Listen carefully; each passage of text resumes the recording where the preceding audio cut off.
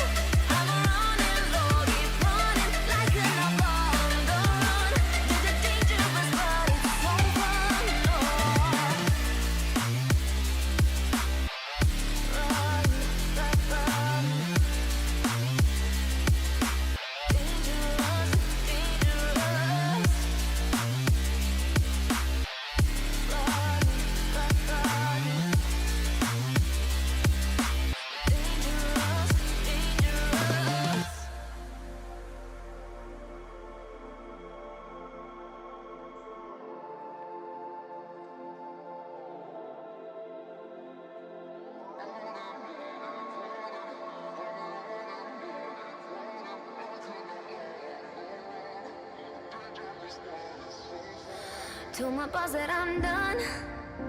Had no luck with my mom. Say, what will you do with your life? You know it's hard to survive. A cigar in my mouth. Maybe guilty but proud. Now I'm an outlaw on the run. Dangerous but it's so fun. Running, running low. Hold on, don't let go. Running, running low. Keep running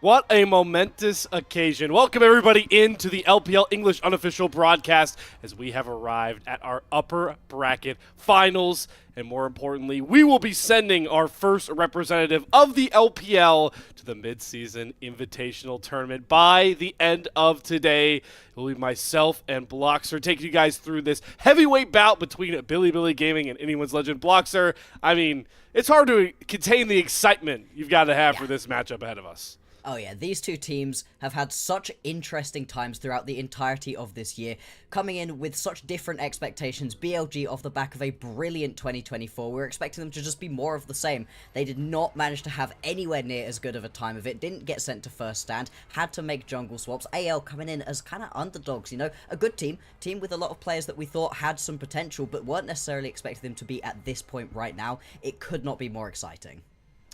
Going to look to see if we can get AL back in another grand final, as you were talking about, Bloxer. But let's reminisce on the road to get here, the graphic that has been plaguing us casters from the very start, what the format for Split 2 looks like, and now, as we start to sunset this split, how far we've really come, Bloxer.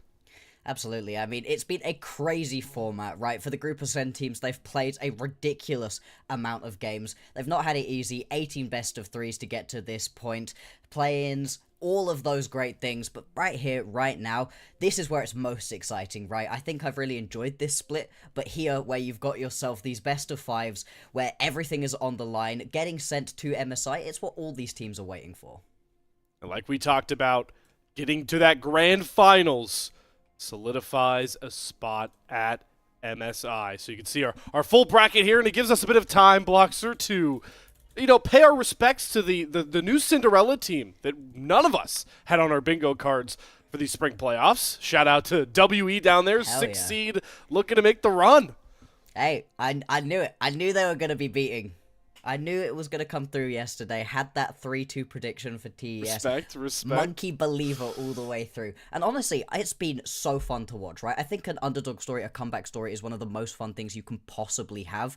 And they have had one of the best ones. I mean, during the play-ins, I watched a couple of games of WE. I got to cast one. And I watched Vampire miss 6 straight hooks on the Nautilus. I watched him flash into 2 walls during that game, and I was pretty much ready to write that player off. I was like, this is the single intest performance I've ever seen.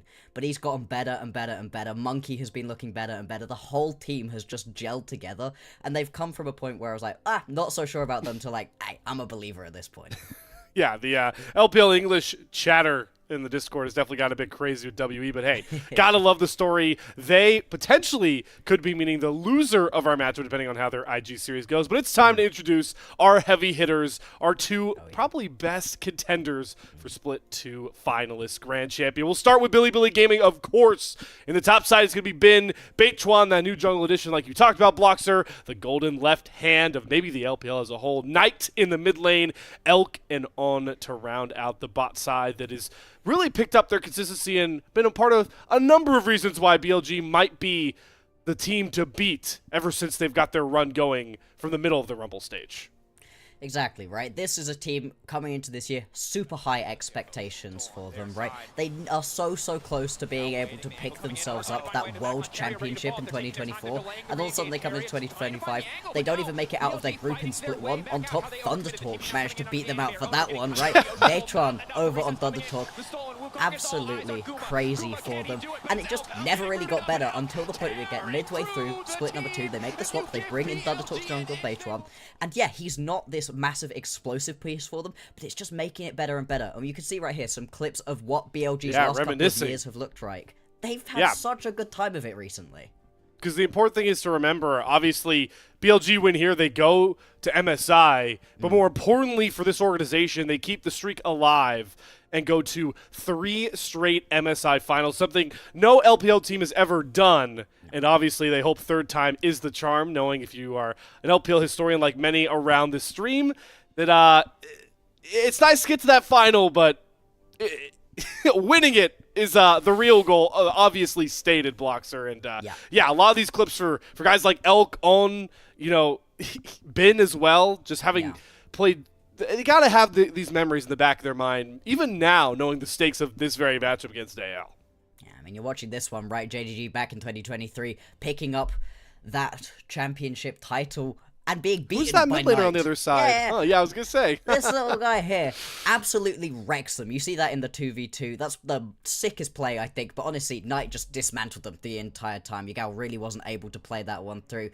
Happy faces, obviously. Knight more than chuffed to pick up that one. But look at the little pan across that we'll get. BLG, they're just... It's a devastating loss to take. The fact that they managed to get into the finals twice in a row, 2023 and 2024, and then falter. Like you said, it's fun to get there. It's fun to make it quite far, but it's a real up and down history for BLG at MSI. Well, so let's dive a bit further into our BLG history thesis here. And you talked about it, obviously, at the bottom there for Knight. One-time MSI champion, been also having that acclaim to his name, but... These are some long resumes, and you can also see some of the former teams that these guys have come from. It's always fun to talk about this BLG roster, knowing where these guys came from to be a part of this team. We obviously talked about Knight. We just saw him with JG, but even Elkin, who back then in the 2023 run were such an unproven bottom lane. To see them come this far and still be contending for MSI finals, LPL split titles once again, it's fun to see, knowing the humble beginnings these two guys had in that bot side. Watching this bot lane get better and better over the years has been incredible. They've had a little bit of an up and down split this time around so far. I think they've been coming into their own towards the end of the split. I think the jungle change here has really helped them out as well. And that little bit of extra consistency is part of why BLG has been looking so good since the second half of that Rumble stage. But obviously, one of these not quite like the others. There's so many titles, so many things happening for all of these players. And then Beitron, he's got one All-Pro. But still, he's been that key piece, really, that's turned things around.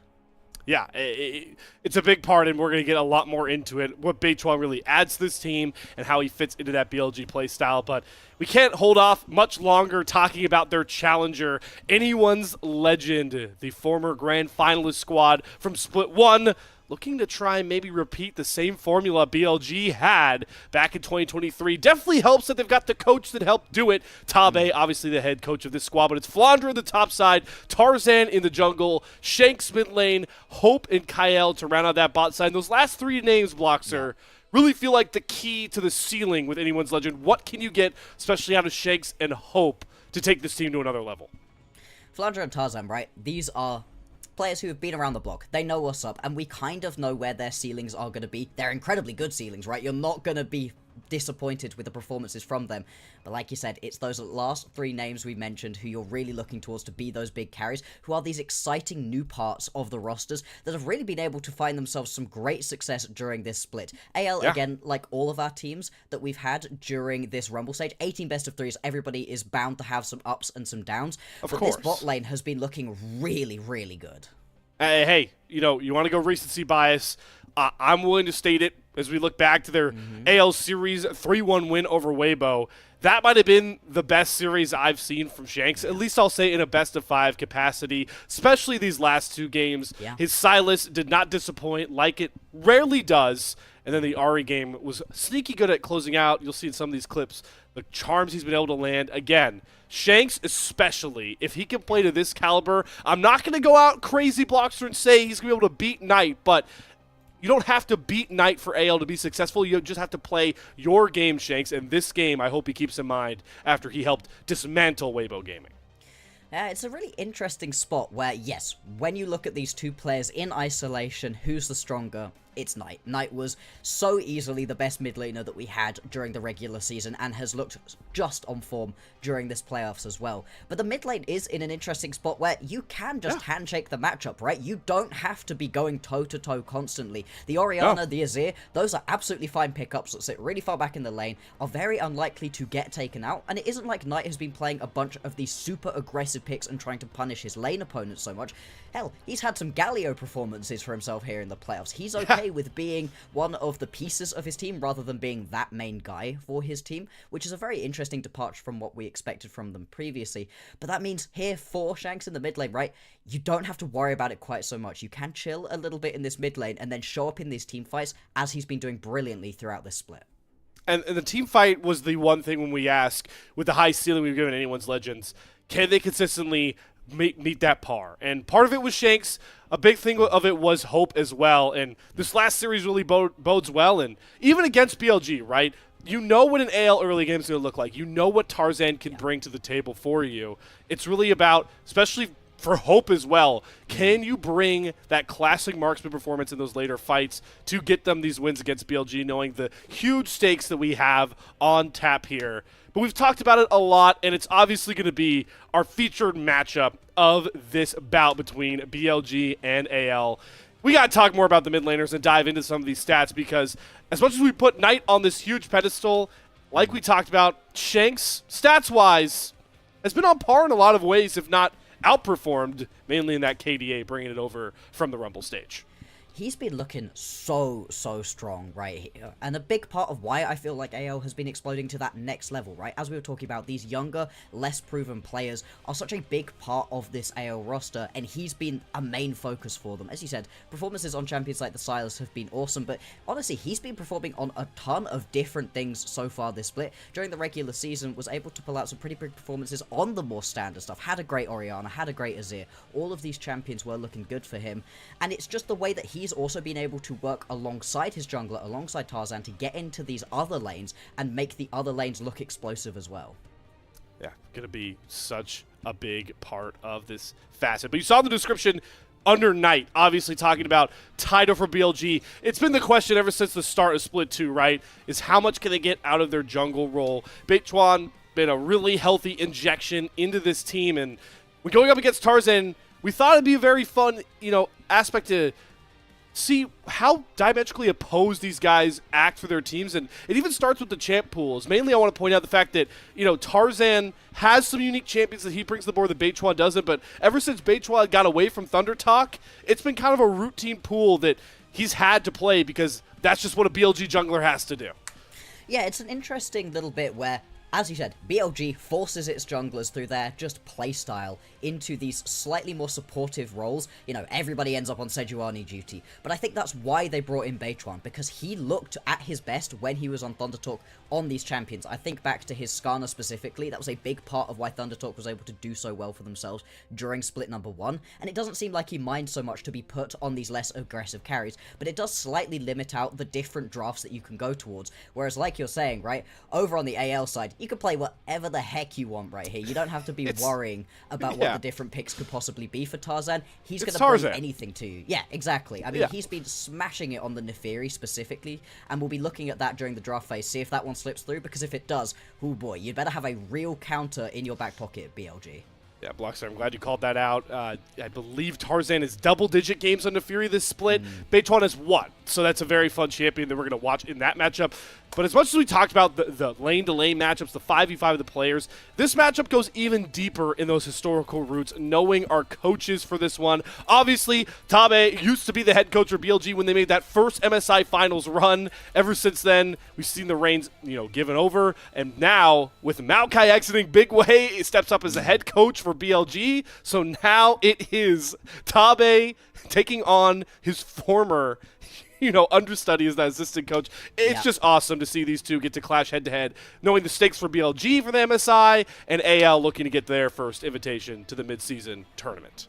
And hey, that coaching swap around was the first domino to fall for BLG when they were trying to think about ways to fix things, when things were not going so well for them during that split number 2. Then they bring in the jungle swap, and honestly, those two pieces moving really has felt like it's revitalized this roster that was just spluttering and looked like it was about to completely stall out during split 2.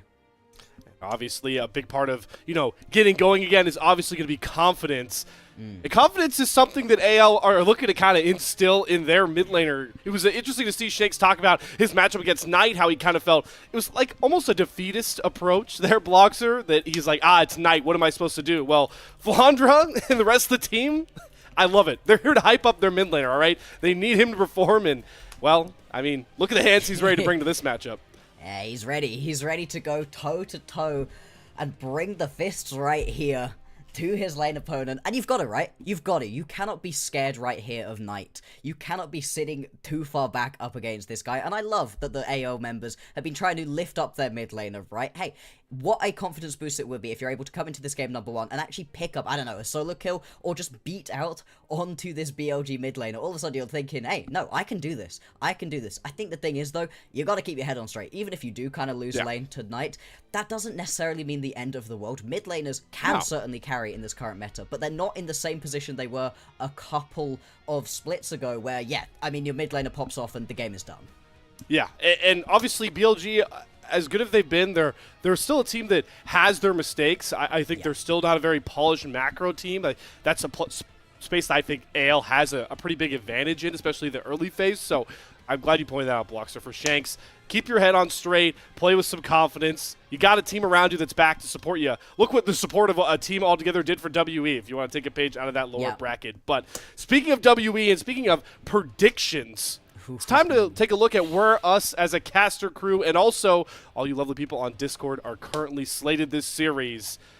And Bloxer, we're both on the same page with BLG, but a bit of a different. You think we're not going to go the distance, and I am selfishly trying to will this thing distance, knowing how awesome this matchup is. I would love 5 games, believe me. 5 games would be absolutely sick, and I do not feel particularly confident in this prediction. In fact, I felt more confident in my winning prediction for WE yesterday than I do in this one. This matchup feels like it should be so close, and AL, they've just got something about them this split.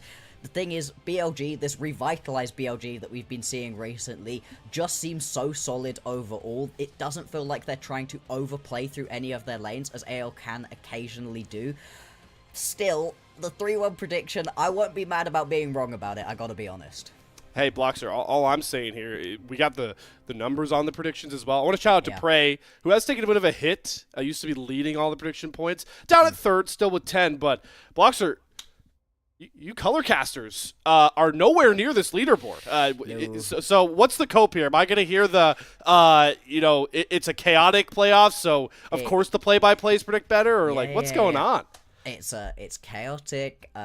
It's all up in the air. You know, the best team doesn't always necessarily win. I might have forgotten to put my predictions in a couple times. Oh, okay. Self-sabotage. There's a lot of factors going into why we aren't at the top. I mean, I can't speak for anybody else. You know, if they're all doing just as badly as me, having put in all their predictions, then clearly this is a skill issue. Skill issue. Okay, you know what? I'm glad we got the skill issue out of the way. And I do want to shout out our very own Zach is at the top with number 1, 11 points. Rafa is at 11, so shout out him, represent the play-by-plays. The most important one to shout out here is our own Kelsey is 5th. And Kelsey has made it known that it's by troll picking. So Kelsey gets top 5 troll picking. That's just how these LPL playoffs work out. That's how surprising they've been. Do we have a surprise in store for this matchup? We'll have to see as we finally get to bring our 2 squads to the stage. Bloxer again. One of these 2 teams will be leaving, going into the grand finals, and maybe more importantly, locking up the first spot at MSI for 2025 under the LPL banner. You really want to win here today. The momentum being in your favor, avoiding a potential WE that's on a bit of a roll, at least getting yourself into MSI. The stakes could not be bigger. You also get yourself a little bit of a break. You get to wait and watch your opponents, see a little bit more film on what your opponents want to pull out. It really is so important to get the win right here. And if you're able to get the win confidently, you know, it doesn't go to 5 games. You're able to pick yourself up a 3-0 or a 3-1. Again, it's just an extra level of confidence. Of course, this isn't an elimination match, right? We'd be talking a lot about teams being said goodbye to so far. Was Shakes wearing the same glasses as the photo? I don't. I think those are the same style. I think so. Yeah. Dude, man. you know what? There we go. I wanted somebody. I've been hyped up on the LPL, you know, the fun like stage entrances people used to do. Now we've been all business, but Shakes throws on the goggles. So let's not wear those when we play though, Bloxer. I think that might be a bit of a hindrance to the Blinkers gameplay. on, probably not going to be the best idea possible right here. You don't like the red tint on your League of Legends gameplay when you hit the rift there, Bloxer, from some glasses? No, I don't think I've ever played a game of League with I'll say sunglasses on, because obviously people can wear normal glasses. I don't think I've ever played a game of League with glasses on. No, I need every bit of information possible to allow me to play even slightly competently in this game. I need to be maximizing blue light, burning out my corneas. Yeah, that's what I'm we gotta do. half an inch from my screen. Full brightness, you know. Yeah, I want League of Legends burned into the back of my eyeballs by the time I'm done. That's a funny discussion, because I'm a big I'm a big Counter-Strike guy, you know, when it's not League of Legends, and there was always that funny time where, like, the CS guys are, like, The pros are so right close to the they're, screen. like, right here, Yeah. and they got, like, like, people play with keyboard sideways. It's, like, Yeah. they have, like, the weirdest button configuration. That doesn't really happen in League. I think No. uniform across the board, people are kind of just normally sitting when they play League of Legends. You see a couple people with slightly odd setups. 1 or 2 people have the ruler to make sure they're close enough to the screen. But yeah, it feels like it's a lot more standard overall. I mean, we'll see on the player cams today if any of these guys want to sit in a particularly True. odd way. I feel like everybody's just a little bit too locked in to be playing around with their setups today. Well, Blockster, let's lock in to game number 1 here. And, of course, the draft coming soon. But I want to talk a bit more about it. Playstyle-wise, what are you looking to see out of Tarzan? And more importantly, Beichuan, knowing how big of a matchup it is going against a guy like Tarzan, especially in the early phase of every single game in this series. Yeah, what you're alluding to right here is the fact that Tarzan doesn't like his opponent junglers and really likes making them as uncomfortable as possible during that early laning phase, and it works brilliantly for him. It's a really good strategy where you just don't get to play your version of the game. Now, Beitron, he's overall looked pretty unflappable during the early stages of games. I don't think that's where his big issues have been, but if he is trying to be onto these more gank-heavy, more teamfight helping champions, you know, the Sejuani, the Skarner, those kind of pickups, Right. you're just not allowed to sit and farm. Well, these champions need to be tanky, otherwise their use during these team fights is greatly diminished, and that's something that Tarzan can really look to punish onto these guys for. That's a great point to make here, Blockster, because I don't want to, you know, take away from what Beichuan has added to BLG and be able to fit their play style of setting up dominant lanes, but with him sacrificing so much resources, it can make team fights as a main engaged tool a bit murky. Yeah. Luckily, it hasn't been exposed too much yet on BLG's amazing run ever since Beichuan subbed in, but against the best of the best, which is anyone's legend so far in these playoffs, will it be exposed? We'll have to see as we dive into our game one draft of the upper bracket finals here and see some pretty mainstay bans and the continuing evolution of not taking away a lot of junglers in these first games. No jungler's going to be off the board, and No. you know Tarzan with his infinite pool likes that, but here was a champion we were going to talk about, Blockster. All right. Flandre and Bin, 2 of the better Yorick players, Yeah. and Flandre was not messing around seeing it go through the first ban phase. No, we were talking before the games about who we thought were best on the Yorick. We both thought Bin was the best Yorick player that we've got, but Flandre was in the conversation for one of the top looks. 369 also in that conversation. A great spot to be in. The Yorick, it just changes up the way you play the game so much for both your team and for your opponents. However, slamming it this early on, you have to, right? Because otherwise BLG are going to be more than happy to take it away from you. But it does very much telegraph what it is that AL are going to want to do. They're going to need a strong 4-man to be able to deal with not having Flandre joining them for a lot of these team fights. I like the vibe being picked up right here. It works for Beitron in that you can gank very heavily and it's very supportive of the rest of your team, but it doesn't have that same level of tankiness that he sometimes likes in these later game team fights, and that can be a bit risky. It was the big question, obviously, with the Yorick coming off the board as well. What does Bin like into that matchup? Can never go wrong with the Rumble. So, 2 of the most popular top lane champions, I would argue these are the top 2 going into playoffs, Rumble and Yorick, outside of maybe the Scion, already going to come off the board in our first game of what could potentially be 5. But with the vibe picked up, what does Tarzan want to go to? Maybe a bit unorthodox compared to what we were expecting again early in this series. He likes the Tarzan.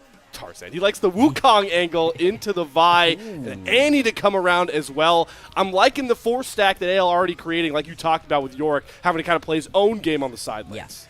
You don't want to be bringing Flandre down to join you with the rest of these team fights. You very much want to be playing into your 4-man. Hopefully, you're strong enough to win in 4v5 situations, and you could just abandon your Yorick to the top lane. Otherwise, he's at least drawing pressure. If you can constantly have the Rumble having to deal with your top laner, that's going to be a fine situation to be in as well. Shanks, we were talking about, right, the confidence. How's he feeling coming into this matchup alongside Knight? Well, on the Annie, you should be pretty safe. This champion is a little bit short-ranged. You know, you can step a little bit too far forwards and get ganked, potentially. The Vi might have an angle there, but especially once you have that level 6, that full stun combo is brilliant. It's pretty easy to execute as well if your nerves are potentially getting to you, and you can see it right here. Knight, he's going to handshake it. The Ahri not really going to be looking for solo kills in this mid lane. That's very much going to be him trying to roam around with Beitron and get involved in these other lanes. Roam around, maybe just punish your own lane opponent, right? The one shortcoming of Annie, super immobile, very easily punished by CC chains.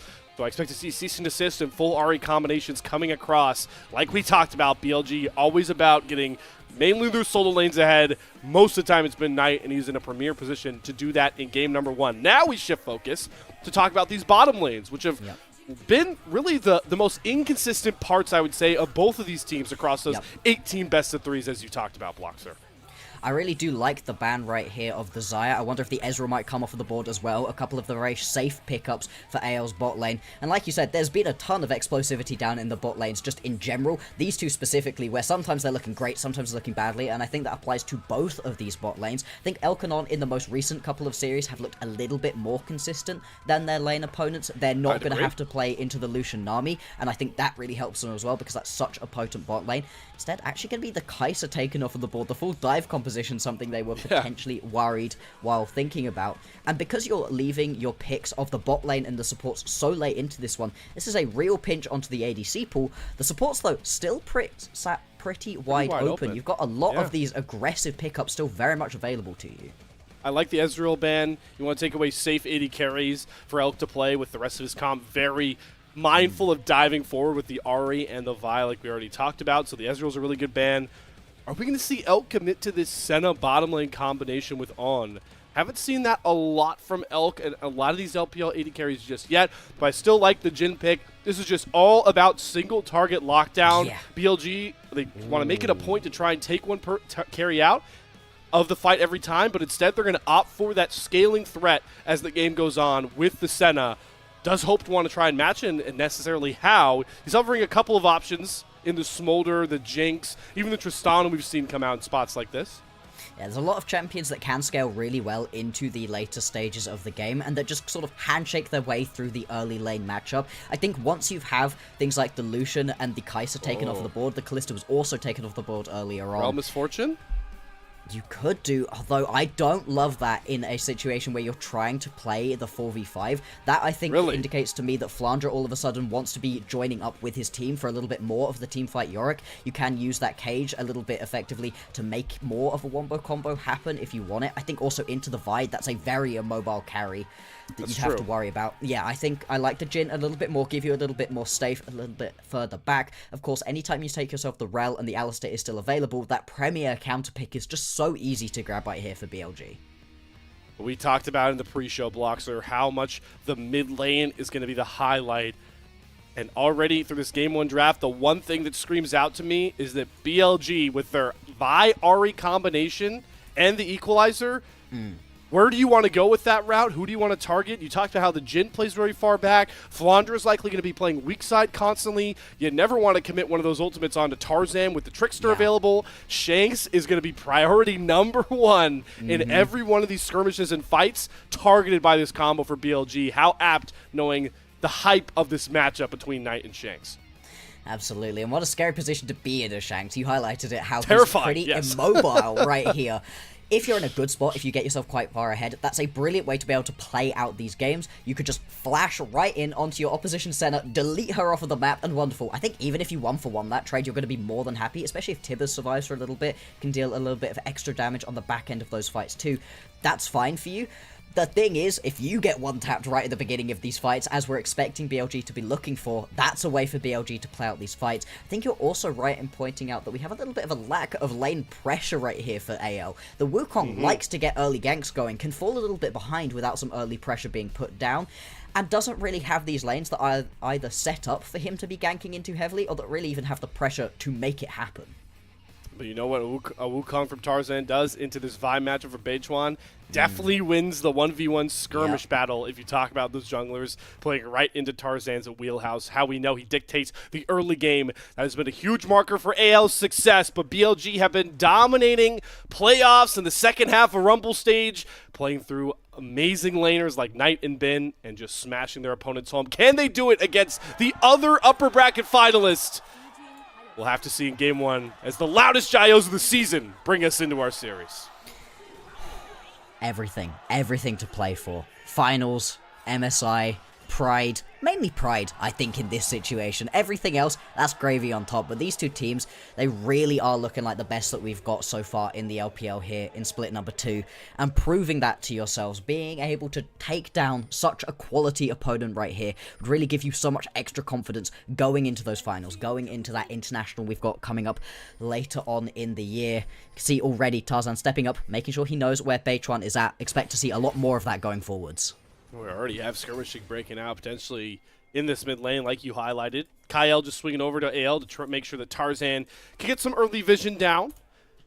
Talked about the lack of pushing lanes. I think bot side is the absolute snooze fest with a Senna Jhin matchup. So does kind of bode well for Beitwan, who obviously loves to prioritize mid lane, but also been on that top side with the Rumble. It's a ticking time bomb playing against Yorick. Once you get the main up, it becomes difficult to even catch waves properly into this champion. We'll have to see which lane Beitwan tries to prioritize. He is starting bot to top, so right in line with what we expected from him and what he's been doing all season long, ever since he joined Billy Gaming. We constantly talk about this Yorick, and if it's worth being picked so early on in these drafts, how much it really helps your team right here. Well, you can see on the graphic at the bottom of your screen, right? AL, they are brilliant, all of these champions. Wonder has had a great time so far. Yeah, Shank's also been looking really good on that Annie. So we see heavy trading in the bot lane. I'm not expecting this to turn into kills quite yet. Once the level 3s come through, there is a possibility. And yeah, you're getting quite pushed in the bot side. Yeah, this is the dream for an early game Jhin, is a matchup like this, or Kaisa, where you definitely have a ton of lane priority. Also want to point out that we talked about in draft, this is the first Senna game for Elk of the split. It's important to be mindful that a ton of Senna changes did come through mid-Rumble stage, so not a lot of AD carries have reps on Senna before those soul changes and crit strike chance changes really came through for this champion. She's a little bit overtuned at the moment is probably the nice way of putting it. But that's a very nice way. Really rough early game to get through.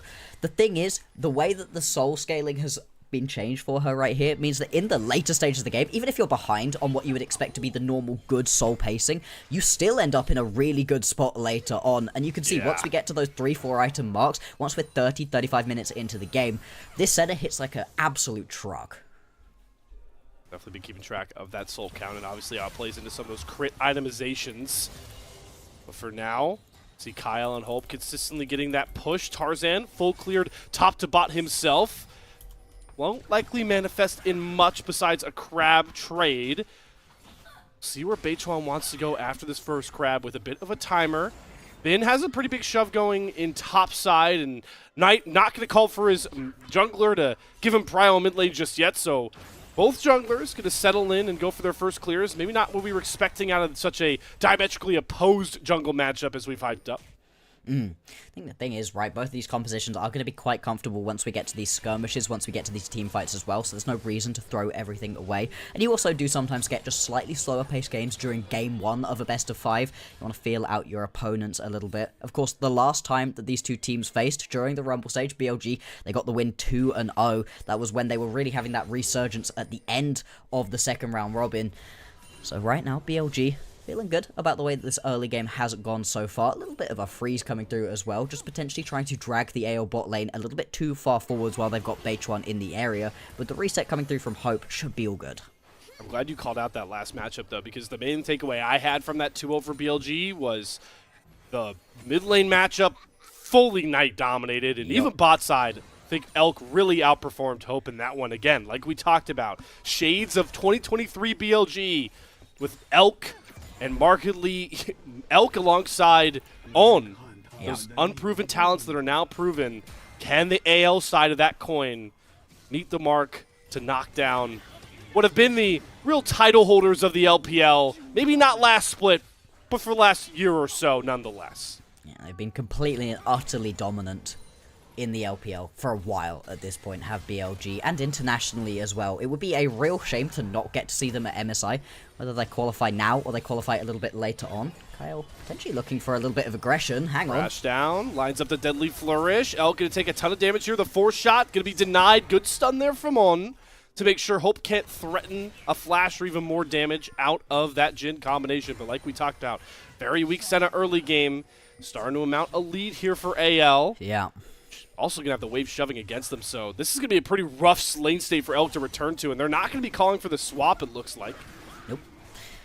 Oh, maybe? No, okay. They are just going to head back towards their standard lanes. And the thing is, right, the center, as we've been saying, right, is in a strong enough spot where even if you do get completely bullied out during the early laning phase, you're still fine. It's still a situation that you can make it work. You just have to try to not give away those kills. I was slightly worried for Elk's continued existence in that bottom lane after that play. Kind of just wasted the last embrace, used it to farm up a minion, completely whiffed it onto any champions, and that was all you needed for AL's bot lane to decide to go for the all-in. It doesn't result in any kills, though. That's exactly what you're hoping for, but it does allow the lane pressure to come through. Tarzan picks himself up that first Drake, so potentially Drake stacking is something you can go for here as AL. Still looking to see when Tarzan, he wants to try and threaten Beichuan on his clear, use the power of the Wukong early, but by nature Wukong is a champion that looks to spike around that Cyclone, and right as we're talking about it, we see Tarzan tick over to level 6, Beichuan shouldn't be far behind, and most importantly for that BLG mid-jungle duo, you want to see them threatening with that cease and desist and RE combination anywhere on the map. Ooh. Looks like we may... Yeah, it looks like we're getting some Hoya feed issues, so we'll try and get through those as quickly as we possibly can to get back into the game, because this is when things are really going to start heating up with those ultimates coming online, Bloxer. Yeah, you would not really expect to see any early kills. Maybe the bot lane could have been a little bit explosive. There's an ult. Tibbers is out and about, so Shakes must have done the classic Annie play of just throwing down your first ult combo and, oh yes, it stops the base. Sleeper agent. Yes. Hell yeah. Mental warfare, Shanks. I like it. Exactly. That's exactly what you're looking for with that Annie, right? I mean, there were no flashes burned, no other ultis burned in that situation either, so it does look like it was just going to be one of those. Throw it out, see what happens. Potentially, it just gets you a little bit of extra push, a good base right here. It does stop Knight's recall as well, which is just annoying. Like you said, mental warfare, potentially. Now, things have been slow, have been pretty chilled throughout the early stages, but we are going to have the grubs spawning very soon, and for a composition with Yorick on it, you would love to pick yourself up these grubs here for AL. For BLG, you cannot afford to let that happen. When Beichuan knows it, he's going to hop on the grubs early here. Tarzan going to come off his top side clear, some pings going down to try and advance. Tarzan, though, going to be spotted by a deep pink ward that's going to draw his attention. Can Beichuan get two of these grubs down before AL move over? Kyle nearby as well. Still has the smite, so he should be able to take two here. And like you talked about, big spot, denying the Yorick the grubs. Yep. AL, they're going to try and force their way through into the river. Do they want the fight to try to battle for this last grub? Tarzan should have smite advantage. Both bottom lanes present as well, but AL are going to word to the wiser, not look to engage through the fog. Instead, it's Alm that's going forward first. Charm going to land on a Kyle. Flash coming out here. Dawning Shadow, not enough damage. Kyle able to burn his flash and his crash down to get to safety. So a couple of key ultimates offline for now for BLG to the tune of 3 grubs. 3 grubs going to make that more than worthwhile, as we're saying. Taking it away from this Yorick are going to be huge for the later stages of the game, but even just having those 3 grubs for yourself, your composition doesn't struggle too much with hitting onto towers, especially a Senna later game. You know, you've got so much range, you're outside of the towers hit. That can be really frustrating to try to deal with, and we'll have to track how Elk is doing later on. Very happy to be picking themselves up these grubs, and giving over those couple of ultis really not going to matter too much. What we saw, though, on the back end of that fight has to be a warning shot right here for AL. Yes, KO is able to just walk away from that one because it's very early on in the game. This is a super low early game damage composition. But if he steps up like that in a later game situation, he's just dead. Without a doubt, we talked about how much single target damage, especially the mid-jungle, bring here for BLG. Still waiting to see when Beichuan to make the call to try and utilize Knight and him together. But for now, the biggest gold lead is between those two lesser-proven carries like we talked about for AL. Markley in the mid lane has been cut down a bit, but Shanks is doing a really good job CSing. By far the highest mark in the game. First one to 100. Try and get that Annie's one-shot damage online, but it's the bot side where the first skirmish is going to come across. Magnet Storm going to force On's flash out. So good on Kyle to make sure both supports are going to be without that clear engaged summoner for the next 5 or so minutes. Oh, but Betron is here, and Knight also on the roam down, and Kyle, he's already double blown the stun, flash. Cyclone, own, Unbreakable Will, the curtain call shot. Will it come through? Tarzan will flash forward, throw down the staff, get first blood over AL, and now the stuns are coming through for Shanks as well. Beitwan will be caught with Knight, not able to support him. AL, like they've done all season long, better on the map early, and it gives them the first 2 kills of our series. Really well played right there from Tarzan, gets involved, and it looked like Kyle, without the flash, may well have gotten himself caught out. But as we keep highlighting BLG's composition, it barely tickles during the early stages of the game. They basically do nothing in that fight. Really unfortunate for them that they try to go for that one, lose out onto a couple kills, and look where the kills go, right? You manage to get a little bit of gold onto Shanks, a little bit of gold onto Tarzan. That's a couple of the key carries right here for AL. You'll look back on that exchange, and like you called out, markedly just Tarzan, that full Wukong combination this early, even Unbreakable Will can't shrug it off. No, and the fact that Tarzan's able to get that final kill as well, really going to be helpful for him. Does have to flash for it, but you can see Knight really just does no damage at this point in the game. And hang on, we jump out, could be straight into another fight. BLG, they should be able to grab this Drake uncontested, but Shanks. Has his flash available. Knight waiting with the charm. Flash going to be committed. The headbutt pulverized from On is perfectly timed. And Shanks is picked off. And who gets the kill but Knight? Can we see response from the Hope Kyle bottom lane? No. There's too many members of BLG on this bot side. And they overload to get Knight some critical gold on this Ahri. Exactly what he needed to get himself back into this game. Really have to get to that 2-item point right here as the Ahri, otherwise you just are not giving anything more than a charm, and that was really well played right there from On. I remember at the start of this split, at the end of last split, we had a couple different memes on him, right? The on-off discussions. There was a great little, what was it? It was a newspaper article, and one of the articles was the on-off thing. Very, very funny and true at that point in the split. He really was just having an up and down, back and forth time of it. He's another one of these members for BLG who's managed to get past that little bit of yips that he had and put himself into a much better spot, and that was great to find the catch for BLG.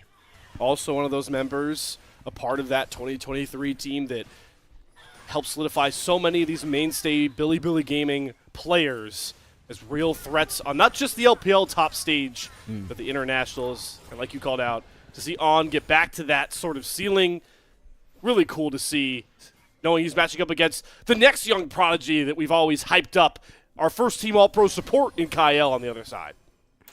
Yeah, Kyle has also just had a brilliant time for himself so far in this split, and actually so far in this game, right? 2-0 was able to be a big instrumental part of those kills AL were able to grab for themselves early on in the game, and is going to have to continue to do so, right?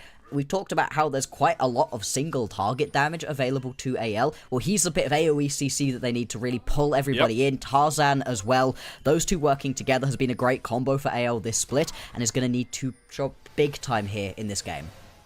Layering that AoE ultimate combination, even with Tibbers as well from Shanks. Starting to see the lanes shake up a bit more here is Flandra now trying to match into Knight, who, as we've talked about all the time, demands a lot of resources as the leader, the golden left hand of this squad, has On and Beitwan shadowing him towards this bot side, and we've yet to really see Flandra get going on this Yorick. Kind of a good thing that we haven't seen a lot of the Yorick, right? But still need this pick to perform if you're going to B1 it in the first game from anyone's Legend. This is the thing, right? You pick it up in a situation where the Rumble is available. The Rumble completely neutralizes any early push you could possibly have. Watch this bot lane. Dive? I think this is a terrible idea to dive. Yeah, this would be this is a very big overload as well for BLG. Yeah. Elk is on this side of the map. On top of that, and maybe anyone's Legends want to scrap an Aaron curtain call there, but Kyle still wants to commit.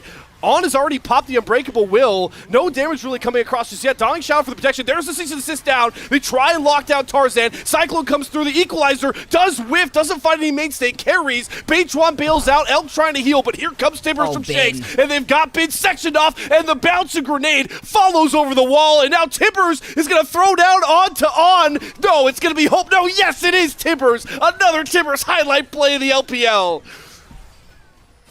BLG. What are you doing?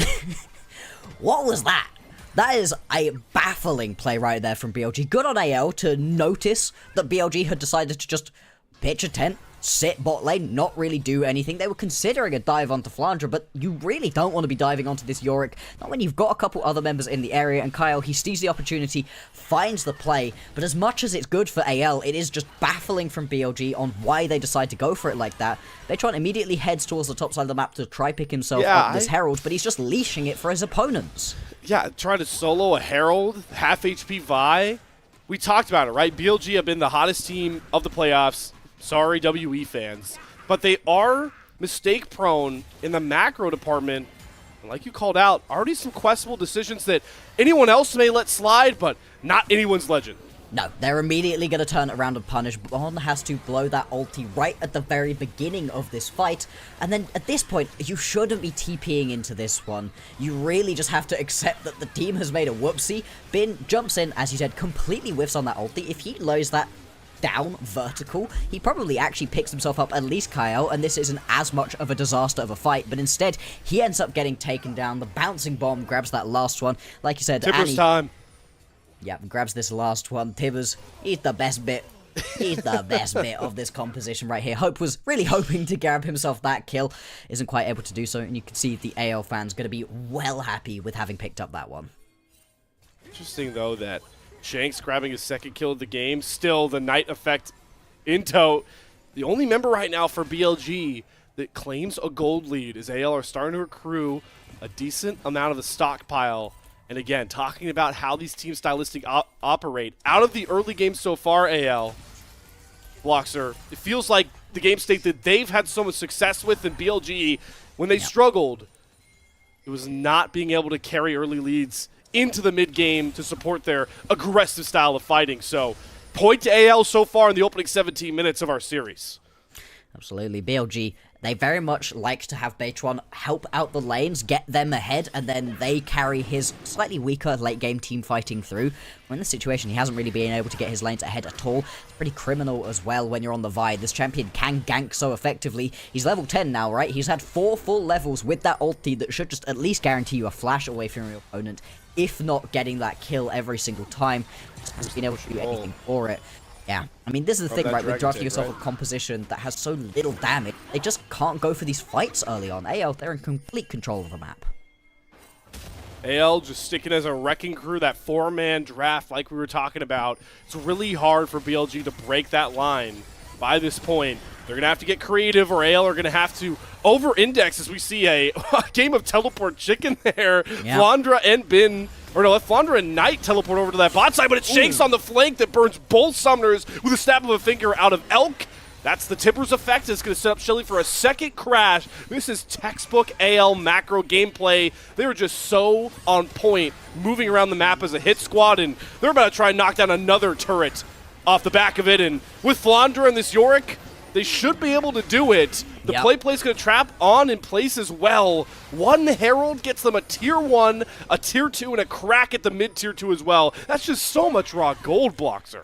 Really is. Usually you see people pick themselves up the Herald, and hey, maybe they traded it for a tower for the map pressure to go grab it, and they grab a tower back, and it's like, was that really worth it? Well, in this situation, absolutely it was. You managed to pick yourself that Herald basically for free and turn it around into a ton of gold. Bin is at least able to grab a top lane tower for BLG, keeps them within touching distance, right? But they are still going to be down by about 1,100 gold. That's not a huge chunk at this point, but it's specifically where it's sat at the moment, because AL, they've got themselves some nice big gold advantages onto the mainstay carries. 800 gold in the bot lane. It's going to be very important. 700 as well across the jungle. And like you talked about with the one scaling threat for BLG, Elk is very far away from having effective damage on this center. The static shiv, RFC is going to come through second. And as we pointed out, we need Baytron on this Vi to just have kill participation. 0-1-0. They're trying to dive onto Flandre, but Kyle reads the situation perfectly, has Tarzan nearby. Again, BLG are just trying to pigeonhole this dive onto Flandra, but AL are here to cover. The minion wave gets cut down. Magnet Storm being committed. On is taking up the turret that is yet to fall. Tarzan and Flandra, though, go a bit too far forward. That's a clutch charm out of Knight to hold Flandra in place, and now Beitwan can fly through with the cease and desist, but Shakes turns around, drops Timbers, gets the stun through. Tarzan uses the trickster to get to out, but Knight hunts him down with the charm, forces the flash. Can Hope find anything with his current call on the back end of it? Stuns are going to layer, but the shots are just not finding these low health bars. And somehow BLG finally make that bot play work that punished them minutes prior. That's the single most forced bot lane dive I have ever seen. How does that work? It works off of the back of Knight finding clutch charms, Elk having a massive Dawning Shadow as well to be able to just keep members alive, deal an extra little bit of damage. And you can see finally we're having these second little bits of itemization coming through, actual damage beginning to get on board right here for the BLG rosters. Off the back of that fight, you managed to complete that rapid fire cannon as well for Elk, so he's actually now going to deal some damage. Watch back at this one, right? Specifically, watch who's hitting the tower, because everybody kind of stops for half a second, and you have to turn around as on and finish off that tower, otherwise it's completely dead. It's that charm right there into the Dawning Shadow that gets Flandra down, and the point at which Flandra dies and Maiden immediately goes away, then you're in a spot to be able to actually play out this fight. Still, if Knight isn't feeling himself, if Knight isn't on point right there with those charms, that play goes horribly wrong, and that's why we talk about Knight as one of the best players we've got here in the LPL. One of the best at punishing simple mistakes in Flandra, trying to chase down Elk away from his team. Gotta think that's the one avenue that opened up AL, made them vulnerable in that spot, but as you pointed out, Bloxer, doesn't cost them too much, kind of puts BLG on even footing with them, but again, compositionally, unless it's a very big 5v4 for BLG, you just like an AL comp with the consistent ultimates of Magnet Storm, Cyclone, and Tibbers onto multiple targets in a traditional team fighting stance. If they manage to get that full combo off, and then you can open up, right, from massively far away as Hope to finish off those kills, these team fights should be pretty easy for AL, but you've constantly got to be worried about this little bit of extra single target damage that BLG can also put down for themselves. Whoa, nice. Interesting. TPing top, he has Spirit Rush, but Flandra reads it, sees the TP, and don't know where Knight was going with that play. Pretty easy read there for Flandra. Not surprised that that one doesn't quite result in the number of kills you would have hoped for. And now Knight has to just wander back down towards the mid lane to get in place for a couple of these big objective fights. Right, 10 seconds until we've got a Drake available. There's Atakan as well, but yeah, they're walking into a lot of darkness right now. Shanks had his best series against Weibo, flanking on this Silas, tormenting his opponents. You could see him trying to set up with that stun ready on the Annie. BLG have to be conscious. Do they really want to all in with Soul Point looming for AL? They'll start by getting control of this mid wave, but they still have zero vision, a dark bottom river to contend with as the Ocean Drake does spawn. You can see the decision is just to turn around, walk away. They watch Beitwan leave. You can't stop this teleport out as well.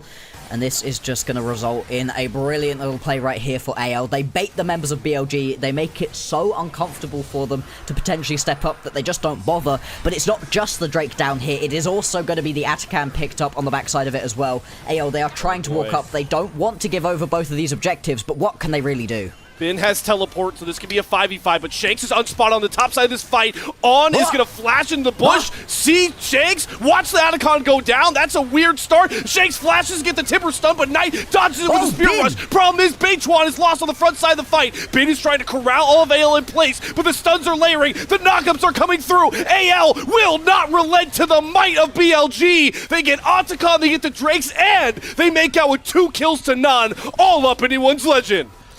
Oh, that's a brilliant fight right there for AL. Exactly what they were looking for. BLG have to walk into darkness, and it just does not work out for them. That's also the teleport into the backline from Bin. I thought it might work when he got that massive equalizer down straight into the base damage of the Rumble, but he's just not strong enough. He wasn't far enough ahead to make this one work. You can see it right here. He teleports all the way into the backline. This fight starts so odd.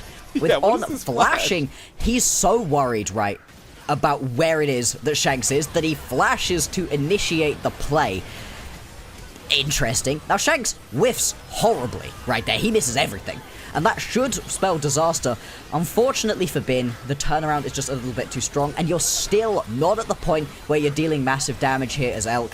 He's barely tickling his opponents. The fight is won pretty much from the point at which it begins, off of the back of better macro and better vision control right here for AL. And I'm willing to give Shanks some credit. That was a classic zoning ult on the Tibbers, right? Elk's flash goes off cooldown again, and you do get Knight to burn the first bout of his Spirit Rush just to dodge that stun. They can't funnel in to get that damage like you were talking about to support Bin. So, zoning ultimates are critical, all right? I want to make sure those are fine. Those are important, right? I can accept that. I mean, when you blow everything out of your opponent as well, that does help. Oh, Kyle is completely caught. Cease and desist. He burns the Magnet Storm. Can Kyle somehow make nothing into magic? Escapes, and Tarzan is able to turn with the Cyclone. A lot of ults coming in just to try and save their support, but they might just straight on out on the backside. Curtain Call's going to come out from Hope. Got to play bodyguard, protect Mr. President. In on. Force shot, not going to find its mark, but BLG somehow are the ones forced out of the play. That's 5 full members right there of BLG attempting to get themselves a pick onto Kyle, but he's already tanky enough to be able to walk away from that one. And because you've got all of your members down in that play, all of a sudden you've got Flanger, a massive push in the bottom side of the map. It doesn't result in towers or anything, but he's just pushing so far up that it draws the BLG members back away, and again opens up the map around this objective right here for anyone's legend. Again, the parallels between AL and BLG of past are prevalent, and it's awesome to see in our first game. Look at the 3 unproven talents of this Anyone's Legends roster right now. Shanks has been in prime spots with these anti-ultimates. Hope and Kyle are deathless, really swaying the bottom lane matchup so much. They have almost the biggest gold lead together of the entire AL team versus their counterparts. We hope this is what we were going to get from those unproven talents into the mighty Titans BLG. And they have not disappointed so far, but gotta make those leads turn into Nexus explosions, Bloxer, and that means more fights. You have to make this one stick, otherwise you're going to put yourself in such a rough spot where the game's going fully in your favor. You're up by 3,000 gold at this point in the game.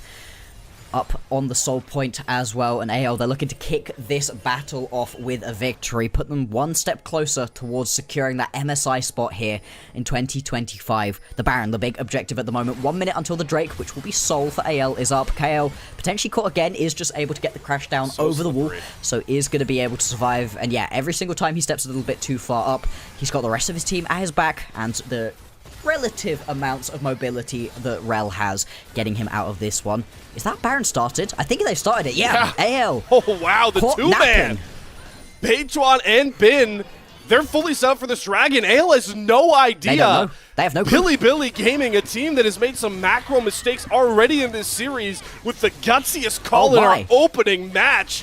This Baron's free. Nobody's going to match it. AL are too late to the party. They drop the curtain call. Can Tarzan get in to steal it? No. Beituan secures it. Can they get out with the Baron, though? They took a ton of damage from the purple worm. They definitely don't want this fight. And On might have to be the sacrificial lamb. But look at Knight off to the side. He's going to dash over. BLG do want to try and scrap with AL. But boy, is it going to cost them. Shanks pops through Beituan's health bar. On falls next. And the rest of BLG have to be ushered out of the pit.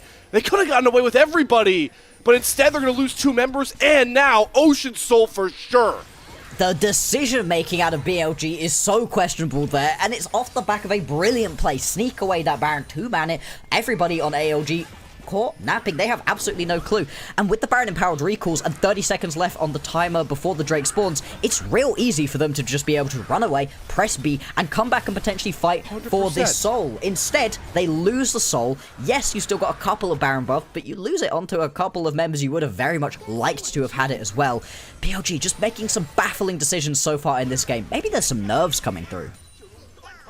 Nerves, or I would say just the BLG classic where they kind of just can disrespect their opponents. And a lot of the times in those 18 best of 3s, once they got Beituan in, it didn't cost them. But AL are a different breed right now. And Elk is completely mispositioned. Deadly Flourish flash forward again. But look who hunts him down. Hope with the shot to the heart of Elk. He falls, and On is next on the menu. One more crit shot from Hope. It Shakes to do it. Tarzan set running wild. This Baron power play means nothing to Anyone's Legend. No, they're just going to step themselves straight up, and with that Ocean Soul in the back pocket, any damage you do here isn't going to stick for BLG. They're going to get pushed onto right here. You're going to have to drop down the equalizer to at least cut through this wave, but Kyle, Tarzan, they're pretty dang tanky. They're just going to absorb their way through this one. And now you've managed to crack open the base right here of BLG. The inhibitor likely to follow on the back end of this play. Yes, it's not going to spell the end of the game for BLG, but they're really going to have to put their heads back on straight if they want any chance of getting back into this one. Betron going on a walk. He's spotted as well. He's spotted stealing enemy Krugs. I don't think they could have made much of a defense, but I don't know if it was worth going all the way down here for some Krugs. That is not a positive gold EV play if I've seen it. No, I mean, look at the Baron power play. The Baron power loss right here. That buff, when you take it, gives you 1,500 gold, right? From just having taken the objective. So to put yourself in this bad of a spot off the back of this one is real bad right here for PLG. This one just not working out for them, and it's all through their decision-making, through their map play. The macro has not been good. You draft yourself a composition that needs time to scale, that you need enough time for Elk to really start hitting and dealing damage, and instead, they're constantly indexing themselves into fights they simply cannot win. Tarzan is just playing his game, calm and comfortable as ever, along with Kyle, who continues to find pick after pick. But here comes BLG. Knight gets stunned up mid-dash. Shanks is here to answer. He got the confidence from his squad, and now the rest of his team is slapping home BLG. They try to hand-stiff anyone's legend, but you can't hand-stiff the Megamind of the LPL. That might have just sealed the fate of BLG. 3 members down. AL looking to crop up a series lead, and maybe Flandre will do it with the curtain call. Is going to fall flat for Elk, but they've got waves pushing, and they're looking to make a statement against Billy Gaming. You've not got that good wave clear at this point, and you can see Elk already taking huge damage right here from Flandre. He's just going to get taken down. It's Hope and Shanks, the 2 unproven carries, to put the finishing bow on a dominating start. Anyone's legend rout BLG, 14-2 in the kill count, up 1-0 in our upper bracket final. It's a disaster class right there from BLG. Every decision they make is a truly terrible one. The one that works out for them is a bot lane dive that they had no reason to go for and shouldn't have won in the first place. AL dominate that game. And it's all up here, Bloxer. They had every answer. Yeah. They read them like a book. Whatever metaphor you want to throw out, every time you called it out, right? Like, they try to dive bot the first time. It goes completely wrong. Sure, they secure 1 kill on the second play. They do this really good Baron force. Like, that was an awesome play to see, but then they stick around because what does BLG always like to do? This is a team that is born and bred to fight. It's just in their nature. Yeah. They can't ignore it. No. And that was really the first big domino that cost them this game, was sticking around after taking that Baron. Just so many mental mistakes from a team that honestly had been looking a lot better in that department, and all of a sudden, no, not good. Really not good. Now, the thing with this one is, I don't want to take anything away from AL. Shanks had a masterclass of a performance right there. We were talking about him a lot during the pre-show. What can he do to make himself seem better than Knight? Well, in this game, he was way more impactful on the Annie, a champion he's been really 100%. good on, and was constantly finding, like you said, the zoning ulti. As much as I did meme it a little bit, hey, it worked. Elk wasn't able to be useful in that fight. And then also a ton of genuinely really good Annie ultis, buying himself a ton of space. I think you also had a really good couple of minutes there from Tarzan, from Flandre. They were all playing well. But as much as AL were competent in that game, that's all they needed to be, because BLG were just making baffling mistakes. Yeah, and that's the formula, it feels like. We talked about AL. I think they approached the game from a macro standpoint the best of these top 4 teams from Group Ascend. And we already saw, the two teams we had the most worry about in that aspect, Top Esports. Look where they're at now, and now BLG completely exposed in this first game. AL were running circles around them from on the map, and it just made those team fights so easy when you can accrue these leads from a natural means, not having to fight your way through it. That is the AL way to win, and honestly, in my opinion, I don't want to get too far ahead of myself, but that's the kind of play style that I want to see on an LPL team when they get to MSI, because you cannot hands check the LCK teams like you can a lot of these LPL opponents. Yeah, when you're up against the remaining members of Thunder Talk, or even the shell of NIP that we've seen, you can just be better than they are. You can go toe-to-toe. And the LPL is always going to have a very fight-heavy format. That's what we love to see. It's why we love the LPL. But being able to temper that just a little bit and pair it with some great decision-making, put yourself into the right spots for these fights, fight around your power spikes rather than just because it's fun, is exactly what we want to see. AL did a brilliant job of that. For BLG, back to the drawing board. I mean, look at this gold graph, and this is what you expect, right? And it's actually completely fine up until the 25-minute mark. Yeah, you're a little bit far behind, but your composition is scaling. You're waiting for the point at which Elk pays back. The fact that he's been pretty weak during the early laning phase gets himself that 4th item. He was on 3, gets that 4th item, and wonderful. But they just never waited. Yeah, you know, Boxer, great point with the Senna, but the thing that stings for me, and got to be all of Billy Gaming fans, you saw in that last stat, you cannot have 0 KP in a game on Vi. You just can't. It cannot happen. Yeah. It's one of the best ganking junglers in the entire game. It's had a really interesting year so far, where it's gone from almost 100% pick ban to kind of fell off, only a little bit of a pocket pick later on into drafts, to the point now where it's still one of those priority junglers that you want to be picking up for yourselves. And one of the reasons for that is not its late game priority, it's what you can do during the early game in terms of just gank potential. You can gank pre-level 6 so effectively with that Vault Breaker, and then once you have that level 6 and the cease and desist, you at minimum should be getting a flash out of your opponent every single time you appear in their lane, but you never appear in their lane. This was a really just sat back, wasn't really thinking about going too far forwards game out of Baytron, and you have to question what it is that's really gotten to him right here, because yes, he hasn't been a main carry for BLG, but he's been consistent. He's been helping get his lanes ahead, something he just didn't do in this one. This is most certainly the highest stage that he's ever stood on. When we were talking a little bit about nerves maybe, I'm specifically thinking about him. Yeah, you know, we showed how AL wanted to hype up Shanks into a matchup that he felt kind of a defeatist mentality, like, how can I contend with Knight? Maybe Baytron's thinking the same thing against a guy like Tarzan. And it kind of shows in this game 1, but I just watching back on some of these decisions right here, BLG, leave on. He's dead. Walk away. Your jungler is 25% HP, throwing himself into the enemy team that is completely designed around team fighting. Yeah. It was just it was like watching a car wreck right now. How the rest of this game played out for BLG. Absolutely it was. Elk also had a ton of mispositioning errors too. Even the fact that, you know, you're a Senna. You're not dealing any damage at this point in the game. You're waiting till the late stages. You can still position correctly on this champion, right? That ability doesn't get turned on 35 minutes into the game, but he was just constantly in the wrong spots, and that's another lane that we've really been hyping up here for BLG. The bot lane had been looking better and better. We thought they'd been looking a little bit more consistent than their lane opponents even.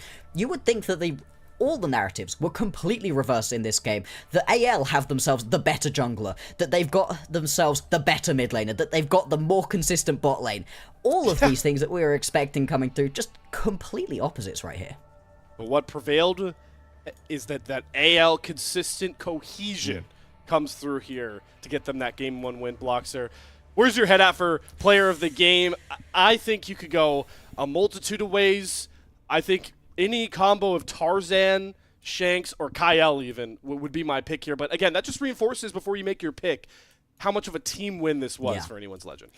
Yeah, I think everybody stepped up in their own ways. I'd personally give it over to Shanks. I think he played with a lot of confidence. He was constantly moving around. It could sometimes be a little bit tricky to just keep up with Ari on the roams, constantly getting around to these plays and times, but he was always there. He was finding these big ultis constantly. He definitely was the most impressive player for me on AL, but Kyle also had himself a couple of great plays. Tarzan was just so aggressive on this Wukong, was able to completely shut down whatever it was that Baytron wanted. Who would you be going towards? I want to give it to Kyle because I think I don't know, he really matched on completely. Every time there was those couple spots where it was like, oh, Kyle's mispositioned. You know, he gets caught like backing in a bush he shouldn't. Burns crash down, eats 2 ultimates. The guy still lives through all this and actually sets Tarzan up to find trade kills. Maybe I'm a bit biased that I want to give it to some of these, you know, not proven guys for anyone's legends, like we talked about at the top of the show. Shanks, Hope, and Kyle, like their first grand finals was last split. This would be the first big invitational for them to get to if it's MSI, and look at that, play-by-plays of a brain. Kyle, perfect stat line, our first team All-Pro support did not disappoint in this first game on the Rel. No, really been impressed with the way that he's played out, not just this game, but the entire split so far. If he can keep it up to this same level, then AL, they're going to look like they're in a great spot going into the rest of this best of 5. Anyone's Legend looking to get back to a second grand final in a row in 2025. We'll see if they can keep that magic train going into Game 2. But before we go to any sort of break, got a special shout out that a lot of you are probably expecting. We're extremely grateful to our Coffee and YouTube subscribers who help level up the show. A lot of the initial payments go into upgrading the broadcast, but a huge bulk pays on-air talent and content creators. You can subscribe to our Coffee. It's linked in chat to unlock early access to content and the ability to ask interview questions. Shout out Patty. So I'll give you some time to look that one over, but one Nexus explosion is only an appetizer, and the main course between Anyone's Legends and Billy Gaming will continue after a short intermission. We'll see you guys on the other side.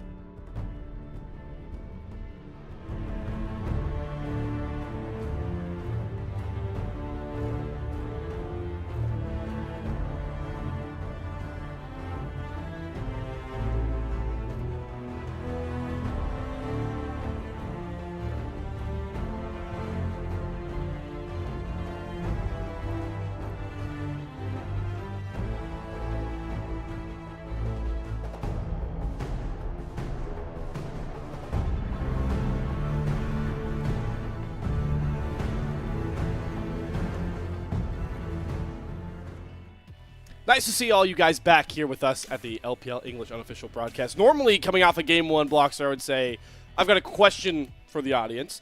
I'm gonna say I have 2 questions. First question, were you mad at the macro approach for BLG in Game 1? I was. Yes, Blockster, you will? Okay, awesome. Have you heard about MOBA Trainer then? That's the next question I want to throw you guys' way. A new app that teaches you League of Legends with a series of puzzles. Just boot up the program, like you see on your screen. Work through puzzles every day to improve your game knowledge. And this awesome map you can select from, it's a puzzle map. You go through some, you unlock more awesome puzzles to test your macro ability. We are going to do one right now and dive into an extreme macro decision here with the Camille. Blockster is at a resurgence alongside We've myself been on these extremely ones. bad at this as a combo. So we will see. We are like WE though. We've leveled up in the playoffs. All right. We did a lot better last time round. So let's see here. All right, we're already hopping in. What should Camille do? Blockster, give me the breakdown. What you're seeing on the map. Oh, you don't have a lot of time. Oh, I think we should let the Elise face check, right? As long as he doesn't know that you're here. Back off a little bit. No? What? Okay. Oh, boo. All right. So, you know, Kha'Zix was on a ward. That is a sick double bubble from that Nami. Actually kind of saved that play. Just completely stops it from happening. Damn. Okay. Bad so, to me. See? Hit right. tower, recall, push mid wave. It's got to be hit tower. It's You want to go hit tower? Top laner in me says push mid wave. I don't want to ever play with my team. Come on, you make this decision. I was wrong first time. Push mid wave. Push mid wave. Push mid wave. No! Oh, that's true. I guess the inhibitor. I should have saw the inhibitor. It's all right. We got this. There's 2 more. We got I was one of trying to these. tap into the top lane brain. I've never played with your team. Ignore them all. Okay, all right. It's the same decision. It's push with my team or catch mid wave. It's got to just be push with team, right? Like. All right, yeah. There Hey! we go. We got one. It's the same decision as last time. We can have the march. short-term memory. Let's go. Keep All the right. march. Okay. I assume we're just going to get another should you keep going forward or should you back up question. I mean, hey, okay, hold on. Take mid-wave, by the way. We'll point out that's the 3rd time we've seen that. I refuse to take mid-wave. We have super minions pushing. Like, that's fine. Do we jump on Zed or back off, Blockster? You make the call. Let's jump him. Go. Aggress him. Fight. Yes! Hey! Take mid-wave was okay! Oh, that's troll. Okay. Well, hey, you know what? We scaled. We scaled. We got Look the at last us. 2. Yeah. I want to point out, as you saw after every decision made, that you get a video explanation from the MOBA Trainer devs explaining why they thought what choices were best. So shout out to them. Here's the point system you can see. You get those points to unlocking more awesome puzzles. So that was MOBA Trainer. If you enjoyed that, you could subscribe for 20% off, unlimited puzzles, LPL 20, that's the code. Enough time on MOBA Trainer, though. We're into the Game 2 draft. First blue side game for BLG. We're starting to see a bit of a ban priority shift up here. Sion, Azir, enter the fray. Talia, yet to be banned away. Do you feel like that's Knight just B1ing it if it comes through here, Bloxer?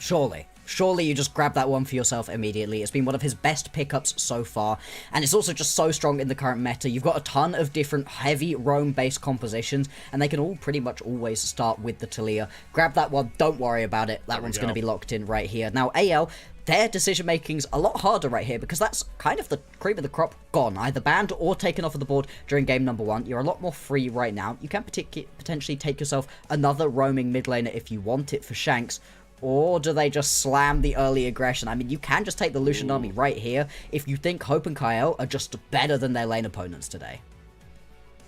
Or Poppy was also banned away in the first game's first phase. Looks like they're going to go with the Poppy. Flexibility with that pick, right? Tarzan's played it. Kyle has a couple Poppy games under their belt as well. I'm sure Flandre knows how to play a top lane Poppy if he wants to get crazy, so a ton of flexibility. Quick thing I want to point out before we get to this next pick, Bloxer. No team has a higher win rate on red side than anyone's legend this split, so keep that one in mind.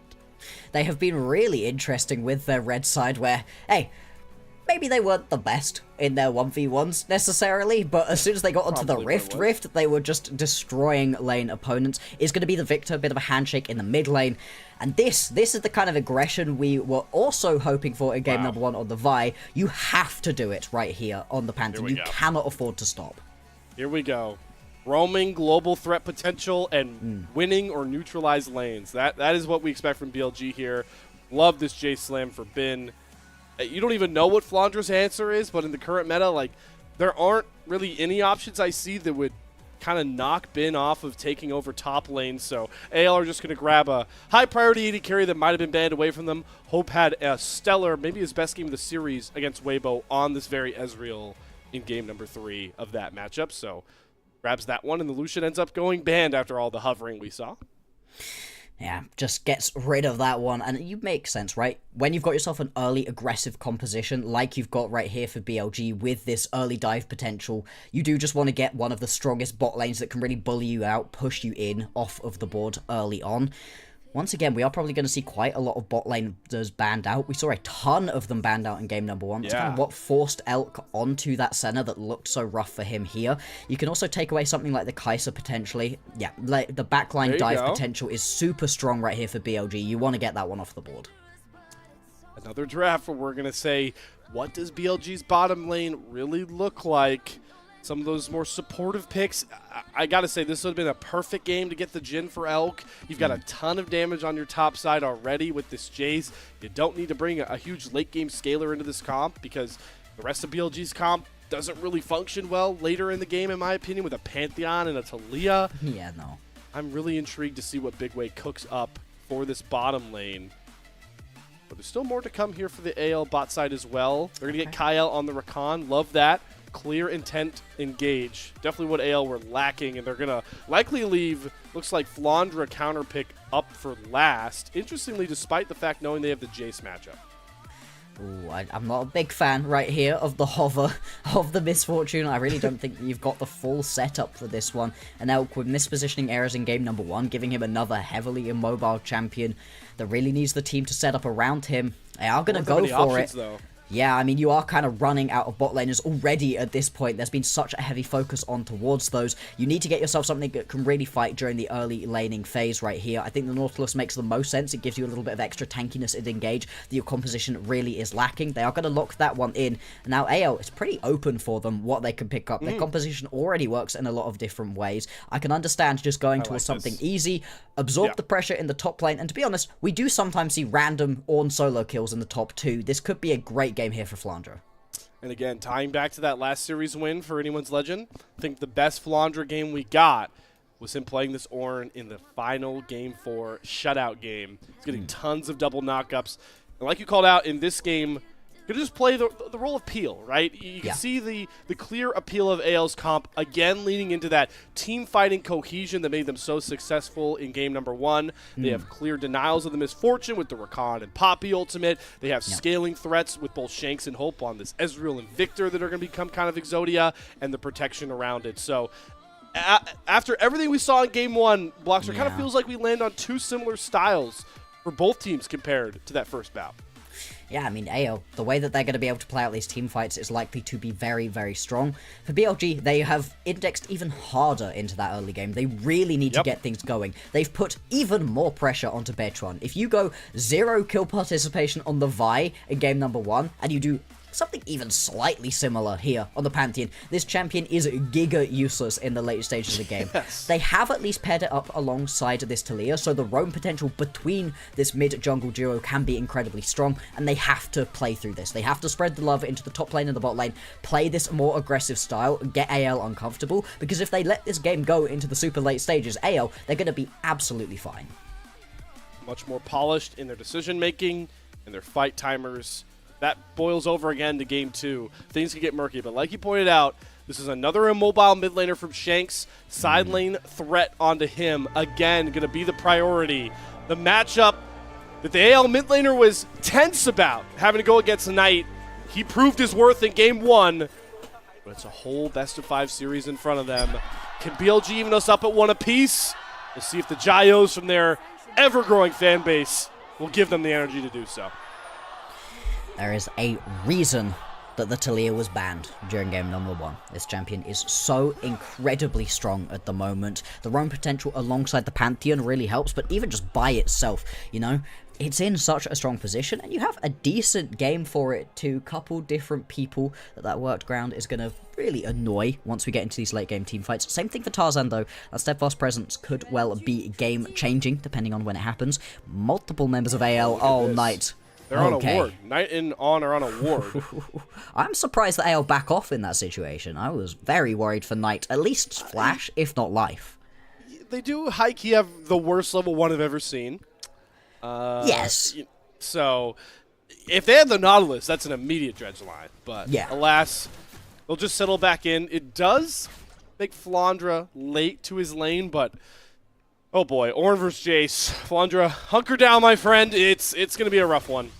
Yeah, you get poked out constantly. You don't really get to use quite as much of the power of the Ornn, which is being able to just sit in your laning phase, buy those items, because you're constantly having to recall for health. We'll see if that's the way this one actually plays out, or if Flandra is going to be feeling himself in this matchup, potentially can go for those solo kills. If you do step a little bit too far forwards, you constantly see people surprised by how much damage the Brittle Procs can do, even at this level of play. But very much, we're not really expecting too much in the way of solo kills top or mid lane. There is potential for 2v2 kills down in the bottom lane, but really it's going to be on what these junglers could do to carry their teams through. I was starting to get nervous, Blocks, so whenever you see the boat race to level 2, you expect a dredge line to come out, but yeah, does not meet its mark. The focus, though, again, going to be on Beichuan to just get his first kill participation rep of the series in. Not like the Vi, though, where there's some level 3 gank potential, but you're kind of waiting for that Grand Starfall to come across to threaten, and Tarzan, such a great denial champion coming through for this Poppy. Junglers kind of took a bit of a backseat in that first game until the fights really broke out, but this is still such a pivotal matchup, and again, the strongest matchup we feel like in AL's favor, which bodes well that we haven't really said a lot about Tarzan yet, and they're up 1-0. Absolutely. I mean, yes, it was a pretty quiet game for the junglers in game number 1. That's a bad thing, most definitely for BLG. The Vi cannot be as passive as Beichuan made it look during game number 1. As we keep saying, the Pantheon really going to need to be aggressive here in game 2. You can gank pre-level 6 on this champion. Post-level 6, that Grand Starfall obviously gives you that little bit extra as well. Shanks going to stop the recall right here out of Knight, keeping him both low health and low mana, so he is really just going to have to go and try for this recall once again. Shanks can stop it again though, buddy. Like, this... Oh, he just about doesn't quite have the laser back up again. Otherwise, that would have been really uncomfortable right there for the BLG mid laner. I feel like I've been lied to about Shanks' mental approach to this series. With these small little... He was sandbagging. Like, he was trying to pretend that he was worried about it. That or Flandra is the best hype man you could find in the LPL. One of those two is true. Bottom lane, though, going to be skirmishing is Kyle does get that first grand entrance and knock up, but not much more to materialize there. Both junglers, full clear, take the resets, have traded Scuttle Crabs, and now we're going to look to see where their priorities really lie, getting back out on the Rift here. We saw Tarzan get on that first Drake, almost on spawn timer. Yep. And could have an opportunity to just do that again, as it looks like On and Elk trying to take a reset here. But Dredge Line's going to land for On. Ton of damage down to Kyle. He turns for the double knockup. Whiffs on both, gets slowed up. Does Elk want to force the flash to chase after his health bar is too low, and Hope does a really good job making sure his support is able to get out from a scary engage. And you managed to take a huge chunk back off of the BLG bot lane. They're not going to be able to push forwards anywhere near as far as they would otherwise have wanted to. And Tarzan is hiding off in the wings. Yeah, he's completely out of vision. Okay, Arcane shift forward. Elk immediately burns the barrier. Flash for Tarzan, matched by Elk. So that's the misfortune without both summoners. No Tarzan's going to be taking note of that going forward. Hope, just so confident on this Ezreal, really has been very good on this pickup, very aggressive with it as well. And the Ezreal, when you've got a good Ezreal player, can feel so oppressive. Knight takes a decent Hey, chunk Kyle. of damage. Yeah, you're not really looking for a kill right there specifically. Shanks doesn't really have the available damage alongside a Rakan to be able to pick that one up. But you're just showing up, making sure Knight is uncomfortable in this lane, potentially looking to at least blow his flash right here. Beitron also shows up in the mid lane, so got a little bit of party in the area. Like I said, Drake is available. No immediate take towards AL for that one. Instead, it looks like BLG have got multiple members around. They could start that one up, but they don't really have the push in either the mid or the bot lane quite yet to be able to go for that one. And we have a swap, right? So AL, classic red side maneuver here, initiate that swap, get Hope on the top side. Love this, especially leaving Hope alone. It's one of the biggest strengths, at least early game for this champion, is that it's really impossible if summoners are up to ever threaten a correctly positioned Ezreal in any lane state. So Kyle just gets to roam across the map. The one thing that made him, in my mind, the real first-team All-Pro support, at least here from the LPL English squad, is that he is the best early-game roaming support we've seen in the league so far. You're not going to check this one, BLG?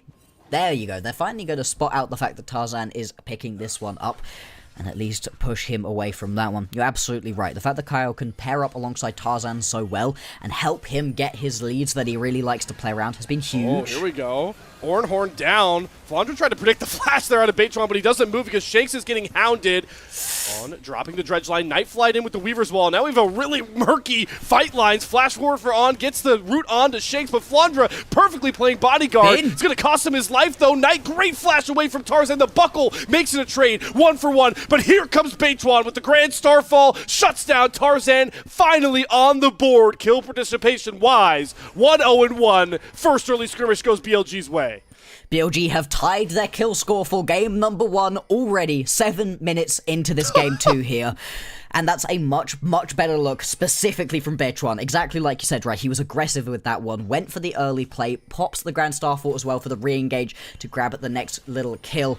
This is exactly what you want to see. From Tarzan, I think this is just a little bit over-aggressive. It can potentially work if Flandre doesn't completely miss on that ulti. He wouldn't have really been able to deal the damage through with it anyway, of course, had that Aegis Shield up and available. But still, not quite ideal to miss that one. And then On, he's so aggressive right here, constantly stepping up. You're lucky, I think, to be able to at least trade this one back onto Knight. At least you managed to get one kill back onto this one. But really well played right here out of BLG. They're not in a strong enough position to be able to turn around straight back onto the Drake, though. One Scuttle Crab makes the difference, by the way. I noticed that Beitron smites away the Scuttle. That's why he gets level 6. So, Scuttle Crab value to the max in that little skirmish, and confidence maybe flowing back in those veins for Billy Gaming, at least for Beitron, who is content with on to try and knock down these grubs. Gets the first one. Tarzan arrives to the party. He has ultimate advantage right now. Keeper's Verdict is available. Shanks off to the side as well, clearing out vision. No top laners going to be here for this skirmish, but doesn't seem like either side wants to do the deadly dance for now. The BLG regroup, and they get right back into the grub pit. Beitron has the smite available, so once again, going to secure the first 2 grubs and maybe all 3, but AL are hunting for a flank angle. Kyle testing the waters, gets away from the size of Michelle. He flashes, but he still gets Unravel Earth stunned. Keeper's Verdict boots out On, as you saw there. Beitron had tried to use the Unbreakable. Here comes a bullet time through, but Elk has to cancel it in the face of 4 members of anyone's legend. Billy Gaming, they just stuck around a bit too long off the back end of 3 grubs. Once again, just like game 1. Yeah, they grabbed 3 grubs. In the previous game, it didn't look like they were ever to use it. Knight's going to get jumped here. Nori finds the second knock-up. The grabbed him well, does not get the stun. Like the idea from Flandre, but Knight, just so hard to ever catch him out. And because of that roam up towards the mid lane right there from Flandre, Bin gets some alone time right here with this tower. Going to pick himself up 2 turret plates, and the TP now going to come in from Knight as well. Wow. They potentially think that there's multiple members on the way trying to catch Bin out. Want to give him a little bit of support right here and establish control before the Drake. This. Yeah, he gets why would canceled you? out of his dash. Of course, calculated, cold, and calm is Knight. And finally, one of his TPs manifests in a pick play. Feats of Warfare secured for BLG. Brilliant. Knight getting a kill on the board as well. That's much better map macro right here from BLG. They make it work in this situation. You said Flandre wasn't expected it. In what universe do you expect it? That's such an odd teleport to have come through. such a random place to go for it as well, but it's exactly right. It just gets you a little bit closer to allow that Weaver's Wall to be as efficient as possible. And now that first Drake still on the board here, 10 minutes into the game. Without that top planer in the bottom side of the map, you can potentially try to start bullying onto this one, but still, neither of these teams really showing that they want to go for this objective quite yet. You always have to be aware of the looming threat now that Beichuan could be a ways away and join in with one big spear thrown in the air, that Grand Starfall, likely hindering a lot of AL's more aggressive plays they want to make on the map. Nonetheless, Tarzan eyeing up that Mountain Drake is on a ward. But Billy will have an idea if this thing gets started up, or Tarzan just going to clear out that ward. And, well, the clear problem for AL growing in that top side, that is a 1,000 gold lead for Bin right now into Flandra. Want to utilize that as best as you can going forward if you're BLG. Being strong right here on the Jace is huge. The extra poke potential that it gives you allows you to go toe-to-toe in a situation where otherwise the Ezreal would really give AL that poke advantage. And it'll make playing around these objectives that much easier. You can see right now, BLG, they're stepping up, they're buying themselves a little bit of space. And here, Tarzan just walks away, goes towards his chicken, so is probably looking to concede this one, unless you can pull something wild out through your bot lane and mid laners right here as AL. The Drake goes down to about half. Now you can see Tarzan is running his way over. He might just about make it. No, not quite. With Shanks. I don't think he's going to be able to get in here. Kyle gets canceled out of his grand entrance. Stun lock completely. Kyle will not escape. Beichuan hunts him down with the flash, but Elk gets caught in the Graviton well. Arcane Storm doing a ton of damage. On is trying to bail out of this fight. Has Flash get over the wall if he needs to, but Bin has arrived to the play. Gonna slam down the hammer, and here comes the Grand Starfall. The turn from BLG. Can Tarzan stop it? He's gonna try to get at least one kill on a Beichuan. He will trade, but Bin eradicates this play. Gold lead brought to the house and cashes in hard for Billy. BLG, welcome to this upper bracket final. Nice for you to join us right here. Now Bin gonna jump in onto Flandra as well. Huge damage onto him. Ghost popped out of Flandra, attempting to get himself away. Flandra. Okay, he's baiting for the TP. Horn, knock up. Shanks trying to get here as quick as he can. Gonna get the Graviton well down, and Flandra perfectly baits out Bin, using all of his health bar to do it, and, well, he cashed in the shutdown I feel like he earned. Yeah. Well, played right there from AL to at least get something on the back end of that fight. Still, the main objective goes over to BLG. They grab themselves that initial Drake pretty late on that Drake take as well. 12 minutes into the game for that one. And we'll have a look back at the play. And I just love the aggressive re-engage right here. Kyle, he immediately gets taken down, and you expect that to be over. But at this point in the game, right, On takes so much damage, and you think this one's done. Potentially, even AL, they can chase down a couple extra members. But Bin gets himself into the backline, and On Hope jumps away, and it just leaves Shanks out to dry in that situation. You're able to turn that one around into the next couple of kills as well for BLG. Yes, you get one back by Tarzan, but really slim pickings for what was good about that play there for AL. Without that top lane play, we'd be talking about them being in complete control. That one does temper it a little bit. Awesome to see the big ways got BLG back to their winning ways, and this is exactly how they do it. They play the map like it's 6-on-5, and the victim going to be Tarzan and his jungle camps. No more buffs for you, my friend. It's back to the gray screen for a third time. Apparently, Beichuan, he needed himself an even more aggressive pickup in the jungle than the Vi. I'm sure once they went behind the stage between Games 1 and Games 2, there was a big talking that BLG went, and hey, we've got to be more aggressive. If we play an early game-based composition, we have to make it work during the early game right here. If we give you an early game jungle, you have to gank with it. Well, BLG, they make a couple changes in the draft. They give themselves some lanes. They can actually play around some damage that comes online pre-35 minutes in the game, and right now they are making it work. You can see off the back of the turret plating as well, BLG extending that gold lead out for themselves. They're now going to have a Rift Herald spawning in 40 seconds time. They grabbed 3 grubs for themselves, so if you can grab this one, the towers are going to be under massive threat right here for AL. As you called out, the big piece of this gold lead right now for BLG, it's right where we were expecting it and we wanted it. 4-1, Knight in prime position to just 1v9 a game. You're starting to see why even his mid lane counterpart was fearful of this matchup, and if you don't believe it, you're going to see it as this mid game continues for the golden left hand of Billy Gaming. And he isn't even at a point where he's even close to full build right now. You're still waiting a little while until at least that second item. You need the Leandries as well as that Seraphs to really deal your damage, and still, he's going to be so effective on this champion. The early play down towards the bottom side of the map really cracked things open for BLG. They're now going to start themselves up this objective. Teleport also going to come in for Knight. He wants to be available to the rest of his team. Leaves Frandra to the push in the bottom lane. But now you've got 5 members around this Herald. Do you want to go for this one, Tarzan? I'm not so sure. Do not make the same mistakes that BLG did in game 1. Willing to give away those objectives. Love that read, though, from Knight. It's an Ornn in the split push with no grubs. There's a non-zero threat. Or, sorry, 0% threat onto that tier 1 turret with an Ornn split pushing. Oh, yeah. Do you want to commend AL's hesitancy in this game, this period? It's very hard, easy to get bogged down in we're losing a lot on the map, and you could spiral and start making those desperate plays, but I think they understand well, Bloxer, that their comp is designed to last longer as this game goes on, as long as the gold lead doesn't get too out of control. Flandre level 10 right now, looking for that level 14 for those ornaments to start coming through. Later on into the game, this Victor going to be dealing massive amounts of damage as well. Right now, just got the rower, so we're waiting a while, another 6 minutes at least, until this champion's really going to be hitting, really going to be dealing damage. It's very much on BLG to make the map work for them as much as possible, while their composition is in such a strong position. They're going to pop the Herald now down into the mid lane. Hope also takes a huge chunk of damage right there from the accelerated shock blast. That's going to make this tower defense that much harder. Impossible, even. They smite away the Herald, doesn't matter. The grubs, the wave was in position. BLG going through the motions expertly. Big to see after a game 1 filled with blunders. They are just potent on the map right now.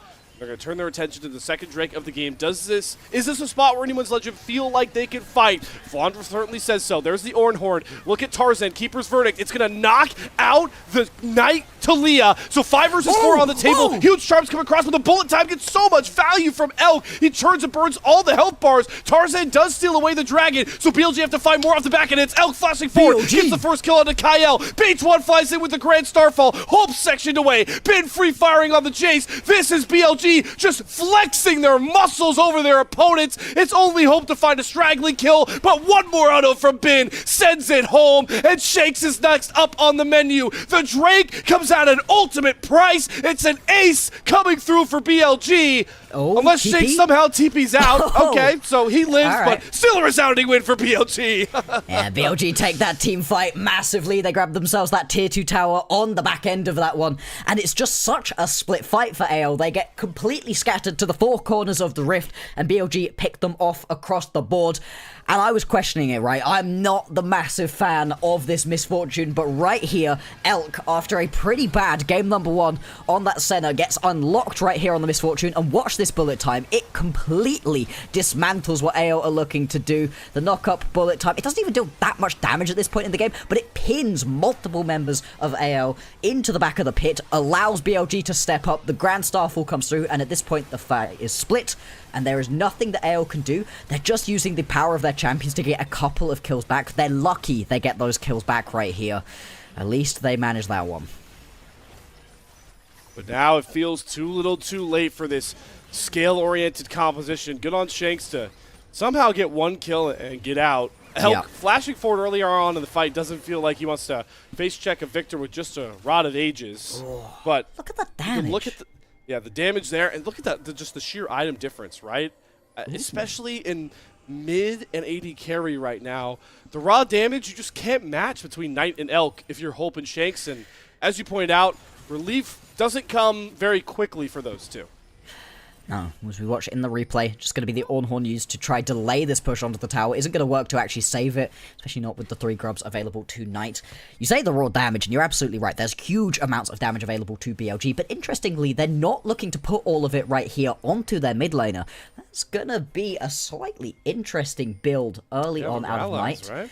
Yeah, he's looking to just slow his opponents down a little bit and open them up to being taken down by the remaining members. I like this adaptation, right? Between a Jace, a Pantheon, and a Misfortune, you've got enough damage right here, and you will still do plenty, but it's just a little bit less, keeping the opponents teed up for the remaining members of BLG to take down. We'll see how that works out for him as we get into the later stages of the game. He's also got 5 stacks right here on that Dark Seal, so he's still going to hurt. Okay, Bin. Shows on the side wave, but one combo from the hammer stance. Tarzan and Kyle do not feel confident in that engage, and with that little poke down and the wave completely in control for BLG, they're going to start off the Otacon. That deep ward does spot it out, so they see Elk taking this. Anyone's Legend, they smell desperation. They know they have to make this play. Knight with a huge Weaver's Wall, though. Nobody can get through but Tarzan. Keeper's Verdict whiffs. Tarzan's knocked up and thrown to the wolves. Elk finds the first kill. Kyle can't find the knock-up. Sure, Flandra finds it with a 2-man, but can Hope and Shakes bring enough damage to the table? Absolutely not. There's no way to match the power of Elk and Knight, and this time, it may finally be the ace, solidifying a disastrous Game 2 for AL and a supremacy of Billy Gaming. It looks terrible for them in game number 1, but game 2 with a more aggressive early game focused composition, BLG are back. They picked themselves up the Atakan, they picked themselves up the Ace as well, only losing their support for it, and now they turn their sights onto the towers, onto getting even more gold for their early game prowess. This game is completely obliterated. Nearly 10k gold lead for BLG at 21 minutes. How awesome is it? Now across virtually 2 games that we've seen these two teams execute on how they've won so many games in the Rumble stage. Wow. We were absolutely correct to be highlighting Knight. He's had himself a brilliant split so far, and that Weaver's Wall into Seismic Shove combo that just evaporates the jungler out of AL, the key member. We keep talking about how Tarzan is the beating heart, the driving force of AL. He gets one tapped right there in that fight. It obviously means they lose out onto the Atakan, and it means without that Poppy, you can't fight it. Shanks now getting jumped. Okay, gets away from the Seismic Shove. Kyle protects pretty well. The Gravitum Well actually stuns up both On and Knight. But hell, they're just too far behind to ever feel comfortable chasing these kills down. It's just a wallet diff right now. Yeah, absolutely. You're in a spot where your composition comes online later. You haven't hit those breakpoints. Flandra is still only level 12, so you're nowhere near being able to give over those ornaments. You don't have those 3 items completed onto your Victor. Your Ezreal does hurt, but really is just having to run for his life throughout the majority of these team fights, whereas BLG, this composition has spiked really hard. They are in their best spot that they're going to be in throughout the entirety of this game. 2 items completed, 3 coming through very, very soon. 9 stacks on that Medjai's as well for Knight, so he's still going to be dealing tons of damage through that Rylai's. BLG, they need to keep the pace of this game up. They need to pick themselves up the Baron once it spawns here in 2 minutes' time. They are well and truly in control of this game. Love to see Knight with a book purchase. Definition of a man with his swagger back. Got the mojo flowing. 14 of 17 kill participation as well for Knight.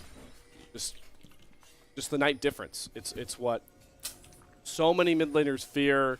It's what makes this guy the consistent best player in the LPL, it feels like, split after split, no matter how dim the lights look for BLG. As we highlighted, with one of their roughest starts of the year in so many splits, knowing how dominant they were in 2024, but all that could go to the wayside if they can win this series. A lot of that can be thrown on the back burner if they can lock in a 3rd straight MSI, something that no LPL team in history has yet to achieve.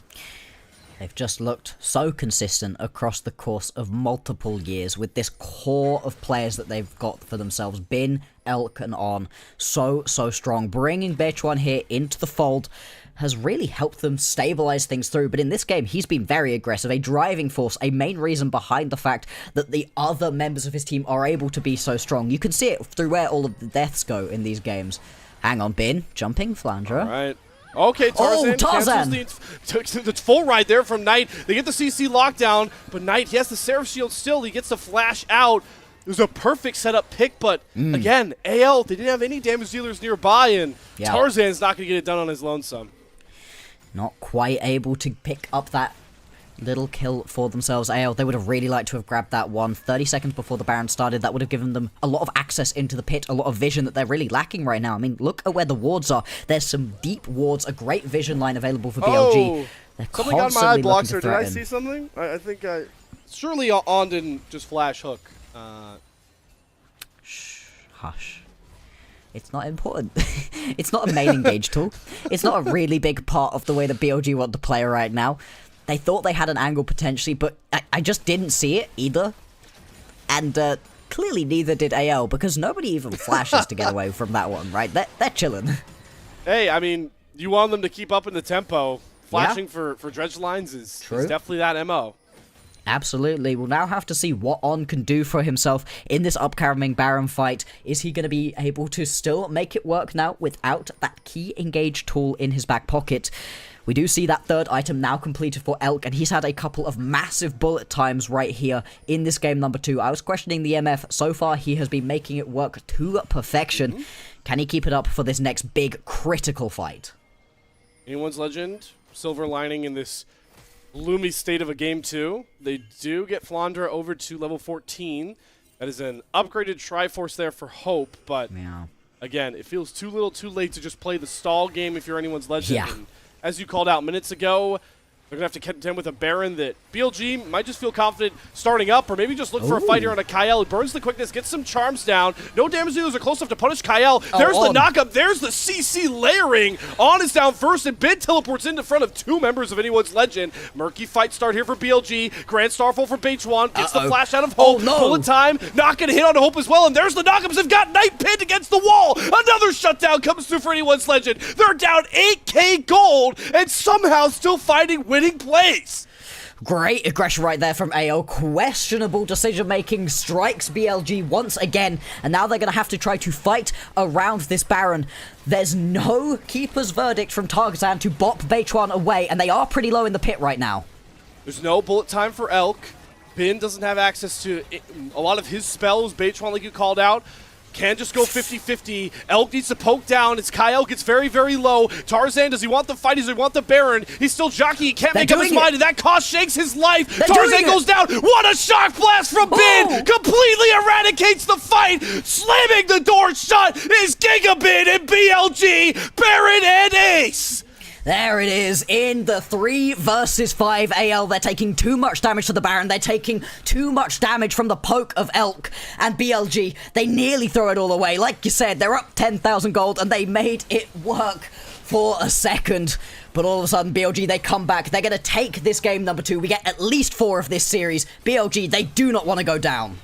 Just when we thought BLG were making the same questionable calls that ruined game 1, they call on their veteran, the 3-time MSI goer Bin, if they can win this series, just completely takes over this game 2. Beautiful, beautiful last fight right there from BLG, as you'd expect though, considering how much of a gold lead they built for themselves during the early stages. I gotta be honest, Slayer, there was a moment there around that Baron where I was a little bit worried, but the Baron was dealing so much damage, and Elk was stood just outside of range, was being protected by Bechuan so effectively, and was just about able to keep himself going. Like I said, the poke as well from Bin, so annoying to try to deal with. Oh, their macro decisions haven't necessarily been ideal so far, have BLG, but in this game at least, they start the pace early and they just never let go. Yeah, and they're showing that they can beat AL playing their style. That is my huge takeaway. 1, let's go, it's 1-1. We have a series on our hands. Luckily, BLG recovered 2.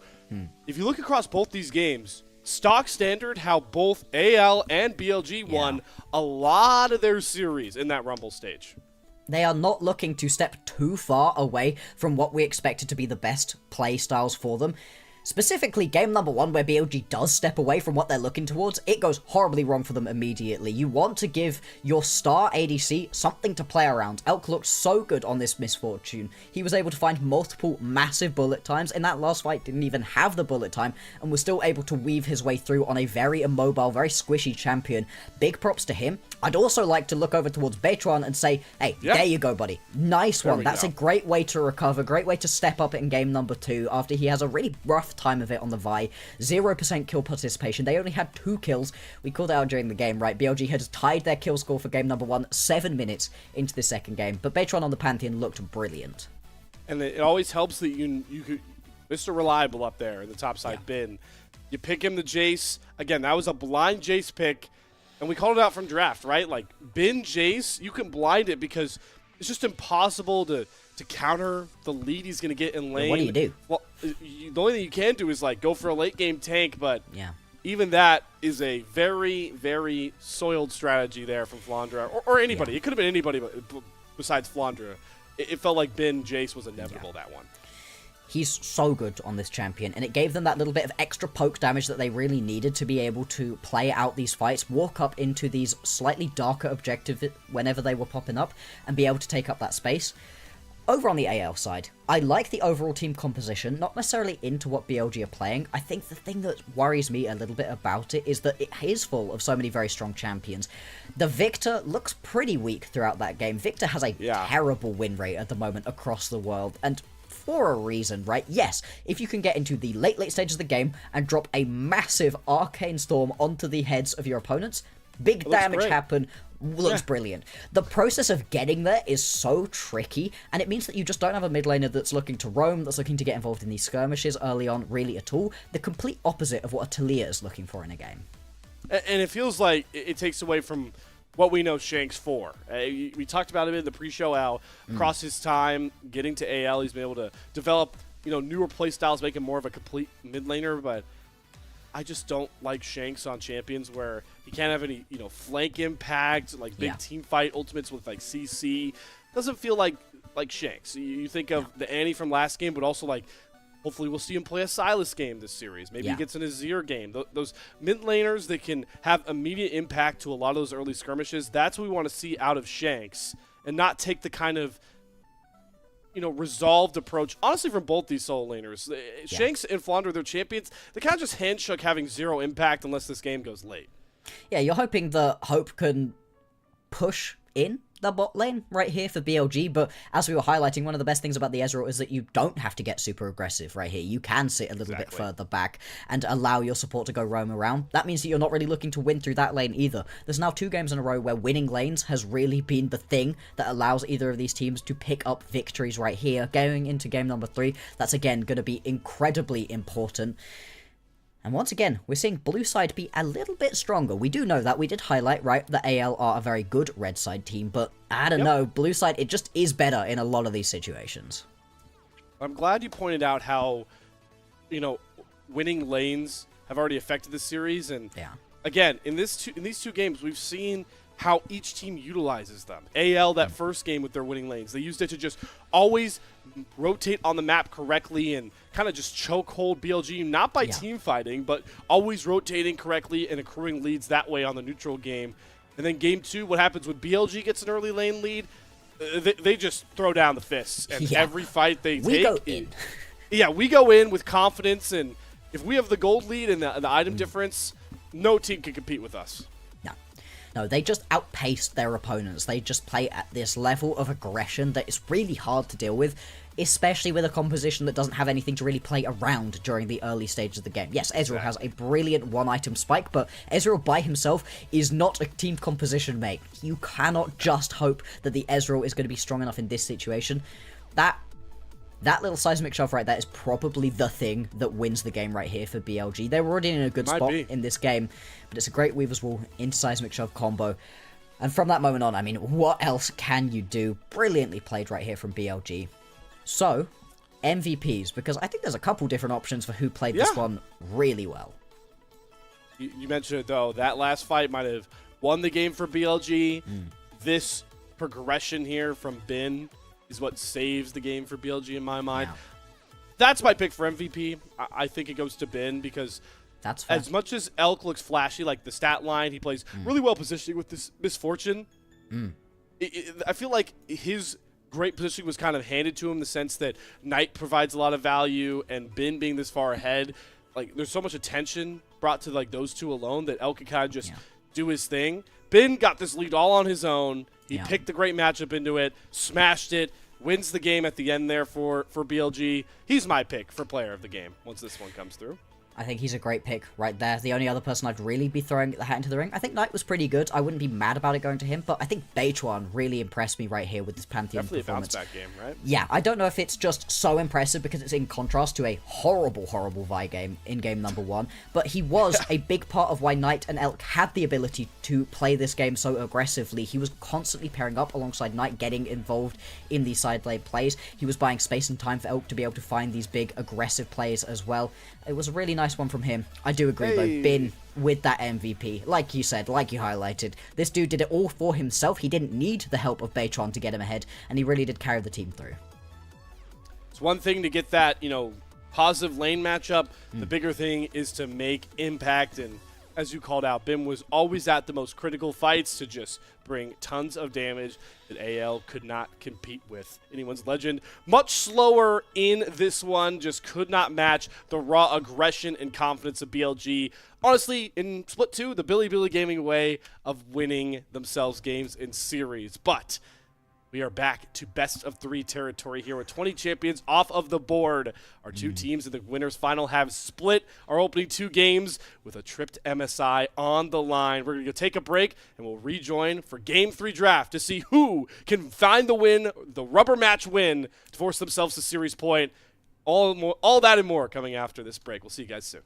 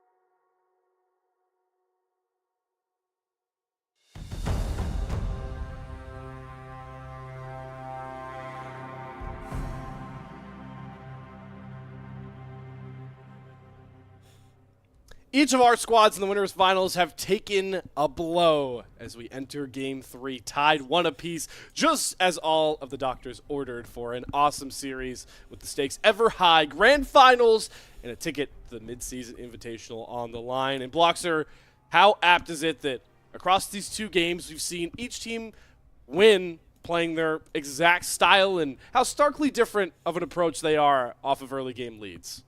Absolutely. I mean, the way that BLG win in this game number 2 is off the back of a couple early aggressive plays working out for them, and the second they have the barest hint of an early gold lead, they just go flying into their opponents constantly. Aggression, aggression, aggression. It's exactly what you want to do when you've got yourself a Pantheon composition. It's exactly what we were hoping for from Bechuan that we didn't see in game number 1. Whereas for AL, they're so much more calm and collected with it, you know? They were kind of just punishing the mistakes that BLG were making in game number 1. I'm sure that if BLG had have given them that early lead and then stopped making mistakes, AL would have been able to find ways to still win this game, but they didn't need to overforce anything, and they didn't feel the need to overforce anything. They allowed BLG to keep making mistakes into them and just punish them so effectively. It's the difference between charging forward and trapping your opponent. 2 different ways that you can find wins. But as we get set for this game 3 draft, likely with anyone's legend on that blue side, Bloxer, I want to ask you, as we start getting, now that we know we're going at least 4 games, right?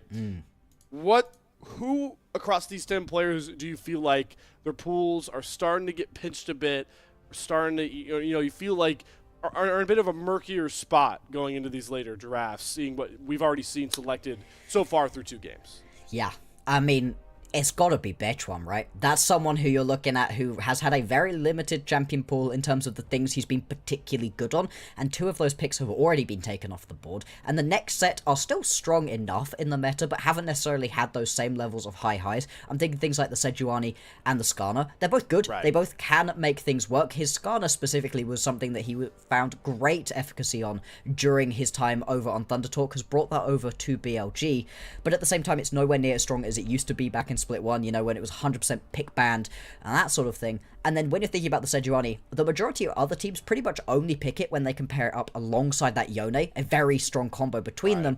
But people don't really want to pick it just in and of itself. That's very different here for BLG. Bechuan does like to grab it for himself, but there's a reason that it's not pick ban like some of the other things. And on the flip side, right, off of that game 2 loss, Tarzan picks a Poppy that is really about kind of neutralizing, protecting, Keeper's Verdict to slow down fights. We know that his advantage in this jungle matchup, among many things, is his ability to pick carry-oriented junglers and just kind of 1v9. Markedly, he has 10 Nefiri games. He went to the Volibear in the game 4 win against Weibo, 2 of those market champions that do not fit their shared pool. So we'll see if Tarzan wants to try and gobble one of those up with the B1, because the bans, like they have all series long, not very pointed towards the jungle Bloxer, and game 3 does not buck that trend.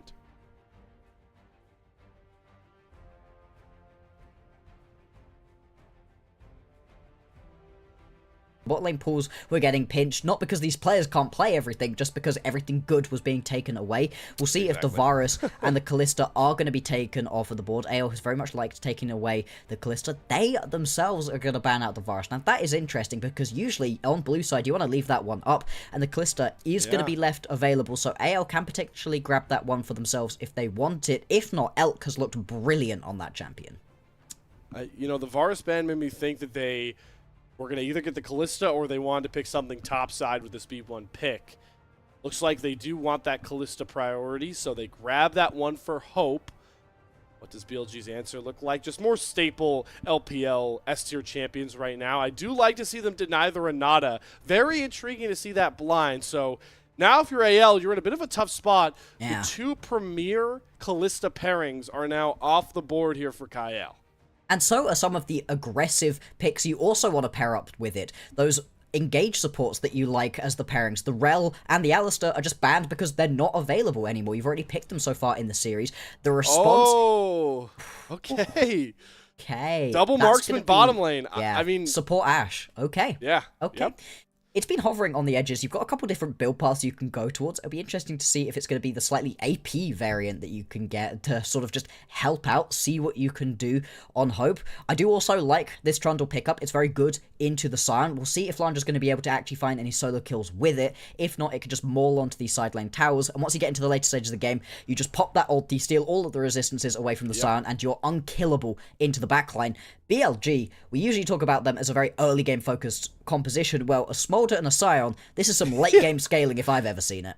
Yeah, they're playing the timer now, so we're kind of switching roles in this game. Very fun to see as this series develops, and I'm glad you called out that Trundle priority. Got to think Tarzan probably doesn't make this selection if he doesn't see a full tank blind in the top side. Also, the added note that now Flandre gets to play into a positive matchup, right? He got counterpicked both of the first 2 games, especially that game 2, the MVP performance from Bin. So question now becomes, what does Flandre like into the Scion? Does he want to try and slam lane, neutralize it? That's what BLG have to figure out, is they do take away his Shen as the first pick.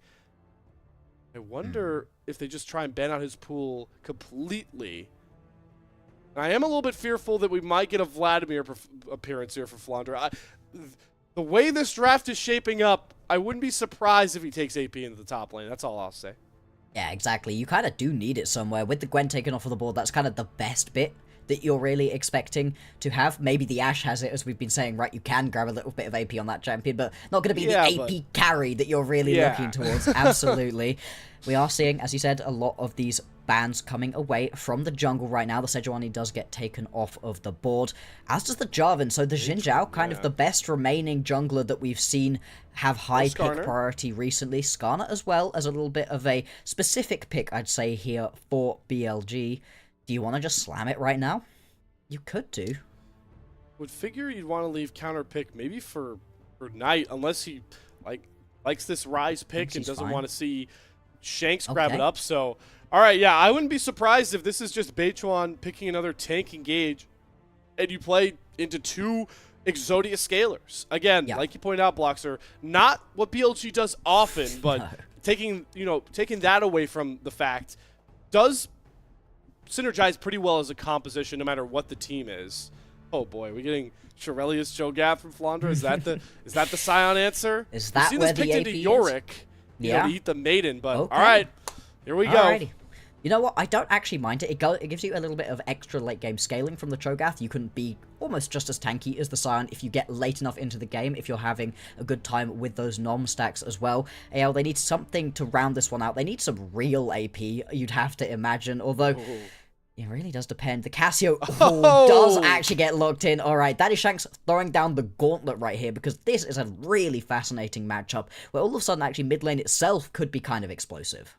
I also think this kind of denies a lot of champions that Beichuan feel comfortable on. I was going to markedly say the Miasma makes the Nefiri kind of treacherous, but wow. In a matchup where we heralded Tarzan, we could throw up the graphic to meme us even if we want to. We said, oh, this is a champion that, for Tarzan's pool. Beichuan will not pull this one out. He has 1 game on the Nefiri all split long to Tarzan's 10. Role reversal, 2. Yep. Make it a second one. The Tarzan Trundle shouldn't be too worried specifically about the Nefiri. The Nefiri's not going to be about this. It's very much going to be about trying to get onto the backline of the Ashe of this Callista and see what you can do there. You've pointed it out perfectly, though. The Miasma makes it a really tricky composition to actually try to play out, and you are so focused on the later game scaling, right? Nefiri can skirmish a little bit in the early stages of the game, but your Ryze, your Smolder, and your Scion are all looking to get into the later stages. They don't want to go toe-to-toe that early on. They can get themselves a little bit of push early if you're really playing it well right here for Knight, maybe for Bin. Those could be lanes to potentially gank. Bot lane should be miserable for Elkan on until we get late into the game. You know what also is miserable? Trying to play engage in this game. I mean, there is 0 committal engage almost. What, we got like a Scion ultimate, an Ashe arrow. Outside of that, how do these fights ever start? Who kicks them off? You just run at each other. You legitimately have to just run at each other. But both comps are also designed to kind of play out from that style, right? So it's this is going to be the most unique draft we may get this entire series. And yes, I'm saying that knowing that we could go 5 games worth of Fearless.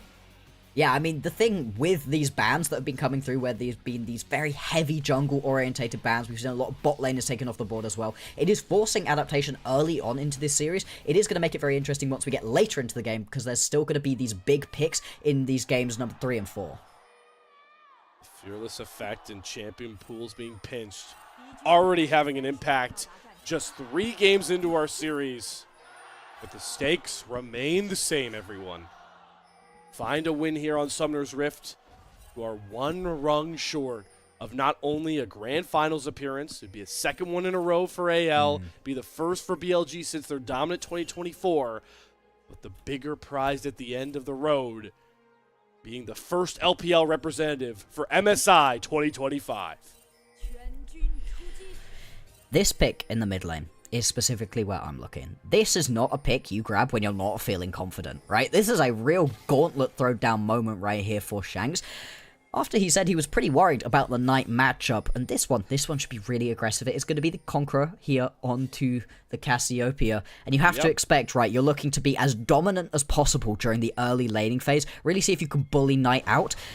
We usually do not expect any solo kills to happen in Classic Scion right here. the... What? Hey, I think maybe covering to make sure there wasn't you're an expecting invade. there's a late invade here from AL. You're not too worried about getting bullied out by the early Cho'Gath and needing that teleport for the first few minutes, so you'll get that one back eventually. Still, it's always just wild to see the things that happen on Scions compared to any other champion. Just a different breed, right? There's Yeah. some things on that champion you accept that would be rudimentary on any other.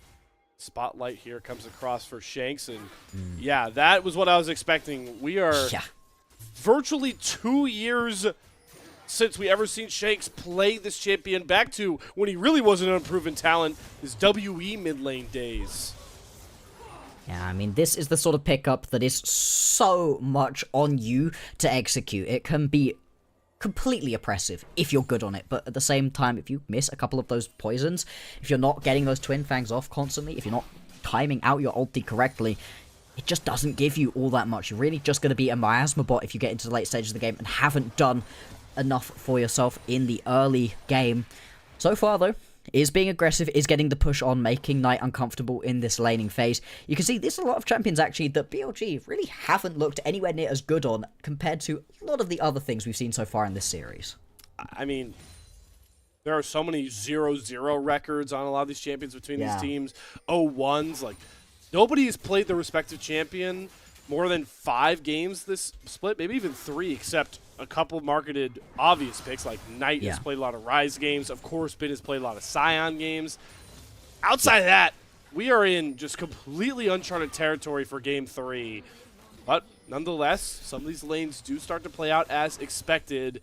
And markedly, this bottom lane, Hope and Kyle are on a ticking time bomb. They need to accrue a significant lead out of this double-ranged, double marksman lane, because smolder stacking is inevitable. Scuttle Crab fight is inevitable here for Beichuan as Tarzan playing the Trundle, one of the best 1v1 champions in the game. Beichuan, you're going to have to quit that flash at some point, but Tarzan's going to follow. Tarzan has first blood. We were looking for his early game impact, and he does deliver in Game 3. This is exactly what you can do right here on the Trundle. It's so oppressive. As you said, the 1v1s are stronger than any other champion. And then Neferi early on in the game really isn't looking to go toe-to-toe. You could see Beichuan thought he maybe had a chance to potentially smite that one away. Tarzan didn't have the Scuttle Crab. Maybe Beichuan could have quickly grabbed that one, but he never even managed to jump over a wall, put enough distance between him and that Trundle, and he just gets walked down. This is a great early start right here for AL. Exactly what they're looking for with this composition. We've stressed so much how AL are showing early shades of what BLG did in 2023. So many unproven players around staple veterans. But the one place where that matchup flips is in the jungle. Beichuan trying to establish himself as the future starting jungler for a Titan BLG team. But he has to be able to go toe-to-toe with the likes of guys like Tarzan, guys like Kanavi, and you're just waiting to see how the Tarzan effect, the spirit of AL, would finally ignite. He's in prime position to do so, as we already see The macro approach to that red side for BLG coming through here. Immediately going to flip Elk towards that top side just to buy him as much time to try and stack away as possible. You're trying to get him out of these oppressive lanes, which the Ashe Callista is probably one of the most oppressive lanes I could possibly imagine, especially once you'd had some other key pairings alongside the Callista, like the Nico taken off the board, like the Renata stolen away, as BLG did. But because you're constantly rotating people away to just try to get them farming up, that is BLG conceding away from these objectives. That initial Drake going to go down to AL very early on in this game. Elk getting a good amount of poke damage over onto Flandre, but he's still got flash. He's still going to be fine in this situation. Flandre, he's really not going to be a main carry at the moment. He's going to be all about what you can do once you get a little bit stronger right here onto this Cho'Gath. For now, he's just going to absorb that pressure and keep Elk interested. Does look like he's going to be going that Rod of Ages route. Yeah. Elk going to have cover from on as well as he gets the first feast stack down Flandre to getting tankier and tankier. Still, I like this spot here for BLG, not only because Sion is probably the best 1v2 champion you can buy for that spot, but Elk, I'm glad to see him trying to min-max, getting stacks, not just from the minion waves, but hitting down on to Flandre. But on the bot side, Tarzan, playing with that first blood gold lead, is trying to create avenues, as he always does for his lanes. For now, that's going to be getting flash off of Bin. Now he only has that unstoppable onslaught as a bailout if another gank comes his way. Flandre also has to be careful on this top side. The handshake being held there by On. Going to come across, get more damage down, even more so, as they buy time for this baby dragon to scale up in the early phase. You're going to need more time as you go on right here. Giving over that early kill to Tarzan just speeds things up a little bit for AL, exactly what they're looking to go towards. Tarzan potentially looking for a gank right here, does have that subjugate now, and that's something that's so strong into the Sion. Obviously, anytime you try to dive a Sion, a little bit risky potentially, and it is just going to be backed away from. Bertrand was in the area. I do like the early push that we get to see in the top side right here by Elk and On. They force Flandre back. He'd already had to teleport back into lane. You're now going to have to just walk somebody up towards the top side of the map, and that's going to give it a little bit extra time for Elk and On to keep scaling up. We can see the stacks right there. He's on 33 at the moment. 225 is the point at which you're really looking to get towards here on the Smolder, and we are a heck of a long way away from that one. The mark you always want to reach is you want to be at that execute right around or maybe even prior to the 25-minute mark. So you need it for the Baron fights. Yeah, exactly. That's why, right? Do like the TP advantage for Bin here. If a Grubs fight does break out, he obviously has the unstoppable onslaught to get across the map, and he can cover his tracks by TPing back bot or do the latter. But nonetheless, there is a timer for BLG as the Grubs do hit the rift for them to be able to have the numbers advantage when they play for those 3 Grubs. Something they've done a lot so far during the series. Got 3 Grubs in every single one of the games. You can see heading on up towards this fight. Like you said, they roam Bin up immediately. Don't want to use that teleport already. Flandre also walking his way up. This is going to be a 4v5 for a little while.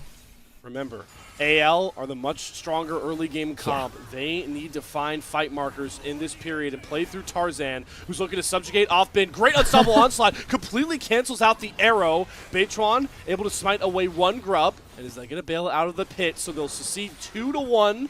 For the first time, AL going to have access to Void Mites all series long. You know, that's actually not the end of the world right here, because as Bin, you can head back to base, immediately teleport yourself down into the bottom lane if you want it. If not, just walk. There's no real need to blow that teleport. You keep yourself that advantage. You don't really lose too much for that little bit of rotation either. Yes, you only get 1 of the Grubs, but you stop your opponents from getting all 3. It's not massive. It's not a huge benefit right here to either of these 2 teams. But I think the fact that AL, despite being in a much stronger early game composition, don't get any kills in that skirmish is pretty good. Jank starting to flex his muscles too. Want to point out Knight is even in CS though with this Cassio that we wanted to see also push the tempo up for anyone's legend. Amass themselves about a 700 gold lead across the board. All lanes are leading in gold, but again, not enough to really feel confident about them being able to last in this game. Still need to see that playmaking. Still looking for Tarzan to build on that early and only kill found in the game. If he can keep bullying Bertrand around, that's a great way to play out this game. The Neferi pretty weak in at least this stage of the game, especially into a Trundle. But this Neferi, there's a reason it's such high priority for both of well, I was going to say both these junglers, for Tarzan and every other jungler here in the LPL. It's such a strong pickup, and it has so much survivability in the late stages of the game as well, if you can weave your way through these teamfights effectively. Miasma does make that a little bit harder. Getting early killed makes it harder still. So Bechuan, he's going to need to be very careful to not fall behind in this early game. He's certainly not on an early game carry for his team. He can't really gank with this champion. Like we always talk about with AL, trying to accrue leads that are not the conventional, or I'd say louder ways, is like getting a huge amount of kills like BLG does. They are doing a pretty good job on the early neutrals, right? They get 2 of the early grubs of 3. They grab that first dragon basically on spawn here for Tarzan, and he's well set up to, on again, the Trundle that it's all about kind of playing on his lone sub. Could easily solo the second Drake out. That could be a really good answer to the scaling threat that BLG have, but they're not going to have Mound or Hex Tech. What does the response look like on the top side for BLG? They set up Beichuan for the dive onto Flandra, get the first knockup. Flash is committed on both sides, but Beichuan should be able to feed the pack. The Q slam down gets canceled though. Bin and Flandra heals up. Enough damage comes across for Bin, and luckily he's taking enough to walk away from the turret, but that got a bit dicey. Hold on, Astro in the mid lane, gonna hit Knight. Great snipe comes across from Kyle, and they gift a kill back to Shanks. There's the playmaking we need to see with a game where there's virtually 0 committal engage. Yeah, that's one of the few pieces of long-range engage that you can go for. The Ash Arrow landing really well right there on Tonight. The second that one lands, he's absolutely dead. And it is going to be a trade back here for AL. They keep themselves in their advantage right here in this game. It makes sense right here for BLG to be trying to punish onto the Cho'Gath. He's kind of the weakest member at the moment. The champion that's having the worst time of it in the early game, but he still nearly gets away with that kill, wastes a ton of time from Bechuan and Bin as they try desperately to finish that kill off, and it buys more than enough time mid lane for AL to make their own play. Hope, now by himself, gets chased a little bit, handshake gonna miss from On, and so he should just be able to walk back underneath his tower at this point. Even without your support, you know, there's so much movement you have available to you on this Kalista that it's okay by itself. And hey, always nice to take away a summoner for virtually nothing. So, summoner heal off the board there for On. Tarzan gets back out on the Rift here.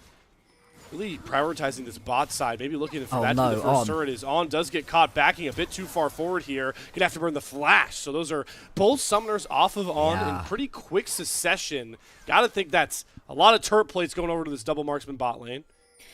Knight roams over just to be able to catch that wave, potentially. He does have plenty of wave clear available to himself, obviously, as the Rise, so you stop that one from being the worst situation. But On, if he steps up in the wrong situation once again, is just going to get killed immediately here. A very squishy, very easy to take down Renata without those defensive summoner spells available to you.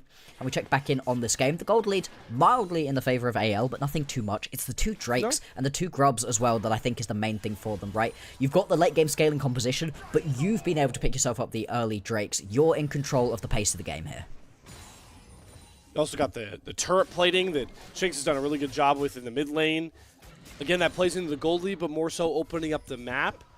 As the team that's all about snowballing, that's another, you know, smaller lead that you could try and accrue, but it's about manifesting all those into a very powerful mid-game here for AL. Beichuan right on top with this Nefiri, power farming like a madman, but still has to pay respect to Tarzan. Yeah. We'll back off of that blue buff.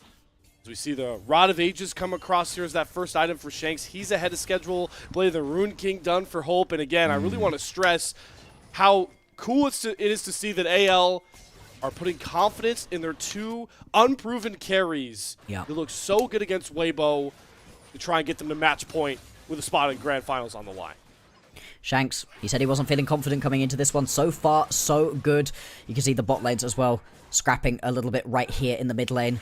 And Elk takes the worst end of this trade. This is the thing, right? Hope does so much poke damage, but it's really Kyle that just is miserable to try to play into. The Ashe is just a terrible champion when it's ADC, and at support, you're just a little bit freer to step up, right? You're a little bit less worried about getting caught out.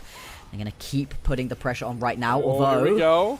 Bin trying to line up a knock-up onto Hope. Remember, they have Fate's Call, though. Hope's going to try big on Kyle, but the handshake grabs by On, and Hope is pulled right back into the wing. They're going to have a Realm Warp behind as well. There's no way out for Hope but a gray screen, and Knight's going to try and grab the kill. He's got to get it done with auto attacks, but the pick play still comes through. Love the creativity there from BLG. Yeah, Hope using the fancy feet to get themselves away, but BLG once again showing that having more of these roaming pickups can be strong. AL, they're trying desperately to get something back. The Ash Arrow does land, but it's not really going to get them anything in this situation. Tarzan unable to find a way in. Flandra unable to find a way in. BLG, they get away with this one. And the... Oh, Elk. Hold on. Elk gets caught on a pillar. Sigmund the flash. So BLG got to be a bit careful about positioning here. Still need to respect their opponents. With Elk's flash down, Beitron having to bail out of this Rift Herald pit. Gotta think the BLG need to give this Herald over. Walk away. Walk and away. They will. You used everything. You used all of your best tools already on that play into the mid lane, and it picks you up a kill onto Hope. That's exactly what you want to have happen. Exactly what we were hoping for. It is going to be the... Was no it feast not stack, the though. nom? Yeah, I was going to say, it should be the nom stack, and it isn't here. That's a little bit of a miss. He hits the eye, and it goes down to 14 right as Tarzan was autoing, so yeah. that was a bit Tarzan awkward. And yeah, a little bit of a misplay. You really do want to be getting those feast stacks onto these big objectives, otherwise it's pretty hard to get them stacked up off of champions. Here we go. TP from BLG. This is Shanks. He's got to be a bit careful about this, but... Tarzan, oh no, it's actually going to be Flandra. See, okay, he's angry about not getting the feast stack on the Herald, so he's like, all right. He's going to get it on the Drake, yeah. But here's the thing, right? This would be so point in about 16.5 minutes. Are BLG going to give this away? They don't have a 50-50 smite, so they're going to look for Hope again, who's without summoners. Beitwan jumps on with the entire pack, and Hope's going to go down again. Okay. AL are trying to reap the rewards on the backside of the fight, but Beitwan gets another reset, jumps forward with that Neferi ultimate. No. There comes the Cassio ultimate, though. Knocks Bin out of his decimating smash. So down goes Bin to the petrifying gaze here from Cassiopeia. Another pillar down. Slows Knight through. They're trying to build slows. They got a Cassiopeia and an Ashe. They can just stack slow after slow, but they don't have the range. Elk and Knight are trying to step up. Kyle goes flash with H1, but Elk is sectioned off. Nobody can help the Smolder, so he just tries to fight his way out. Gets one kill, sets up Knight, and now Shanks is going to have to flash out of the pit. Flandra follows as well. The golden left hand uplifts BLG from a losing skirmish at a critical juncture. Oh, that fight should have gone wrong right there for BLG. They were way over-aggressive with that re-engage. They were correct to give away the Drake. I like the pick potential on the Hope. That's the second time he's now been immediately jumped and died. But it's just the wrong decision to engage in the situation in which they do. If we get a replay of this one, watch what the bot lane right here of BLG are doing whilst the main fighting is happening. You're right, it's all on Knight right there. Finding himself that big fight, doing massive damage onto that Rise. Otherwise, this was a lost fight. So this bit's good. We like this bit. We like the pickup of the Drake. That's correct. We like the dodge onto Hope. This is fine. Right now, watch the bot lane of Elkanon. Watch what they're doing. You see what they're doing? They're doing absolutely nothing because they've been caught on the wrong side of the pit and they don't know which way to go. On is still walking back and forth. Oh my god. Still walking back and forth. This is what I was watching during this team fight going, come on. It's the point here where I'm like, okay, they finally arrived. This is great. And then Elk, maybe again way too aggressive in that he just jumps himself way forward. He's lucky that you're also getting damage through from Knight, that they're able to pick up that first kill. The bailout doesn't save him though. And it's just 2 flashes out to end this one. If their composition's in a worse spot, if they aren't pretty much dead even in gold at this point, BLG lose that fight because Elkanon are doing cardio on the backside of it. And they do lose the biggest prize, right? Despite all of that, how close the fight gets and BLG getting the gold lead. Hold on, though. Ben's going for another unstoppable onslaught play. He doesn't get the first knock of Decimating Smash. Going to come across Beitron. Can he get close enough to commit the ultimate? No. Shanks is able to back off, and Knight's TP might not even secure this top tier 1 turret. AL are in position to defend this, and Beitwan can't face check that brush. Tarzan is waiting for you. Pillar going to try and slow down the dashes, but Fury a very, very slippery champion. Yeah. So nothing really to come of it except Knight's TP goes down, and BLG are really indexing into this top jungle. They're dropping waves bot side. Yeah. Flandra doesn't continue the push. He's trying to walk over in case BLG look for a fight. Is Beitwan overstaying his welcome? Another clutch pillar comes down. The Arrow will connect this time. Great Mikhails, though, from On. Make sure that Beitwan gets out, but Shanks is starting to throw down the double fangs. And Bin getting slowed up by Kyle. He's going to have to flash. Another slow comes across the Realm Warp. Will save Bin. Solo lanes, holding up solo lanes. BLG not going to cost themselves any deaths trying to play aggro in the enemy jungle. Okay, but BLG, what are you doing? This is another game where their macro is just not working out for them. I'm not sure what they're trying to find for themselves in that bot lane jungle. They don't get the grub. they don't get themselves that blue buff either. Now they're going to lose their mid lane tower off the back of this Herald play. And AL, again, they're not having to make too many of these big proactive plays because BLG just keep jumping into them. It's only through having some great plays from Knight on that ulti and a very slippery champion in the Neferi that BLG are even able to get away from this one. The initial idea is fine. Try to get yourself a pick up in the top lane. Fine. But the second that it doesn't work, they needed to just back off. And instead, BLG, it seems like once they commit, oh boy, have they committed. It's just setting the trap, right? That's the AL bread and butter against BLG, is springing the trap when they walk in. And again, Staple just knocking down turrets, right?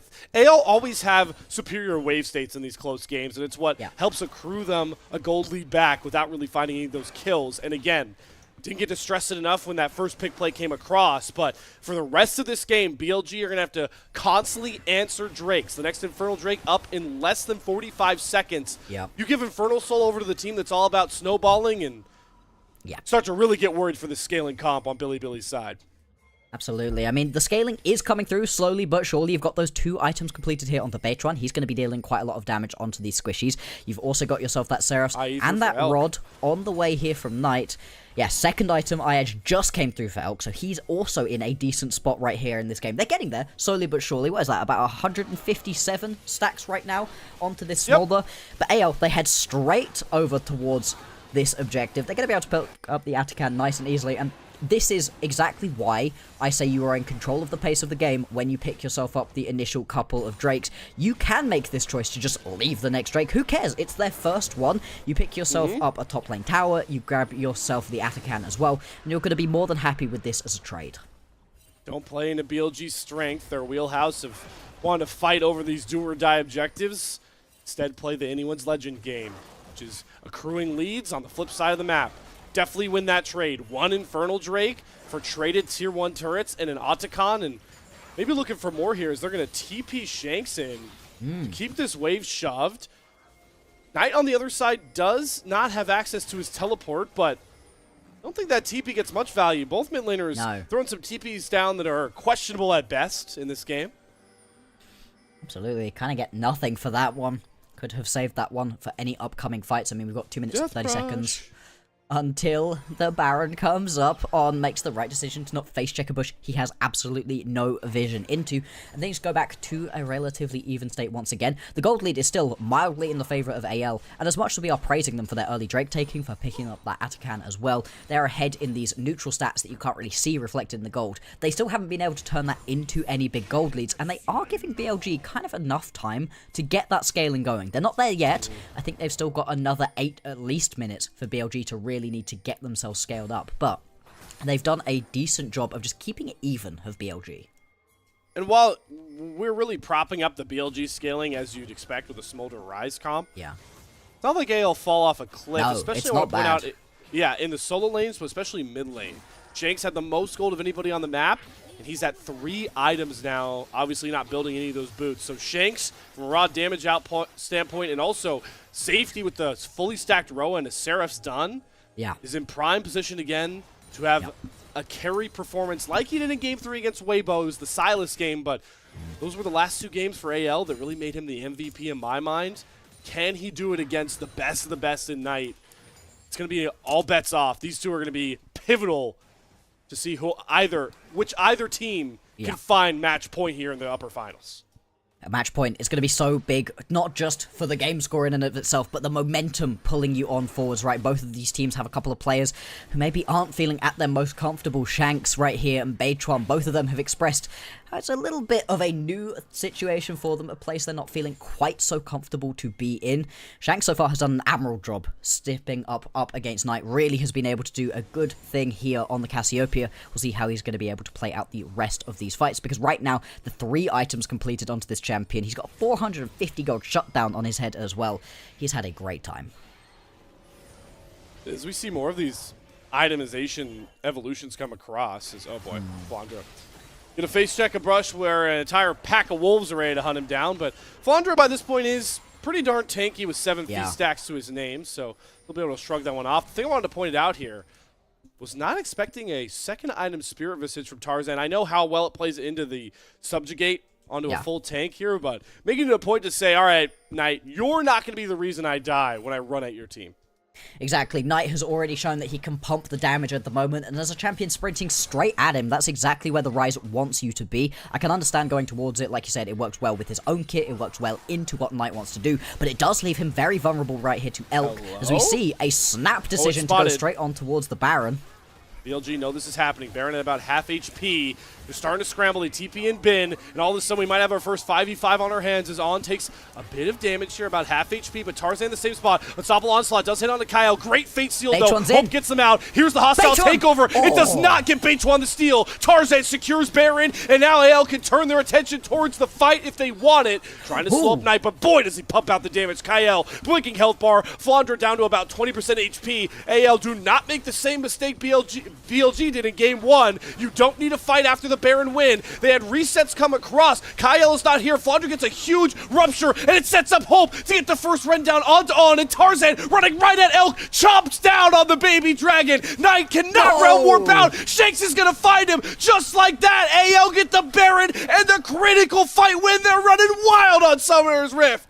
This is the point at which their composition is so strong. Everybody is online right now for AO, and with the Baron buffs available to them, they're going to be able to push on forwards.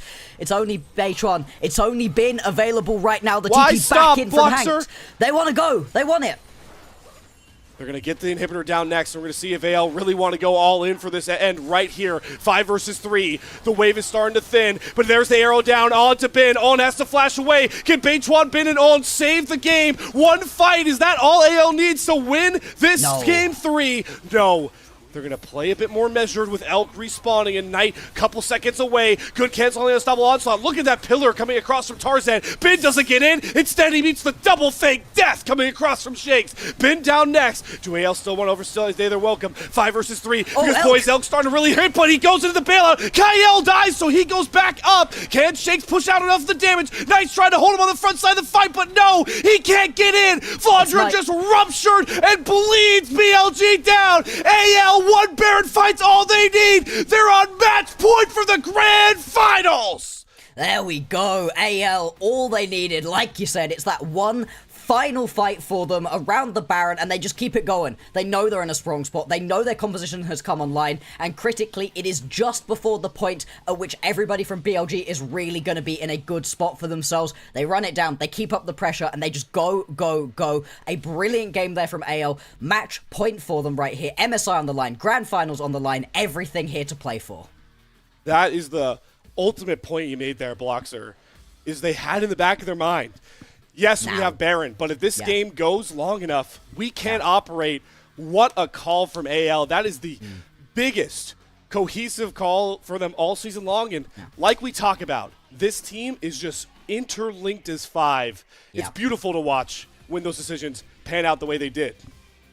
So nice to see them play this aggressive style all across the board. I think specifically I'd like to give some big props here to Tarzan with this pick up here of the Trundle. We don't see it that often. It's pretty much only picked into compositions where there is a Scion so that you can steal away that resistances that the champion has with the Subjugate and then run into the backline.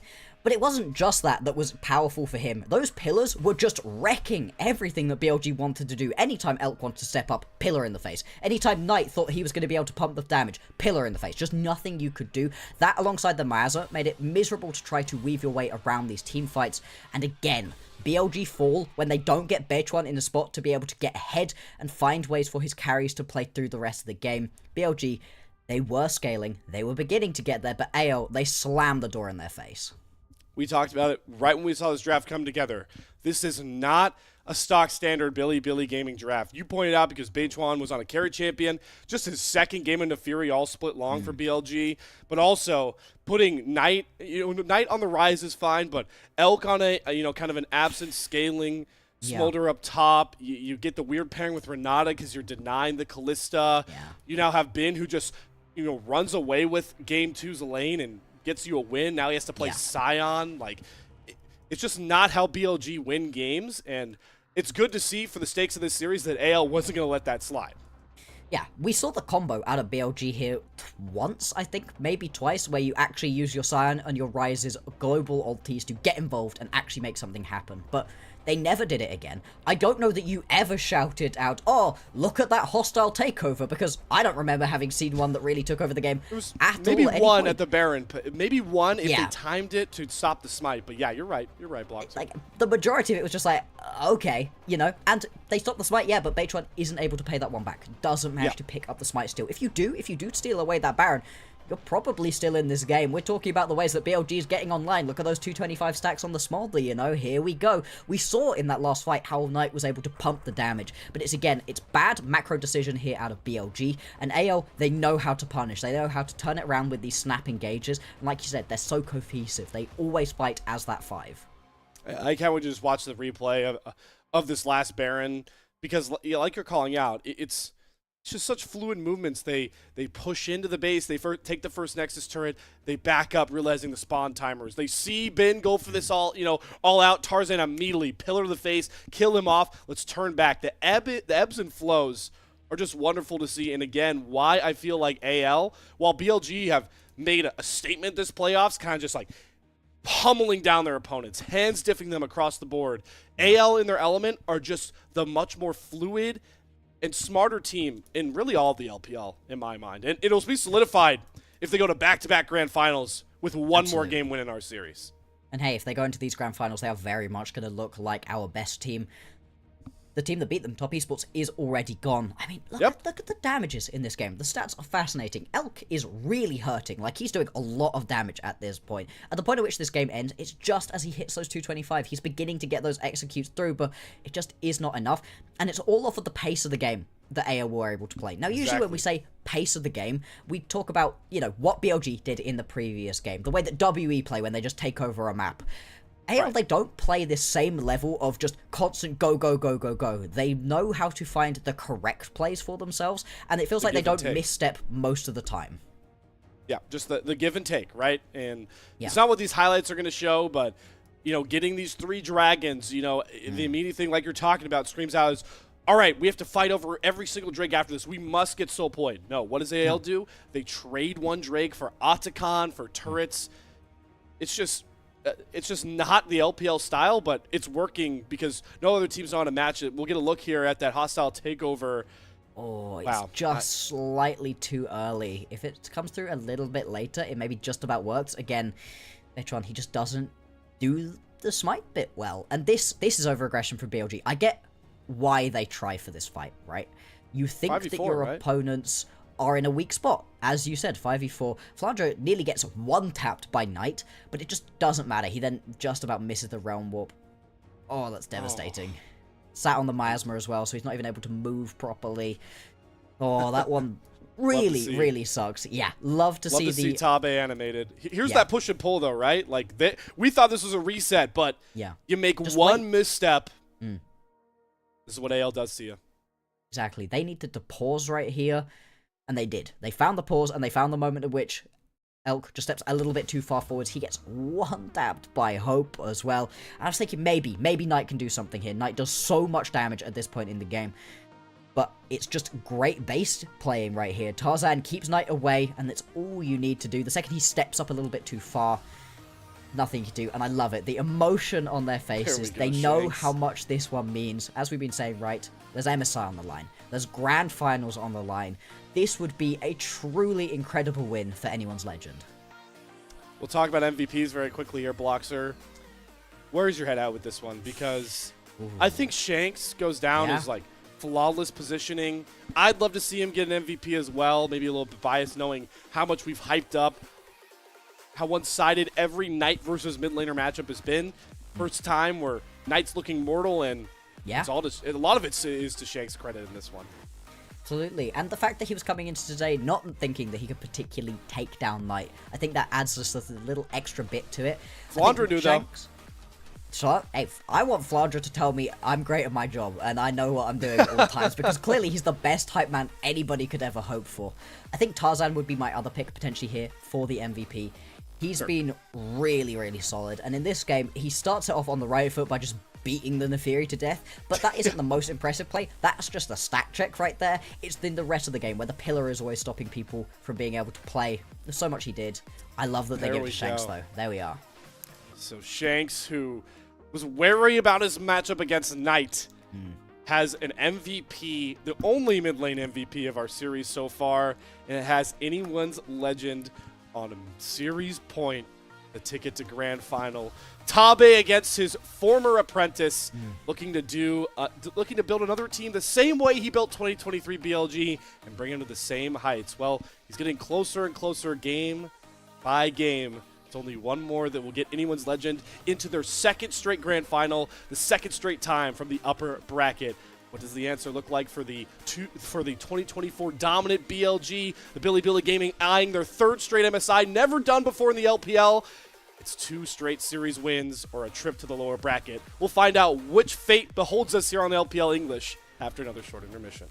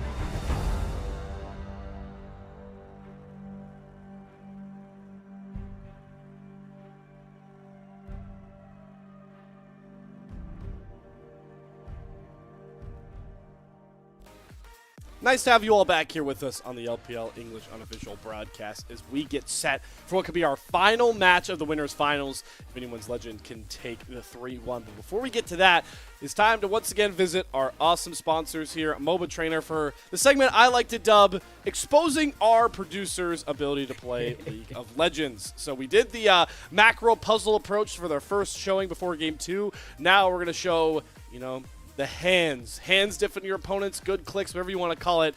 This is the dodge trainer that our very own producer Brett is going to try and show off his skill on as he immediately eats that's a hook and a mystic shot. So you can see the health bar at the top right, the hearts. You have access to Ghost and Flash. And your goal is just to survive as long as you possibly can as more and more champions come your way with skill shots. Oh. Yep, we got to play this one through our producer's computer previously, and we sucked horribly. One on mouse, one on keyboard. It was good fun. I was laughing so hard I could barely think about the actual game we had coming up in a second. So far, Brett's actually doing better than we did, but it is super tricky. All right, Brett. You're going again, Brett. Yeah, that's your warm-up. Brett is pumping himself up on the mic if you guys can't hear it. He's excited for this one. And hey, this is a better start. Doesn't walk into the first bit of damage. It's those... As long as you're jinxing Brett. Yeah, unfortunate. This is good fun, and definitely something I need. I mean, I have walked into many a hook so far. And most definitely not just the Nautilus hook lollipopping. I wish I could claim it was Nautilus hook lollipopping that screws me over, but it's not. And this is why MOBA Trainer is just such a perfect balance to getting your league gameplay up to another par, right? You saw, testing your knowledge, trying to teach you the correct decisions to make, and now this is one where you just, warm up your dodge train, especially as an AD carry player. Like, this is perfect for me before I get into my ranked games. This Brett is at a new record, at least. Let's see if we get to a minute. You got Ghosted Flash. You got it, buddy. You got it. Don't get hit by it. Oh, dying with Flash up. The cardinal sin there, Brett. Cardinal sin. All right, Brett's going again. I mean, he knows when draft's ready, so I trust him. Let's go one more. We need to break a minute, Brett. That's like the big deadlock in my mind. I believe he's getting better and better, scaling up with it as well. I do want to point out, blocks when me and you went keyboard mouse. Please keep in mind, everybody. Oh my God, you flashed right at the Blitzcrank, Brett. You crazy person. oh, he's throwing. The draft is ready. Okay, fair enough, Brett. Thank you for showing off the dodge trainer really quickly. Code at the bottom, LPL 20. You use that, you get 20% off of the unlimited puzzle mode, the full open mode of MOBA Trainer, and those proceeds go directly to MOBA Trainer devs, and of course here, all of us here at the LPL English unofficial broadcast. Big shout out to MOBA Trainer, as they've showed off two critical parts of our series. The first time we saw MOBA Trainer, we were talking about decision making, something that's plagued BLG in this game. Yeah. And then we just saw, good clicks, hands diffing. Also, the big strength of BLG. Hopefully they can combine both those together and force us the distance here as we go into our Game 4 draft. Yeah, hands diff your opponents, clean up the macro, and have the power of the blue side. Those are going to be the keys to victory right here for BLG. As we have been seeing recently, blue side is most definitely stronger. If this goes to a game number 5, you side select 1v1 for it. Yep. Right now, though, BLG just going to grab it for themselves. And we're once again seeing some more pinch onto these bottom lane champions. The Lucian taken off of the board, as well as that Nico. Zir and Gwen also mainstays of the band with the jungle pool pinch. Xin Zhao is next to be taken away from Tarzan. Still got a pretty big pool. Like you pointed out, Bloxer, taking away a decent amount of the carry junglers. Wukong, Trundle, Vi, Nefiri, right? We haven't had a full tank in the jungle yet, which does play into Beichuan's strengths, knowing the champions he's had access to playing for Billy Gaming. You do now have this Jarvan available as well that we've been talking about, as well as those Sejuanis and those Skarners. For BLG, I doubt you'd want to first pick any of those. To be honest, the majority of those strongest first pick champions have now been taken off the board, other than the Varus. It's the only thing that's going to slip through. It's the only thing that makes sense to just grab for yourself right at the very beginning. We've seen that champion banned out the entire rest of the time. Flandre, though, he's feeling good. He doesn't think Bin's a threat to him right now. He is going to slam this Ambessa. Bin did draw a Jax ban last game, and that is one of his premier champions, highest win rate champion across all of his LPL stats is the Jax. Wonder how he feels into that Ambessa matchup. We're starting to see why the Renekton ban came through, right? Because Flandre wanted this Ambessa. Kyle also one of the best Leonas. Not going to be the Jax, it's going to be the Camille. This is another Bin staple.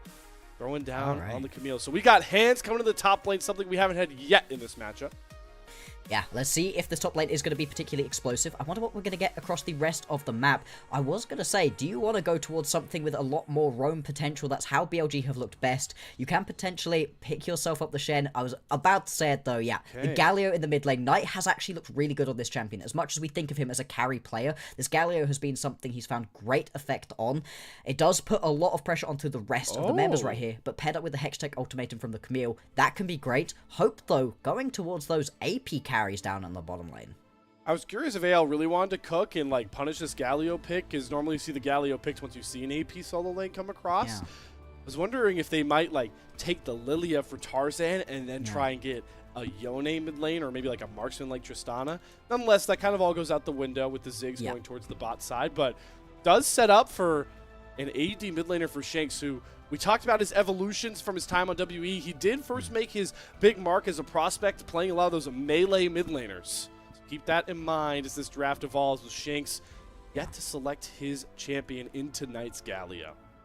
I do wonder if you need to ban either the Sejuani or the Yone here, because being able to grab both of them potentially could be really strong right here for AL. It gives themselves a very big all-in composition, a lot of setup that can really allow Hope to play the Ziggs out quite effectively. We'll have to see if that's what they want to go towards. The Shen is going to be taken off of the board. They don't want these multiple champions being able to roam and join up with the plays. The Tristana was the first ban, so clearly they're still worried about some funky things coming through. You can still put the Ziggs into the mid lane. The Yone does get banned away. I very much agree with that ban. So my question becomes here on what pairings work with Varus this deep into a draft, right? You've lost all your premier like engaged support tanks. You index into maybe an enchanter and go on hit Varus. We'll have to see here. The Nocturne coming through for Tarzan. That was the champion he played in the Game 4 win against Weibo. Want to start correlating Tarzan victories with Nocturne into Game 4 wins. But Nocturne, I feel like, doesn't fit really well with the rest of AL's comp. But that was kind of what happened when we saw Nocturne in that game I'm referencing against Weibo, as we get the classic Beichuan champion. The Skarner creates such a tanky potent front line, and, well, we might just go fishing here if we're on. That's still fishing, by the way. As many different fishing champions as possible gonna be hovered right here by On. He's not had the most consistent of series so far for himself. Getting him something that you can really play around in this bottom lane would be fun. Is gonna decide to go with the Spider instead. The Elise and the Varus. It's one of those bot lanes that can absolutely find those 2v2 kills. It makes dives really easy as well. The thing is, it falls off quite hard once we get into the later stages. So BLG are indexing very heavy into the mid lane. AL, they still can put this Ziggs into the mid lane if you want. It's just a bit of a handshake matchup right here into the Galio. And that means you can build something that's a little bit more aggressive in the bot lane. It's going to be the Corki right here. Now, we still don't know where the Corki's going. I think you probably put the Corki into the mid lane, and that Ziggs down into the bottom lane. So, more than enough damage on AL's side. And BLG are far, far indexed into Elk as a huge damage dealer. Blocks are... We see the Elise, right? So you signal early bot lane aggression. For a lethality Varus, but if you want to have any threat scaling, I feel like Elk has to go on hit. This is a huge spot for Elk. Again, one of those players that we talked, as we continue to talk about 2023 BLG and how similar they are to AL, and Hope being one of those unproven AD carries. That was the spot Elk was in not too long ago, and now as a premier LPL AD carry, a lot of the brunt is being shouldered by him. Keep them alive in this winner's final. Absolutely. This is the do or die moment right here for BLG. Yes, you're knocked out right now. You're not knocked out, but you still have to go down into the loser bracket, and you've got potentially a WE or an IG to face. You don't want that losers bracket fight. You really don't. Not this version of BLG that we've seen today here up against AL. They want to send this to at least a game 5. For AL, closing this one out, getting yourself that MSI, finally, for a ton of these players, it would put them onto such a big stage, put them into a position where they can really prove themselves both here in the LPL and internationally as well. It'd be so exciting. And what compositions to do it for. I really like what AL have for themselves right here. For BLG, boy oh boy, they need the early game to work. Which does play into their strength. They love to just slam lanes, get leads, and never look back. They do have patent champions to do so with Beichuan on the Skarner. Got the Camille and Bessa matchup that Ben feels confident in. And this bot lane that needs to get a lead, but what a spot for BLG, especially knowing Knight, MVP-like mid laner, obliterates every matchup he gets, and with his team 1 win away from the losers final, he's playing the facilitating Galio. What a storyline that is. Yeah, well, I was looking through the champions he's been played recently before this series, and I was like, wow, this Galio does keep popping up for him, and when he plays it, they've looked pretty good. Yes, it takes a lot of that carry potential away from him, but a well-played Galio can just buy so much space and time for these other carries. The thing is, the other carries is very limited in this game because you don't have a carry jungler to potentially play around. Instead, you're looking towards Bin to have a monster performance. He's so far looked pretty good during this series, and Elk to be able to play this one out. Now, is going to be the poke virus. We kind of were expecting it just because otherwise you're stepping way too far up and you're potentially going to get yourself killed every single time to Kyle's Leona. But still, it does mean potentially you're dealing a little bit less damage. I do think, again, AL kind of have the answer. Tabe kind of cooking versus his former apprentice in big way. If there's any champion that can kind of hold strong into a kill lane like Elise Varus, Ziggs, the ultimate wave clear. Once you get that Lost Chapter even done, it's just zero interaction that this champion brings to whatever lane it's in. Yeah, you just get to sit there, sit pretty far back, poke people out, and then you've also got a ton of choke point play as well. You can see at least during the level 1 though, that's where the Elise can step a little bit far forwards. Hope is going to take a decent chunk of damage, and if On is really feeling himself during these fights, that is a point where you can potentially find yourself some solo kills, some just good skirmishes as well. We'll have to track what these bot lanes get up to. It's also going to be worth tracking what we see here in the top lane. Bin going very aggressive, and this was a picked Ambessa completely blind, just throwing the gauntlet down saying, hey, I'm fine whatever you grab. 2 top laners that we haven't talked a lot about because we know what we get from Bin and Flandra, the veteran top laners on their respective teams, but as you called out, spotlight swing towards them. We've had counter pick matchups where Bin has ran away with the top side. Flandra comfortable picking his counter pick Cho'Gath into the Scion, but now full volatility in this top side, and you can tell even by the jungle pathing, both Tarzan and Beichuan gonna finish their clears on the top side of the map. Absolutely, and we'll have to see what these junglers can do. The Skarner gank so effectively, both pre-level 6 and post. You can gank right here on this Nocturne early on, but you're really looking to see what he can do with the Paranoia. You have to have great efficiency with this Paranoia to make this champion worthwhile, otherwise you can fall so far behind. Really, from that initial first Paranoia you get, as soon as you hit level 6, you want to be using this constantly to just apply pressure, hopefully pick yourself up kills. If not, just at least stop your opponents from being able to be comfortable in any of these situations. Oh, Scuttle Crab fight could break out. Keep in mind, Bin has first roam here for Beichuan, but Shanks can move over first for Tarzan. Both junglers walking on needles here. Yeah. Trying to decide if they want to fight over it, but Tarzan's going to secede. Trade the bot crab. No fighting whatsoever just yet. The pressure is starting to mount. Get the nerves going once again, knowing the stakes of this game on Summoner's Rift. Oh, here we go. Beichuan for the gank. No. Shanks casually going to sidestep the Ixtal's impact, and that stuffs out the entire gank plan. Knight has no setup to try and throw down his hero smash or taunt coming across.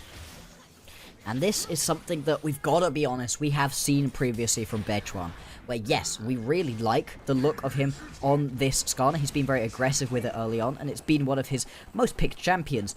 At the same time though, you do sometimes get these just horrible whiffs out of him. You see there, just completely missed with that initial engage. He's also missed a couple of those impales in previous matches as well, so that is something to track as well. How's Beichuan feeling on one of these signature picks? How much of a lead could Shanks once again accrue in a positive matchup for him?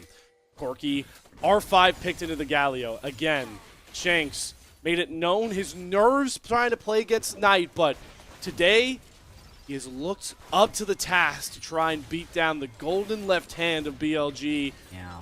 So awesome to see for, again, an AL mid and bot lane that is unproven on the lofty expectations this team looks for. International play and potentially an LPL title. Two things that Shanks, Hope, and Kyle for a long time always dreamed of. And now they're once again in prime position to elevate their gameplay on the biggest of stages. If First Stand had a couple of teams going, that couple would have included AL. Now MSI, we do get to send 2 representatives here. And AL, they really want to be one of them. Like you said, this would be a great stage to bring your members to, some great experience, and potentially AL could look like a pretty good squad. They've got that level of macro that I think would serve them very well on an international stage. For BLG, they're looking to get back to where they believe they should be. They've been so close to winning MSI 2 years in a row now, so close to winning Worlds last year as well. This squad had a brilliant time of it. Now with Beitwan in the roster, you have to wonder if they're really going to be able to reach those same level of highs. So far, he hasn't really been able to pop off in the same way. Game 2, he looked pretty good on the Pantheon, but that's a very different champion than the Skarner right here. You can see Tarzan stepping up to him, just making sure he knows where the opposition jungler is, as the first 6 minutes of this game have been pretty calm so far. Now you're really starting to feel the pain of playing Galio into an AD lane opponent. Forced to recall again with TP down. Shanks continuing to press his lead in this mid lane. But as you called out for BLG, it's about making history. Big Way knows what Tabe brought for this organization in 2023, getting them their first MSI that led them to that final. And he's trying to break the record, get them to 3 straight MSIs, and maybe he'll start with this fight as they get the Hextech Ultimatum into the Hero's Entrance combination. Tarzan gonna flash out, then turn his attention back towards Bin. Shanks tries to fly over to find the trade kill onto Bin. Beitwan needs to bail out. Flaundra's gonna hunt him down. Shanks should be able to clean up this kill onto Bin, but the hookshot comes across, and Shanks doesn't have his flash up or any mana. High stun there by Bin to get BLG the first bloodshed of Game 4. I love the way that Bin plays that one out at the end of that fight. So calm and collected. He knows he's got that hookshot coming along. He's trying to position himself just far enough away from the wall that doesn't look like he's quite going towards that one. That he's going to be able to get the maximum distance away from Shanks. He does have to head straight back towards the top lane to catch this wave, so he's pretty low in the face of Flandra, but unlikely Flandra's going to be able to dive him right here. As we have a look back on that one, so Tarzan, he picks himself up the initial play onto the Scuttlecrab, and Bin even misses that initial little bit of damage right there onto Tarzan, but it's the Hero's Entrance that completely turns it around, and I love the decision-making out of BLG. You have to just keep chasing onto Tarzan, and now at this point, Bin, he's not just sprinting away, he's waiting, puts himself in the perfect position. Yeah. And gets himself away from that one. Like you said, it was a little bit of getting away with murder there for BLG, but they pick up the kill, and it goes onto the Galio right here. Not potentially the ideal place for that gold, but still, being able to get this Galio ahead can be critical for the late game. If anybody's going to be a hyper carry on Galio, it's going to be BLG Knight. And also, good thing, you know, for the seeing the ball go in the basket ideal, that you see that Hextech Ultimatum Hero's Entrance combo come down as we're fired to fight over these grubs. On flashes forward to get on top of Tarzan. The Impale does land. Chains of Corruption all coming down right on top of Kyle's head. He is going to flash out as the lights go out, and Ignite will not trade him out. Tons of ultimates used there just to keep Kyle safe. First grub, smited away and secured by Beitwan. Can Shanks start to step up and try and use this Gatling gun? Has to be careful how much space he occupies with Cocoon available for On. As we go back to the grub fight here. AL, what's the decision here? Stacked up as 5. Elk. Tried and true to how they've won 2 of these games so far, but they can't steal away the second grub. That one's secured by Beitwan. Shanks trying to fight over for the third one. There's the public execution. Lands for Flandra on to On, but that's the Elise. She can easily go back into the spider form and jump on out. Flandra too low. Bin eviscerates him with the Q2. Down goes Tarzan in the background. The piercing arrow from Elk. Here comes BLG. They will not be denied a spot in Grand Finals, and they're going to solidify a huge start to the game. 5-1 up in the kill count. BLG, they play that one with such restraint. They wait. They know they've got the poke coming through from Elk. They know they've got tanky enough members between Beitwan and Knight to be able to absorb the early pressure from AL. And AL, they get antsy, something they've been so good at not doing throughout this entire series. Step themselves a little bit too far forwards, and the public execution from Flandra, beginning of the end. Watch Elk throughout this fight right here, right? He's just so free the entire time. Yes, you get the public execution straight onto Beitwan and pick up that kill, but Elk the whole time flashes forwards, gets that next little auto attack to pick up the kill, lands piercing arrow after piercing arrow. Even before we jump into this replay, he's still playing this one out perfectly, just stood right on the very edge of range for AL, and that's the fight we needed from BLG. I love seeing them play with a little bit of restraint. Measured aggression, such a powerful thing in the LPL. And for a comp, we were so worried about the plateau. exactly the start they need. They're up 2K gold and to get back to the Billy game way of just taking a lead and never looking back. See how they continue to use that measured aggression, try and push this advantage. Still waiting on some big item break points. Mainly the Rod of Ages already stacking for Knight is big, but with Elk 2-0-1 as well, you want to get that first lethality item through soon. But the Cocoon lands into the Excel's Impact. What a combo from On and Beichuan. The Impale holds Shanks at bay. The Corki goes down, and guess who in a chain corruption in the background? It was Elk again, marking Tarzan for destruction. Kyle gonna walk out, but 4 members of BLG will CC him, lock him down again, and BLG are just running away with this early game. 3 more kills with no response coming from anyone's legend.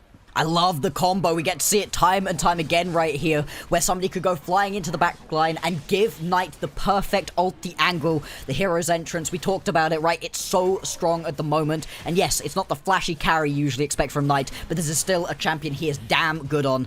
BLG, they're using this blue side draft to perfection so far. They've got themselves a huge lead, right? And this is going to be the first Drake. They've got 3 of the grubs as well, and they're up by 3,000 gold.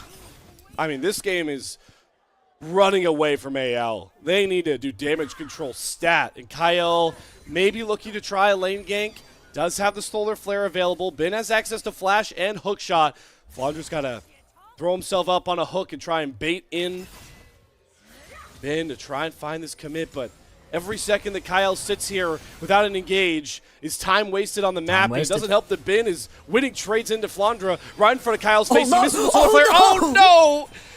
Public execution also goes wide. That one stings. Oh, XD right there. Not what you were hoping for.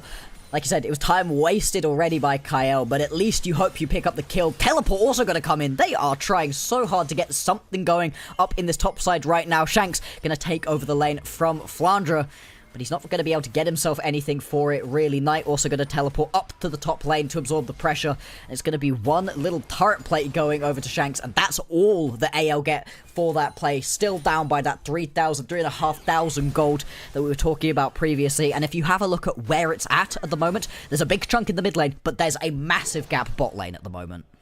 Whole 1,000 gold. Elk finally getting a clear advantage over Hope in this series, who's done a really good job matching his Elder Statesman across this series, but we've already established Elk as one of those premier LPLD carries all the way back from that 2023 BLG team when he helped them make that run in the MSI finals, showing why he is such a potent to take on in this one. But the main thing I'm seeing here is I just don't know how Tarzan plays this game. No.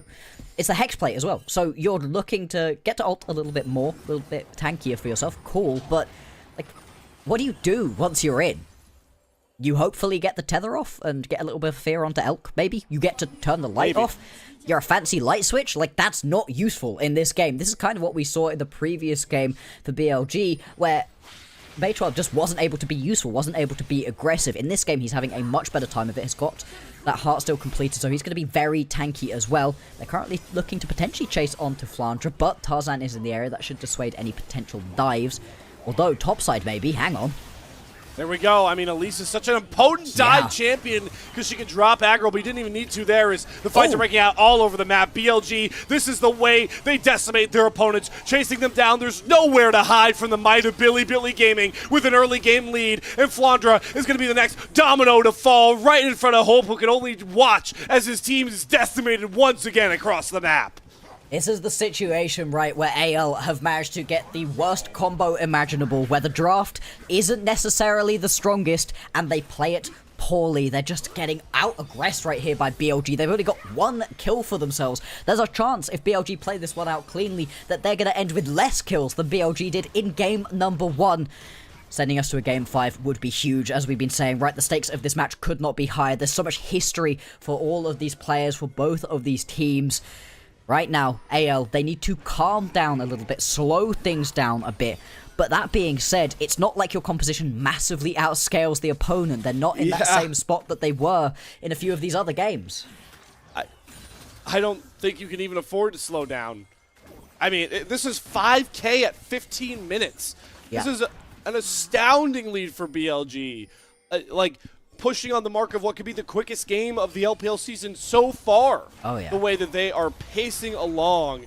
And you can see it in some of the items starting to really differentiate. Like, sure, the Triforce and the Loons are done for Shanks and Hope, but you don't burn through the Skarner. Bin is impossible to match in the side lanes. Knight is on the way to 2 items. Yeah. This is just going to get worse and worse as time goes on. This is what I really wanted to see from BLG at some point. Show us that you can play something a little bit different, not have to rely on Knight to carry you through, pick up the Gallery for himself. He's playing this one really well. This is a Beichuan who's on fire at this point in the game too. And you've set up so well for Bin and Elk to be able to carry. Now, of course, your release does fall off later on into the game. It has so far been incredibly useful. That's huge power that has been picked up right here by On, and he does now have himself that Storm Surge as well, so should hopefully be helping the team to collect those last couple of kills if team fights get a bit close. But it's not just the way they've been able to use these comps, it's the fact they played with a little bit of patience, you know, not just flinging at their opponents. Bin now potentially getting hunted. You're talking about flinging at your opponents. Watch what Kyle and Tarzan want to do. But again, Bin with that sixth sense, he is not. He knows. He's not even ever in position to be punished. Never stepping up to a wave, taking one, you know, audacious trade into Flounder right now. It's like he sees all 5 members of AL on the map the way he's setting up perfectly in these side lanes. He does sometimes feel like he just knows what his opponents are able to do.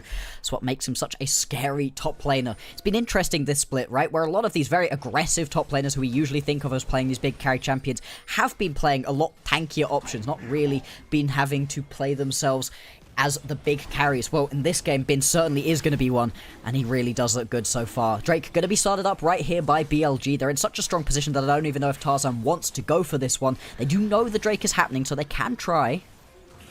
No. Maybe a Prairie Steel? Nope. Not worth it. It's just second Drake of the game.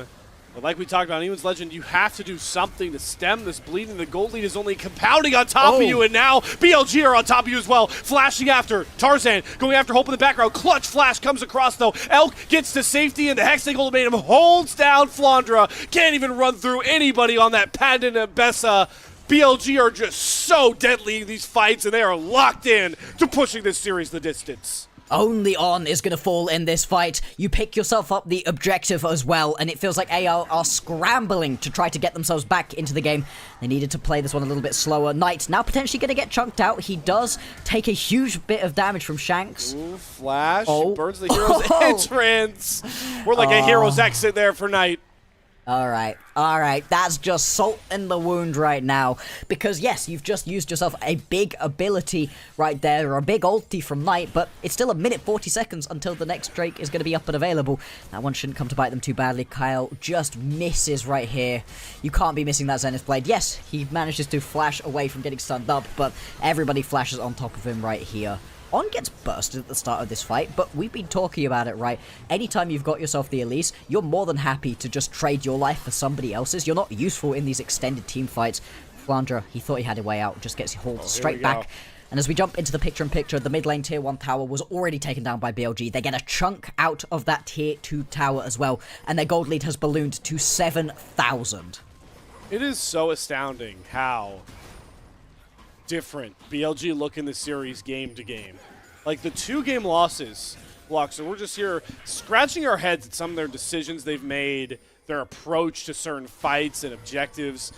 But then the 2 games they win, they are just running over their opponents at a breakneck speed. Again, another fight Beichuan sets up beautifully. Tarzan's going to dive in alongside Hope. They're going to trade out Elk, but the rest of their team is too far behind, and the rest of BLG can kind of just pick up the scraps. Even Bin hook shots away perfectly from a perfect public execution. Ooh, there is no way to lock down Bin, and the rest of BLG are going to reap the rewards. Another fight win to the tune of 4 kills to 1.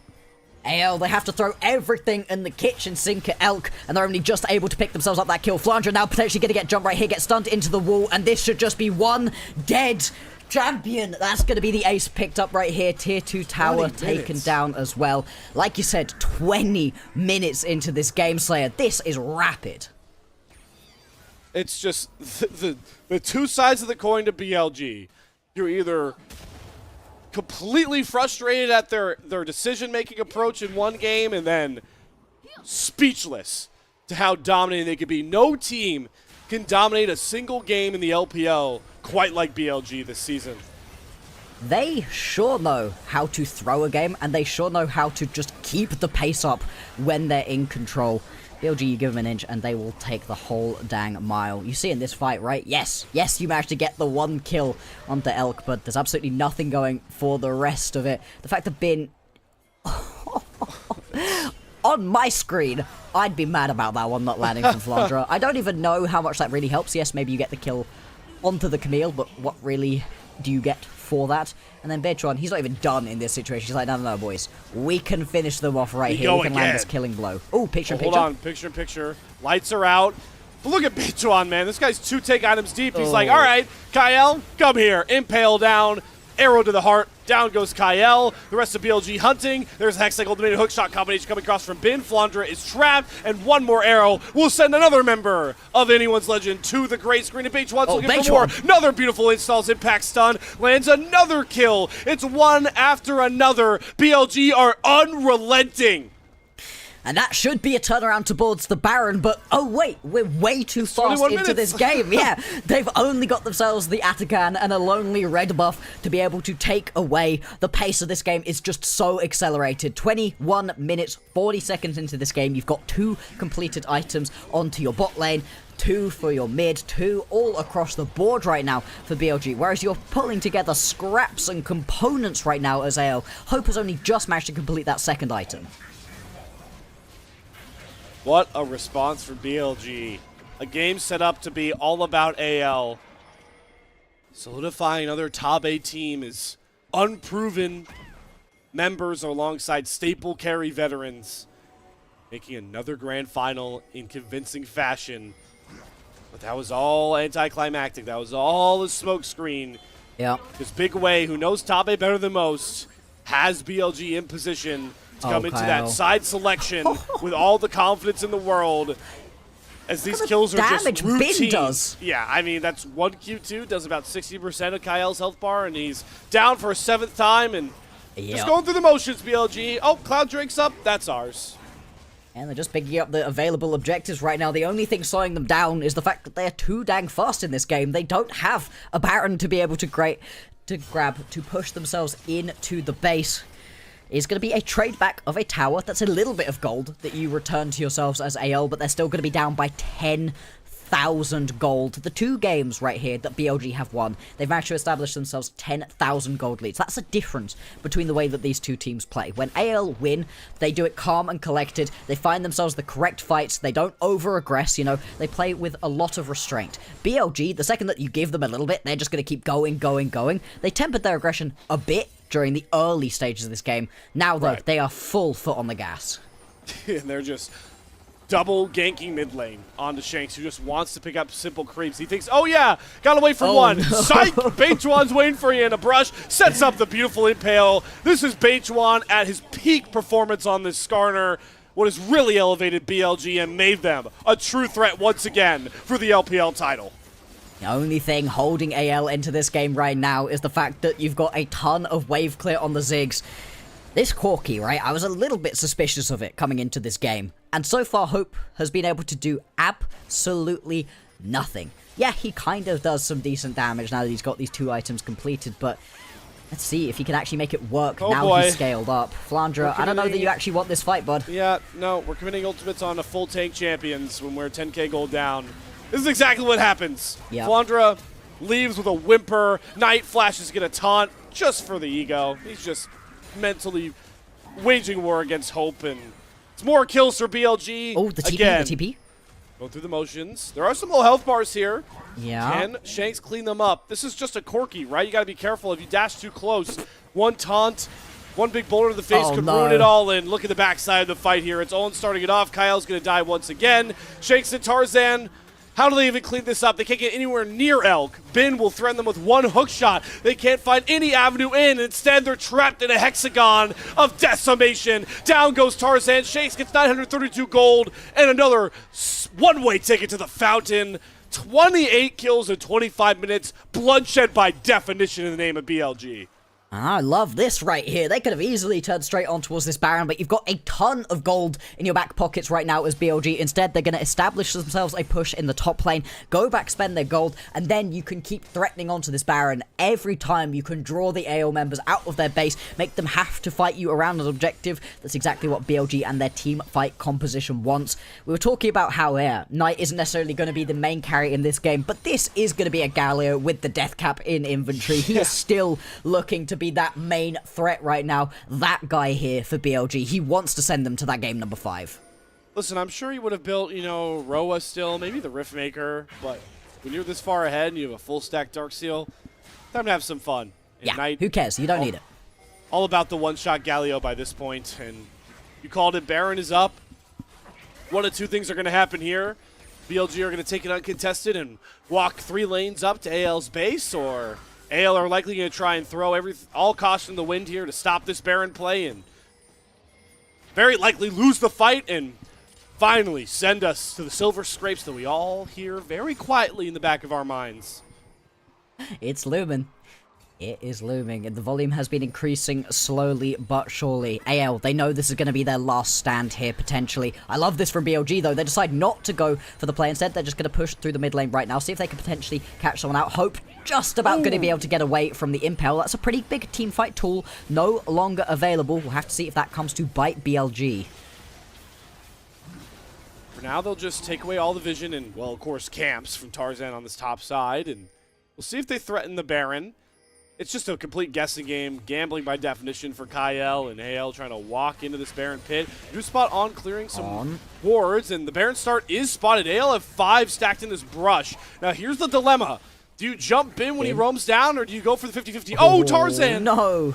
They know they're there. They can turn. And they're going to look for the turn. Here we go. Hero's entrance. Hextech ultimatum down onto Hope. Can they kill off Bin before he finds any of these kills? He does finally fall, but it just doesn't matter. Wallet diff by definition. BLG clean up the fight just like that, and now it's time to knock down the Nexus and send us the distance in our upper bracket final.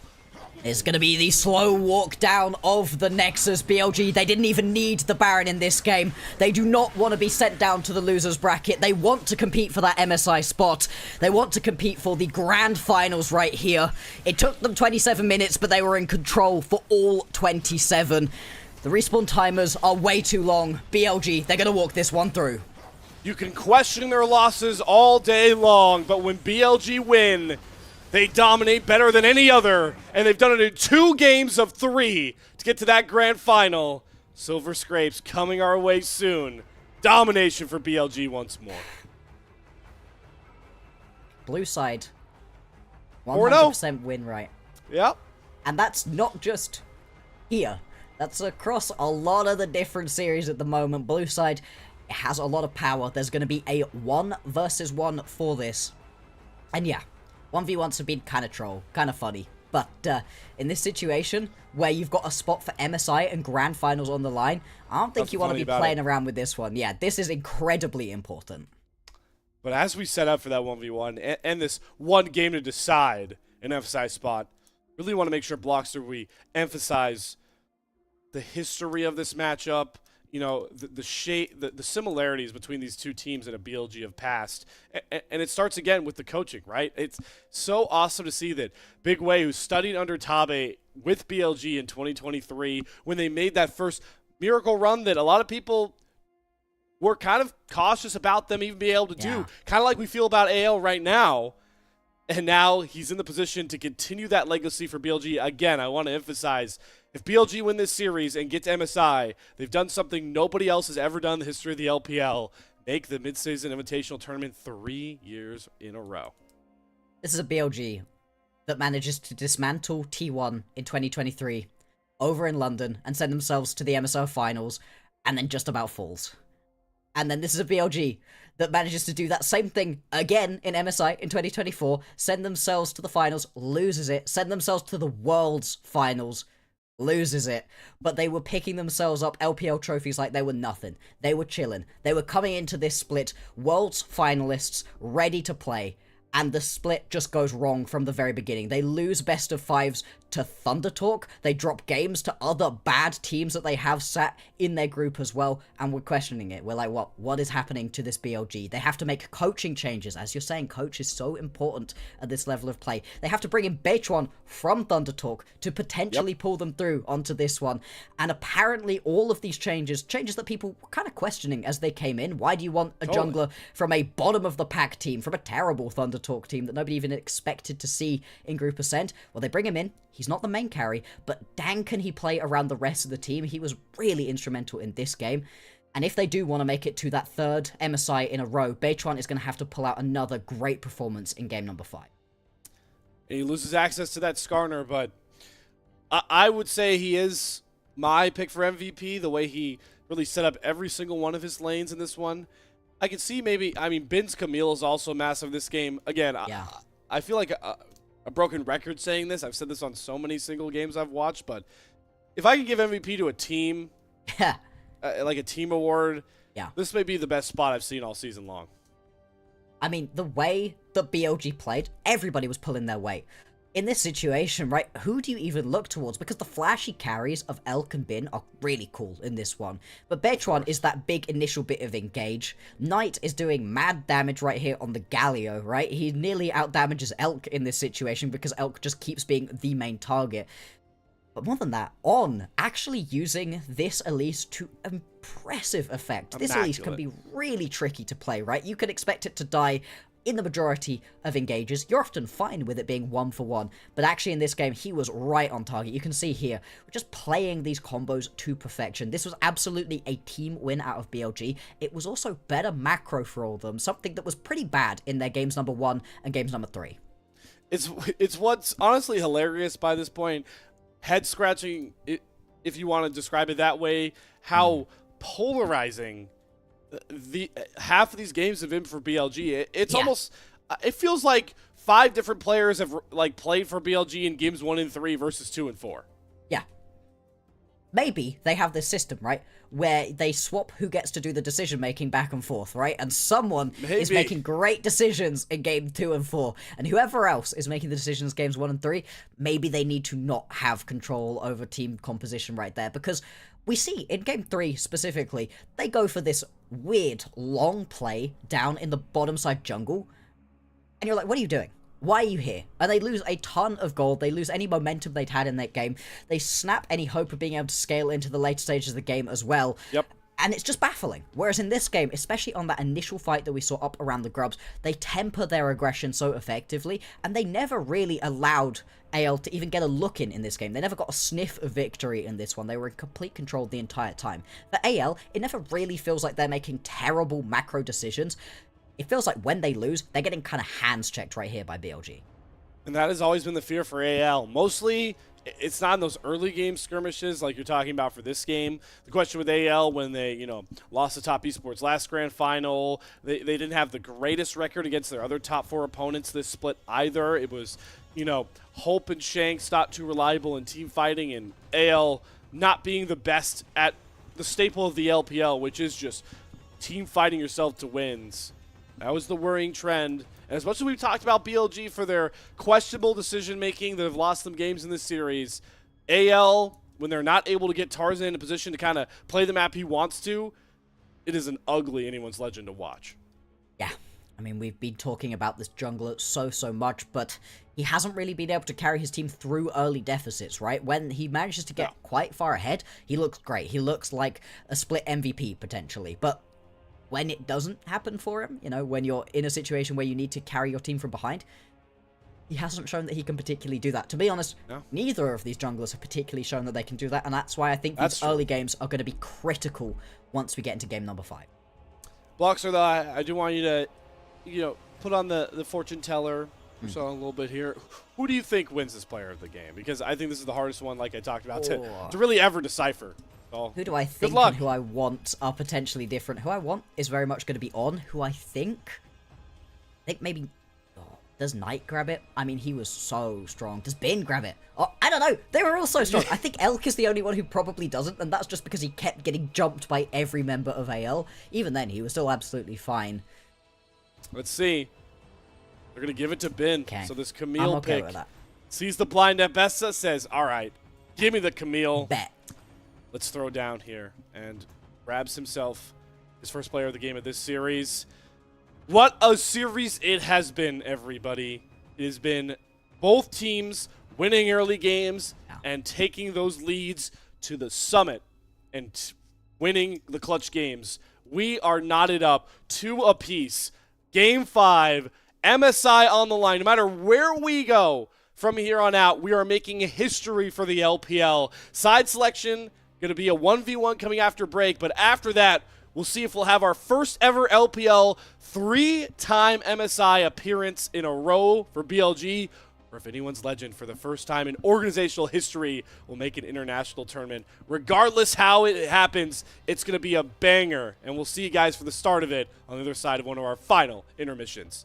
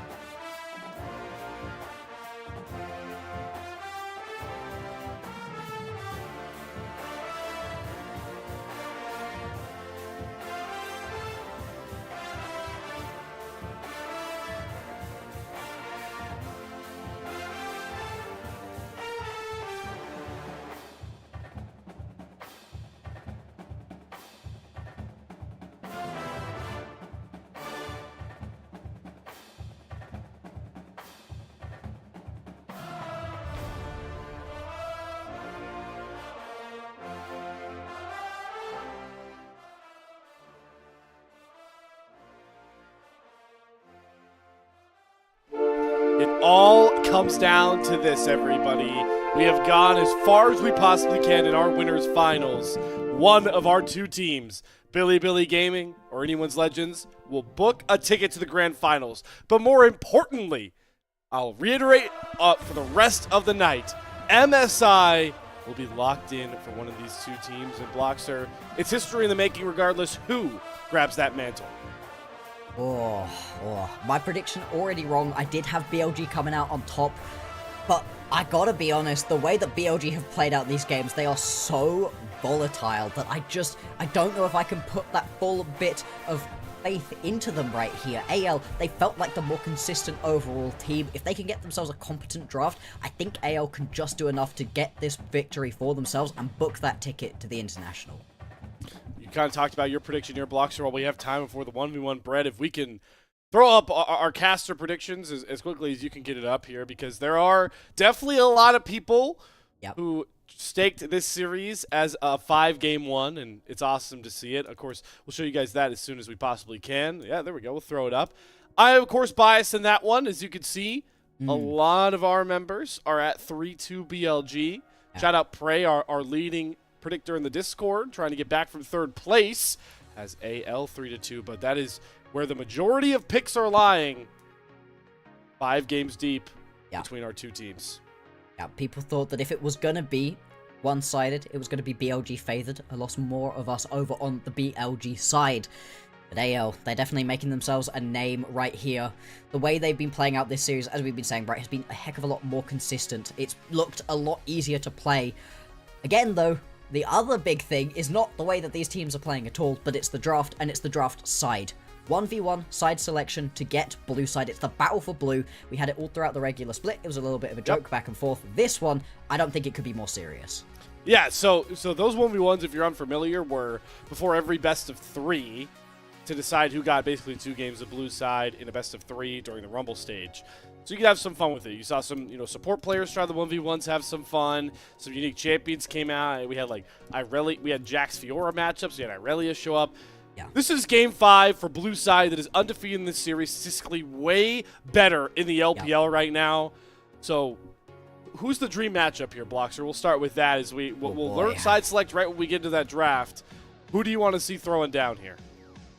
I feel like it's either Bin or Knight for BLG. I think the Bin's in a slightly better place right now. Off the back of that Camille, he's got to be very warmed up. I think he's looked really good in those 1v1s as well. Over for the side of AL, I think that's where it really throws up some questions, right? Do you want to send Flandre? He's just had a bad time into Bin. Do you want to send Shanks? He was worried about facing Knight. I don't know that he's going to feel any better about laning against Bin. Probably the ideal matchup right here is going to be the Flandre-Bin matchup, but we'll see. There's a lot of different options here. I wonder, also if, Tarzan just says, hey, I got it, yeah. Hey, I got it. He played some of those 1v1s. I'm pretty sure if you want to get really crazy, Kyle played a 1v1 at some point here for AL. I feel like he sucked at it, to be fair. But he definitely did. And back to the point we were talking about, AL are by far the best red side team statistically across Split 2, but Bloxer, you felt like that was because they had to play the most amount of red side games based off of their 1v1 record, so that doesn't bode well. No, it was an interesting situation during those best of 3s that we had because it was 18 best of 3s, double round robin, 10 teams. You got a lot of red side wins for good teams because they weren't really caring too much about the 1v1s, ended up on red side and were just better than their opponents, picking up those games for themselves there. We also had a lot of series go to 3 games when they really shouldn't have. That's teams ending up over on the red side when they threw game number 2 when they shouldn't have. Again, the better team picks that game up for themselves. In this situation, during these playoffs, we have very much seen that the blue side is the side of the map you want to be on, especially at this point right now, where you've got 40 champions you can no longer play straight off the bat. You're going to lose another 6 before you even get to pick your first champion right here. We are really pinching down on the number of champions picked. And it's so fun knowing how familiar these coaches are with each other. Mentioned a couple of times here, but that BLG team that made the MSI Finals run, the first one, was a coaching staff headlined by Tabe, the head coach of AL. Big Way, one of those assistant coaches, now helming BLG. So to make those drafts even crazier, stakes, these two guys know exactly very well how they like to coach and how to approach drafts. I'm in awe of the arena here. all the lights. It's just an atmosphere that is so hard to replicate in these sports, and so glad that the LPL faithful are here showing out as our two teams enter the arena once more and get set for that pivotal 1v1. I was in the arena at MSI London when they won versus T1 in that semi-finals. And the Chinese fans, they had come out in force to support every single one of the Chinese squads who was there at that MSI. When they beat T1, the roar of that crowd was quite literally deafening. I think I had a ringing in my ear for the next 3 days straight. It was genuinely one of the best moments of my life, and that was just watching as a neutral observer. At this point, when you're in this crowd, it's got to be so exciting to watch here. It's going to be so exciting to see either of these teams, possibly both of these teams at MSI. We'll have to see what ends up happening with the loser of this and the lower bracket. Because remember, losing this one doesn't just mean you get another shot at it. You've got either a WE who's really ramping themselves up at the moment, or an IG who's looking sneaky good here, beginning to get something going at this point. You really don't want to end up in the loser's bracket. Couldn't have said it better myself, Bloxers. I was trying to look at what player cameras we would get here. I thought that would be indicative of who the 1v1 is, and it looks like I believe we're getting Bin taking on Shanks, if I'm not mistaken. Okay. So mid laner v top laner, and maybe oh wow, that is we really kicked up the production value on these 1v1 drafts. Okay, all right, we're diving in. Okay. And it looks like we're taking... look at that. Bin draws 3 top lane bans. Is that an Irelia lock? Okay. Oh, yeah. What? Oh, yeah. That's crazy. That's crazy to just immediately slam that one in right there. You are opening Bin up to pick up his favorite champion we've seen recently. He was already able to dismantle AO with it in one of these previous games right here. See if he does lock himself in the Jace. The Jace is really strong in these 1v1s for good reason, right? You've got so much poke, you've got all-in potential as well. The Aurelia, though, with the Ignite, can kind of go toe-to-toe. This is going to be explosive. Yeah. This is a classic solo laner matchup. We'll see what Summoner's Bin decides to stick with. I don't think we're going to need the Snowball, my man. This Irelia is going to be in your face regardless. Yeah. Reminder, if anybody hasn't seen a lot of these 1v1s, once we get on to Howling Abyss very shortly here, 2 kills wins you the 1v1, first turret wins you the 1v1, and if it goes on long enough, good old-fashioned Ring of Fire, Battle Royale style, and if you get the kill there, you win the 1v1, which in this case, for this matchup, means blue side that is yet to lose in our series that has gone the distance. The battle for blue side has been the most impactful thing we've seen recently.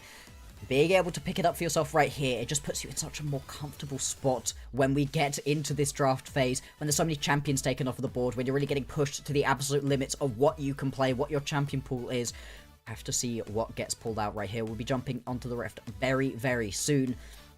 Let's see if we even see the Ring of Fire, right? I'm not sure we get it that far into this 1v1. These haven't been going, I've seen one of these in the playoffs already. Because we've had some awesome 5-game series so far. Yeah, we got to go to 5 with FPX and IG, didn't we? Yeah. They did not wait for the Ring of Fire. No.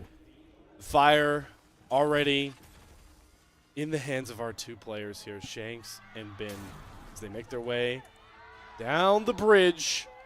Shanks has to be much more careful. The range of this Jace. Bin does end up going barrier. Both of them bringing Conquer to the board, but Shanks can have a bit more kill threat with that Ignite barrier. And gets away from the first shock blast. Big start there for Shanks, and I wonder if he waits for these caster minions to get low and just stacks up that passive or just goes for the stun. Off the bat is going to miss. Could try to stack up that passive. Good use of the W to burn a lot of that damage from the hammer stance, but Bin is going to call off the dogs and force Shanks back and play from space once more. You're absolutely right to call out that passive. Getting that 4 stack up is the point at which Bin needs to see alarm bells ringing, flashing in his vision, and immediately step back. It's the short burst trades where you can get a big bit of damage onto Shanks before he can fully stack that up, and then walk away or just bop him back with the hammer that then wins you out on these fights and gives you the potential to go for these all-ins. Bin going to feel comfortable playing towards his turret range, but he does eat that first stun. It's the barrier out of Bin, so his 1 defensive summoner spell off the board. Shanks not really holding a weight position to try and threaten for that first kill. Should allow him to take a reset, though, if he wants it, to start the item wars that we've seen evolve in these 1v1s. I mean, the thing with these 1v1s is that the towers are so squishy. They're made of paper mache and dreams at this point. And it makes it very easy. Bin thought he resets. Shanks gets the E, the Ignite down. Does he have enough in the tank? No. The flash burn from Bin. Chase can't follow. Yeah. Bin's able to survive, but now another summoner comes off the board for him, and he feels like he's forced to reset here, and will actually mirror their recalls across. Mind games right there from Shanks, baiting Bin in. Bin is now going to make the same decision he did last time, but he's a lot more cautious about it. Steps up, wants to push this wave through. It will get him a slightly better recall timer. Won't be able to actually hit any of these turret plates, though. You see Shanks is well and truly on his way back at this point. So Bin is just going to press the recall through. This is what you want to do, because you can recall, because you can buy items on this version of the Howling Abyss. You really need to just get yourself into as strong a position as possible. It's very interesting right here that it's going to be Shanks on the Aurelia that picks himself up that initial bit of anti-heal. Clearly worried about what Bin can do with that one. And yeah, it's going to be both sides, but because of the slightly delayed recall that Bin went for, getting one extra wave in for himself, he does get to come back with an extra longsword. Now that is 25 AD that could genuinely make a difference. Big difference here on the Shank side, though, is you survive without giving up a kill towards level 6, and obviously, big advantage towards the Irelia, who has access to the ultimate ability that Bin was already playing around with. I do fear we are going to trend towards that Ring of Fire, though, the way the wave state game is being waged. This is what you normally see after the first kill comes across, where both guys are just trying to play around reset timers and stacking up as big of waves as possible, try to get more recalls through, and I wonder if Shanks is trying to get that one plate down to get the empowered recall. He's going to go for it, but his wave is thinning out quickly, and he pulls turret aggro very fast. Has to use one of those healing pads to get himself back out. About going to be able to back away from this one. Health bar's pretty high at the moment. Ignite and Barrier are available for Shanks. Where Bin, he's still waiting on that flash. Going to be a pretty key tool for him when he needs to play these fights a little bit slower potentially than Shanks does. And with all of the healing being cut through right now, neither of these two are going to feel particularly good about getting that slower, longer fight coming through. Vanguard's Edge, what Shanks is trying to rely on to push that all-in combination. He doesn't land another stun. Set up for a dash reset, so he takes a good amount of poke. Trying to use that W to bait Bin into one of these full combos. Is the wave state, again, just not in a good spot for the flashless Irelia to try and all-in. Bin can pretty safely disengage whenever he wants, as long as that hammer stance is up. Now that this one genuinely matters, you know, we often saw people just flying in, leaping at each other in these 1v1, not really a care in the world. Instead, both of these two are just playing this one out as if it is the single most important thing that they've ever done. And it is for right now. Ticket to MSI. Well and truly on the line when blue side's as strong as it is. Oh, his first stun lands. Gets the dash reset. Vanguard's Edge through. He's trying to push out all the damage he possibly can. Bin burns the flash, but Shanks doesn't use Ignite or go for that final dash. Instead, he's going to build up a wave, force Bin to reset. I wonder how much the Ring of Fire plays into that decision. Quite possibly. Actually, he just goes. Okay, the recall is going to get through Bin. A little bit lucky on that one, the timing just off for Shanks, but he's going to be able to grab himself a good couple of turret plates right here. This is going to be a huge... Is it? Okay. I think he could have finished that one. Yeah, I think you're right that he might have been able to finish this one. The point I was trying to make earlier when we saw that little engage come through was that, yeah, these towers are incredibly squishy. I can understand, though, not wanting to throw it away at that point. The recall just going to come through here from Shanks, but no flash, no barrier. You're in a great spot right here to get AL that blue side. Has the Blade of the Ruined King done. Bin, I believe, trying to match with... Should be an Eclipse coming across. We'll see if both players get to one item. Yes. Had to sell some Doran shields, but Bin gets the Eclipse here. Interesting decision to see Shanks go for the Blade of the Ruined King, and we all know how powerful Eclipse is. Maybe one of the best one-item power spiking items you can get in the game right now. Absolutely, and the book going to be that much less effective as well with that Bramble Vest available for Bin, so we'll see if that works out for him right now. Bin probably just wants to wait a little while longer. He's about halfway through that flash being up and available. Remember, the Ring of Fire is going to be closing in soon because nobody's died yet. Hang on. Shanks dodge. maybe trying to see if he can get some combos down to force one more reset, or wait. just go for the killing blow here. That is one kill over to Shanks. Ring of Fire does not come through, but he's just going to go for the turret, and I don't think there's anything Bin can do. One of AL's unproven talents called upon in the 1v1 does not disappoint anyone's legend. Blue side for Game 5.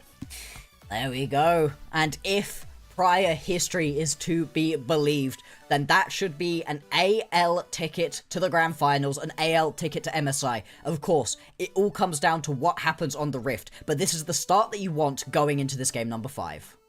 And what a confidence booster again for Shanks. We talk about it time and time again. Nobody can match Knight, has been able to slow down Knight on this BLG torrential run through all the LPL in the second half. He's answered the call in a couple of these games. Answers the 1v1 call. Yeah. I don't know how much longer we could talk about Shanks as one of those unproven talents, the way he's putting on a show in this series against BLG. Absolutely, and you could see the little smile he gave when he was able to pick up that 1v1. He knows what that means for his team. You just feel so much more comfortable playing on the blue side right here. But now, we've got past the 1v1. We can jump into the draft right here. As we keep saying, 40 champions already gone, another 6 to go before the first is even picked. It's a heck of a lot. There's 170 or so in the game at the moment, so you're really coming down to the scraps, the bottom of the barrel potentially. Comfort picks. Yeah, comfort picks are still going to be a big thing, and there's also a couple of those highest priority champions that kind of just have gone straight through. I'm specifically thinking about the fact that the Xin Zhao has been untouched so far. Yeah, Xin Zhao has been untouched in this one. Sejuani priority. Yeah. Yone's still up there. Azir's been banned this entire series. Gwen's been banned this entire series. Nico as well.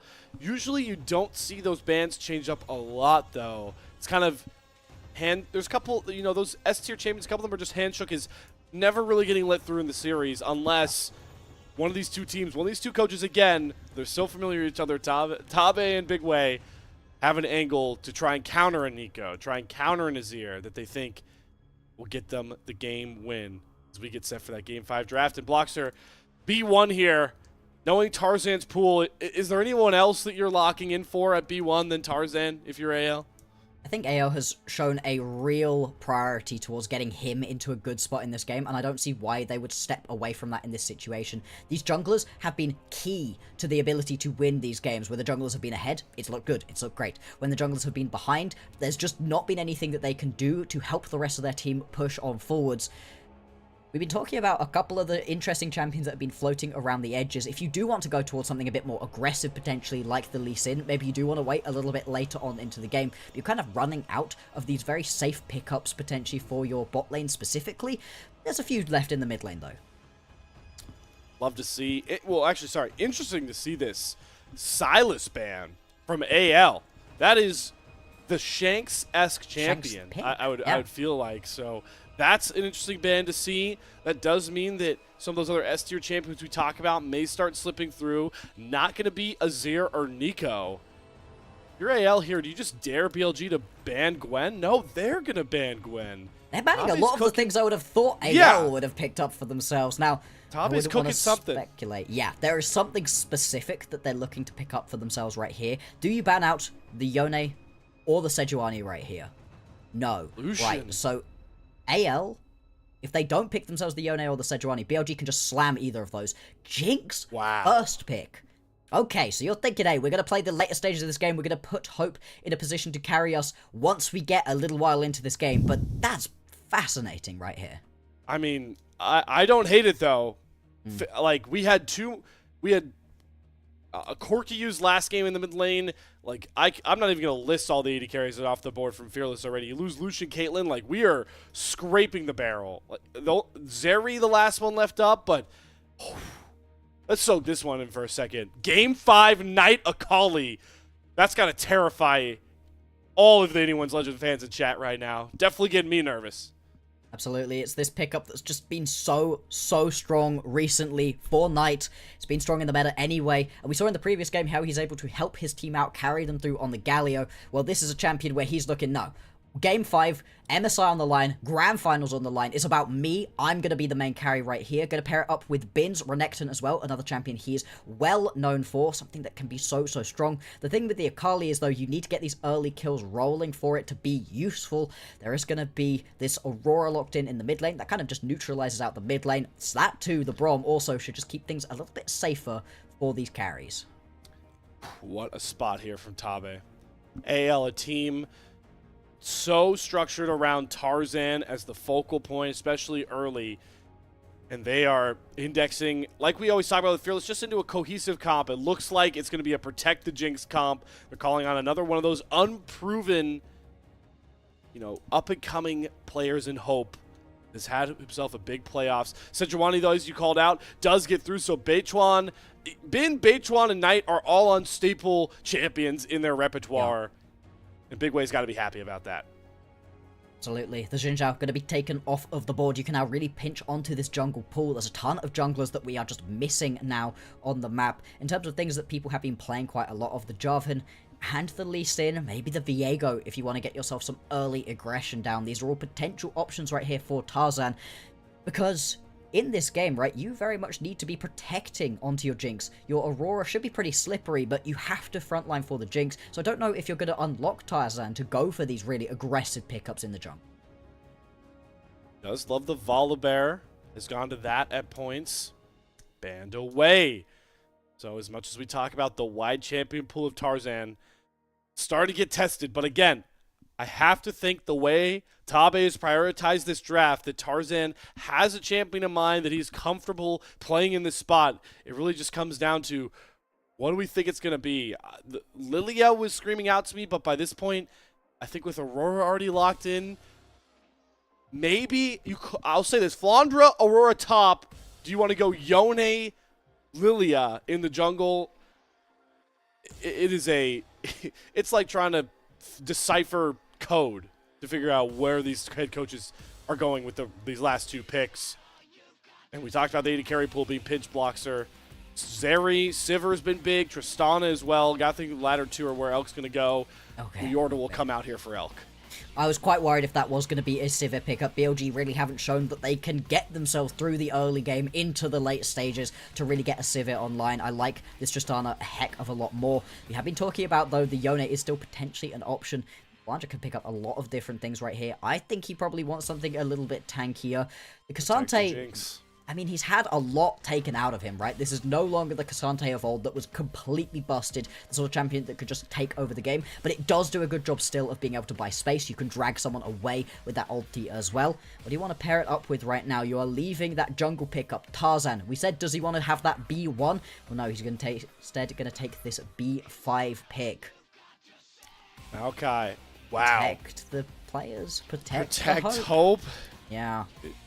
Again, in Fearless Game 5s, I don't hate just picking a cohesive comp. That's all the bar you have to clear. But knowing the strengths of AL as a team, Tarzan Maokai, facilitator Tarzan, and we've put so many eggs in the Hope basket. Yeah. And the other ones are in Shanks' basket. Again, those two unproven carries on the biggest of stages for AL so far. Last couple of hovers coming through. They're thinking between a couple of these different enchanted supports. The Milio is going to be the one locked in right here. You're clearly worried about some of the lockdown CC from AL. I can understand that. You give it a little bit of extra attack speed steroid over to your Tristana as well. This is putting Elk in a position to carry, and I like that Elk has got himself a little bit more of a mobile carry. The BLG, once again, they've given themselves quite a lot to do in the early game. They do have late game scaling. They're not completely outscaled into the later stages. But AL, they're going to be very happy to just sit back and allow this game to happen to them for a while. But Beichuan, again, in a great spot to facilitate perfectly for his solo lanes that can run away with leads. Sneaky that they get double melee out of these solo lanes, given the Fearless format. And Beichuan's going to be able to play alongside both of them. So, again, the dichotomy of BLG games in this series. It's crazy to think that in one of these games, Bloxer, Beichuan had 0 KP. Yeah. But he's still getting called upon to set up his lanes for success. The series has not disappointed, ladies and gentlemen. We have gone the full 5. through our 1v1s. Game 5 draft is here, and staple moments for big-time players. Shanks and Hope trying to solidify themselves as some of the best in their respective roles in the LPL and force anyone's legend to their first ever MSI. But on the other side, you got to be worried staring down a Knight Akali, a guy who has made a career off of bodying his mid lane opponents as one of the best in the world in his role. Can he, alongside his newfound jungler, do enough to bring BLG their own history mark as back-to-back-to-back MSI appearances? Never done before in the LPL. All we know is it will all be decided on the familiar battle arena we all know, love, and hate. Summoner's Rift, and more importantly for the LPL, the Jayos one final time.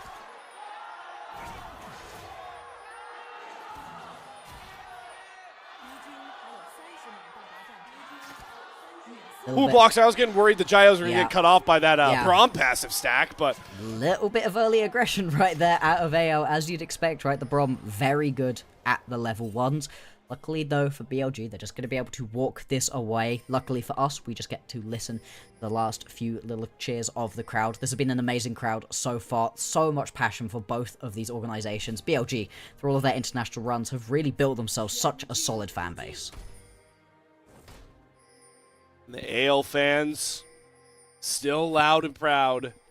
Oh, yeah. Behind Tarzan and company. Some decent wards getting down to spot these clears. Tarzan will be spotted on this blue buff. There are wards on both sides of Beichuan's jungle, and I do think that is the more important early vision game to get. Tarzan, you're going to want to settle in. The rest of AL really needs to play patiently early, but tracking Beichuan, trying to set up Knight or Bin to carry, definitely priority number 1. Absolutely it is. As we already see a little bit of early aggression and skirmishing down in the bottom lane, we should expect to see this continue. Oh, Elk!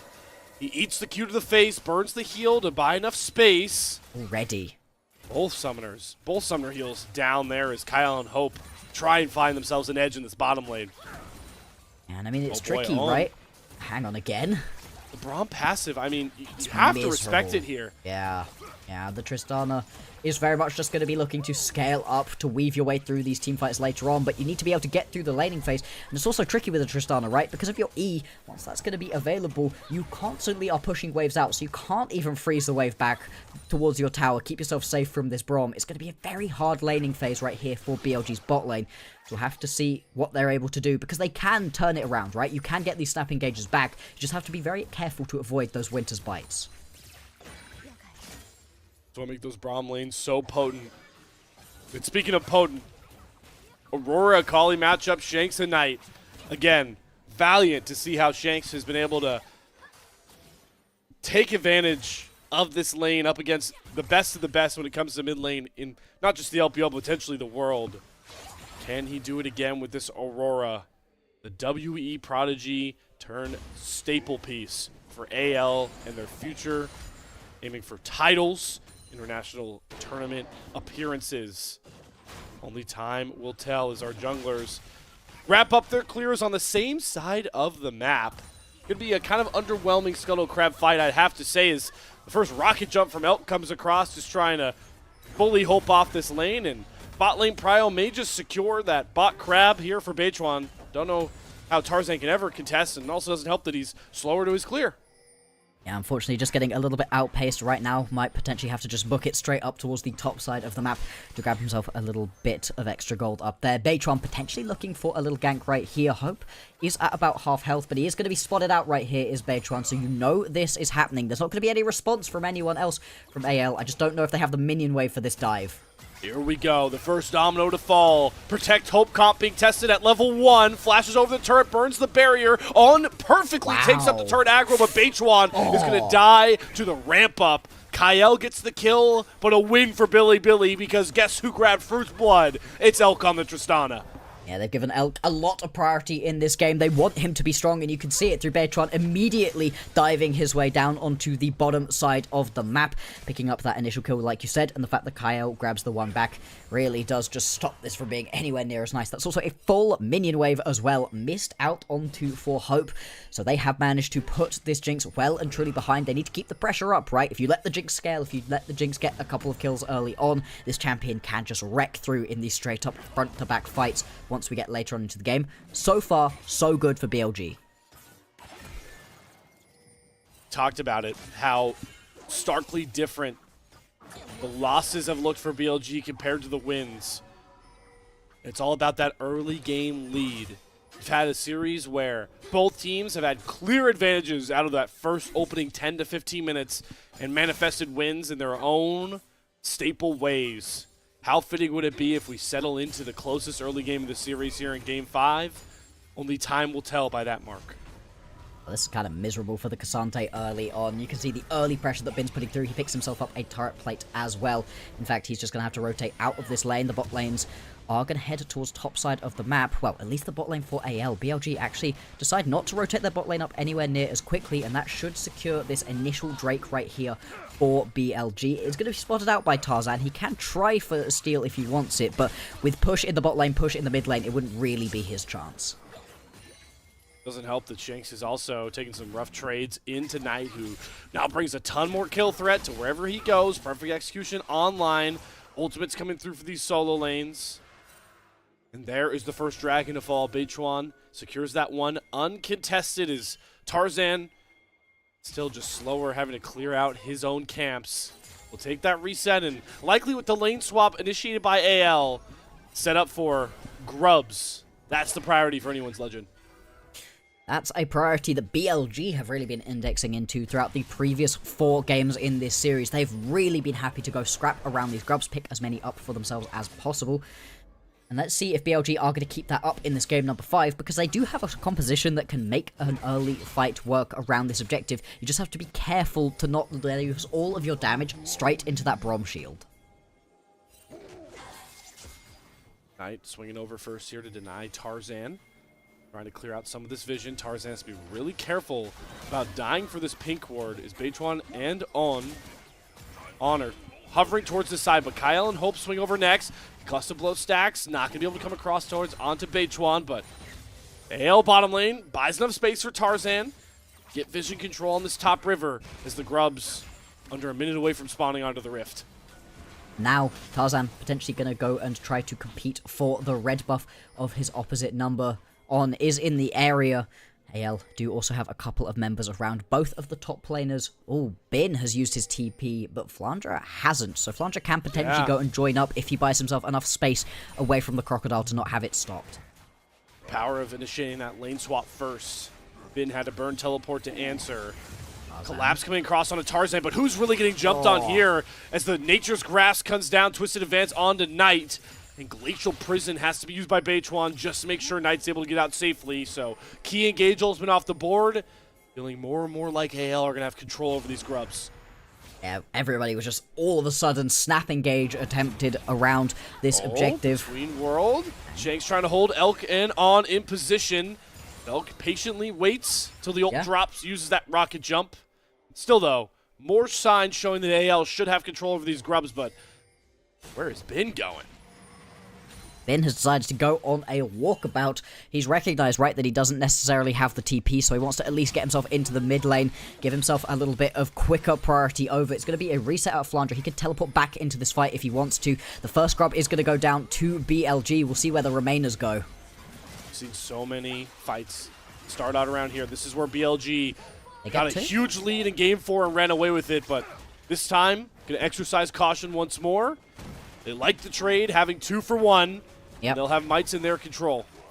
And I actually really like that little bit of map rotation right here out of BLG. They walk Bin up through the mid lane. He gets himself a mid lane push that nobody's able to catch until half the minion wave is already gone. And then he's able to just head back to base, walk back out onto the map wherever he wants to, whereas Flandre just has to blow the teleport immediately. He doesn't actually get to keep that advantage that we were talking about. And now there's going to be a decent chunk of time where Bin has the teleport available and Flandre doesn't. This is the worry with anyone's legend when they aren't able to get out ahead, when Tarzan doesn't get to roam free in the jungle and make these proactive plays. AL look stunned, look pretty slow. And on this Maokai, still waiting for Tarzan to try and set up with these nature's grass combos, find these unique gank angles. The player that is the soul of anyone's legend, the one that Tabe speaks so highly of, commands this team and needs to continue to be proactive to find themselves a way to get a lead here in this game. Even with the scale comp with the Jinx, we know this series is marked by who can carry a lead through the mid-game. Absolutely. We've seen both of these teams fall behind in the early game and struggle to turn it back around into a mid-game win. These wins have often been very dominant for whoever gets that early power into their composition. So far, very even. The gold going to be slightly in the favour of BLG. They got themselves the 2 grubs as well as the Drake. So those neutrals are beginning to stack up for them, but they're still a heck of a long way away from anything too much. Bechuan jumps over the wall of the pit. Oh boy, Elk. That rocket jump was really precarious. There's a Gigamosa blow stacking. The Chomper's not going to hold Elk in place. Oh, Does really? force out the melee ultimate. There's Glacial Prison, but it's on to Kael. Happily will gobble that one up and dash back safely. Again, skirmish marked by ultimates burned, but no kills found on either side. And Bechuan just constantly trying to make Tarzan uncomfortable. This is something we talked about coming into today as potentially happening the other way round. Teleport going to come in right here. There should be Shanks arriving to potentially go... Drake is up. Oh, sorry, Tarzan coming in. Yeah, you potentially Oh no, that was Kael. Unsealed spellbook yeah. Got the Drake available here. Second one is going to be this Hextech, and Hextech's a great one to get individually. Bechuan on the top side. Clearing out vision. Tarzan going to start it. Neither jungler is great at doing this on their own. So Hope and Kael trying to use their lane priority to burn through this Drake. But here comes Bechuan. Knight on the bot side as well. Bin can teleport in. Could this be the first big fight of our game 5? There's Nature's Grass down with Bechuan. No real chance to try and steal. He has to dash back out to safety. We're trying to lock down. Oh, and there's the flash forward from Tarzan. Has on marked down. He falls. Hope gets the first Jinx reset, but Bin flashes after him. Gets the stun, but once again, Hope matches the flash for flash perfectly. Between Worlds comes across, but watch Knight. Pops the perfect execution. Can he fly in? No. Goes across the entire fight. Gets stunned by the concussive blow. Knight in perfect position. Shut down by AL and Kael.